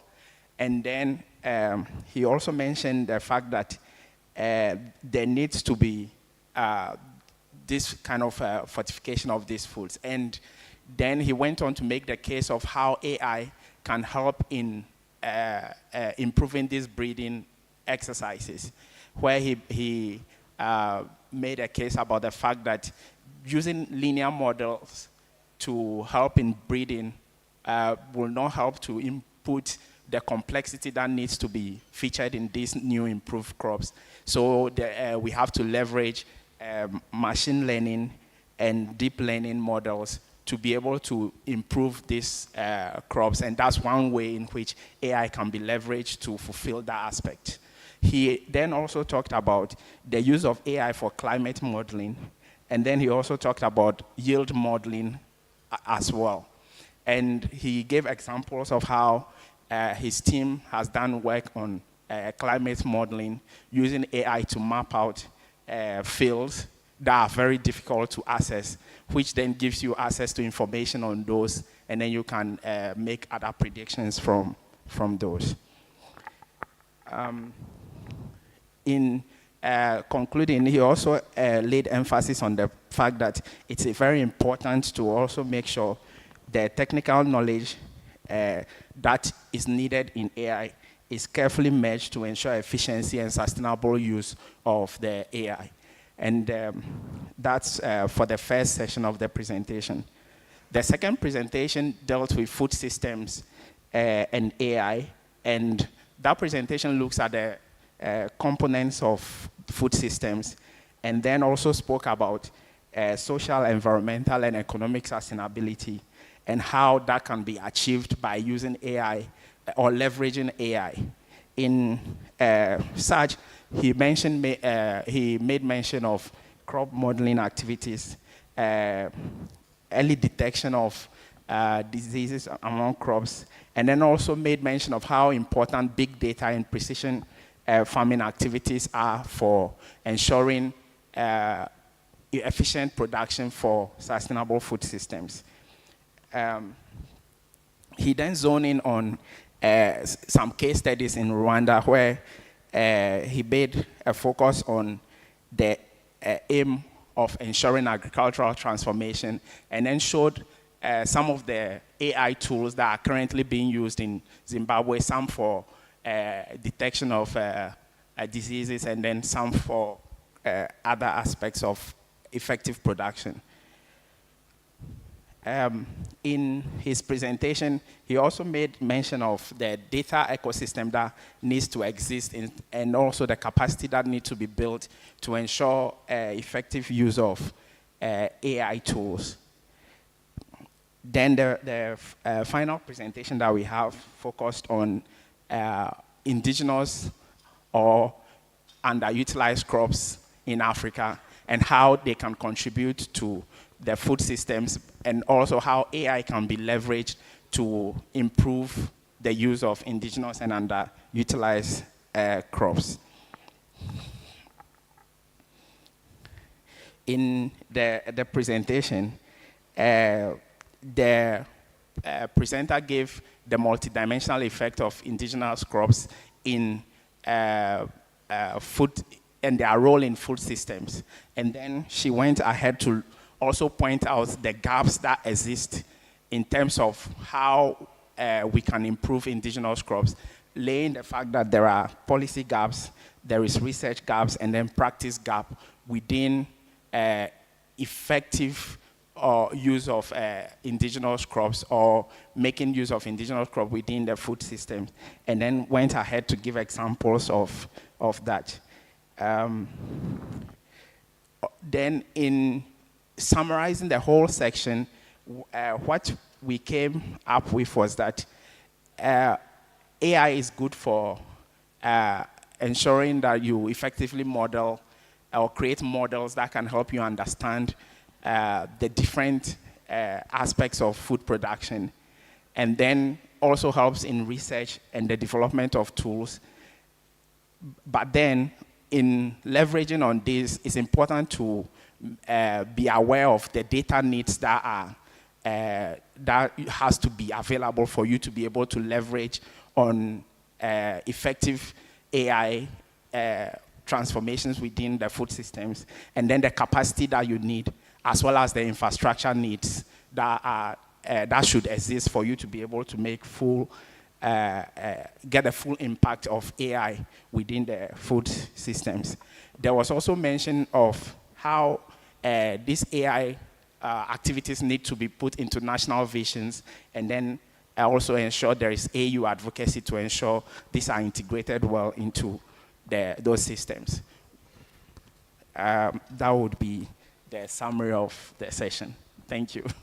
Dr. Dorfler, thank you very much. Colleagues, another very critical session that was had, and the few standouts from this is the infrastructure data needs and whole system to be able to make use of AI effectively. Secondly, the efficiency to food systems, food production, environmental modeling, that will be the main results of using AI effectively. Thank you very much to the two speakers. Colleagues, thank you indeed for participating in sharing also, because not everyone has heard the input from these two sessions, from these perspectives. We must, in conclusion, I think, be much more embraceful of this tool. There is a result of misinformation because of AI, but there's also a lot of misinformation about AI. And certainly from a research study field, that is a very useful tool to harness to increase efficiency for improved quality of life. And lastly, the multidimensionality that we've discussed the whole day, not just because of these two parallel sessions, is because of the multidisciplinarity and interdisciplinarity that the nature has become of our academic endeavor. So it will become more complex, and we must align ourselves to embrace that complexity, to use AI as a supportive tool. I'm getting slightly tired of hearing the misnomers about AI in general. It is simply a tool to use. We must watch out for the interpretation of that, the biasness of that, etc. And everyone must be able to use it.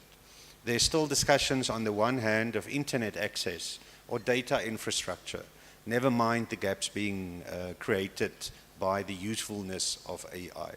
So a positive approach, I think, will take us a long way, and we must look at practical aspects of how we as a network can embrace and work together.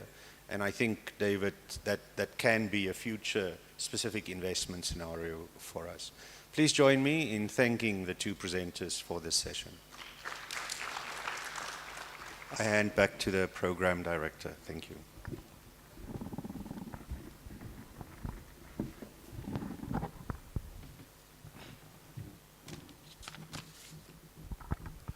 Thank you, Prof. Aldo, Prof. Anne-Marie, and Dr. Selm, for the hard work and effort. In fact, it isn't that easy to put all together what people have discussed, presented, and even asked in today's many sessions.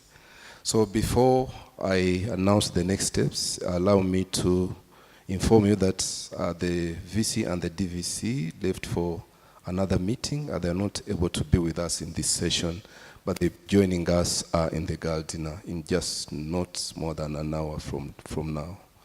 So with regard to next steps, we are having our gala dinner at 6:30. So I would like to just welcome you to have coffee, network, stretch around, and maybe move around while waiting to join us for the gala dinner tonight. Thank you so much. Thank you for today. God bless you.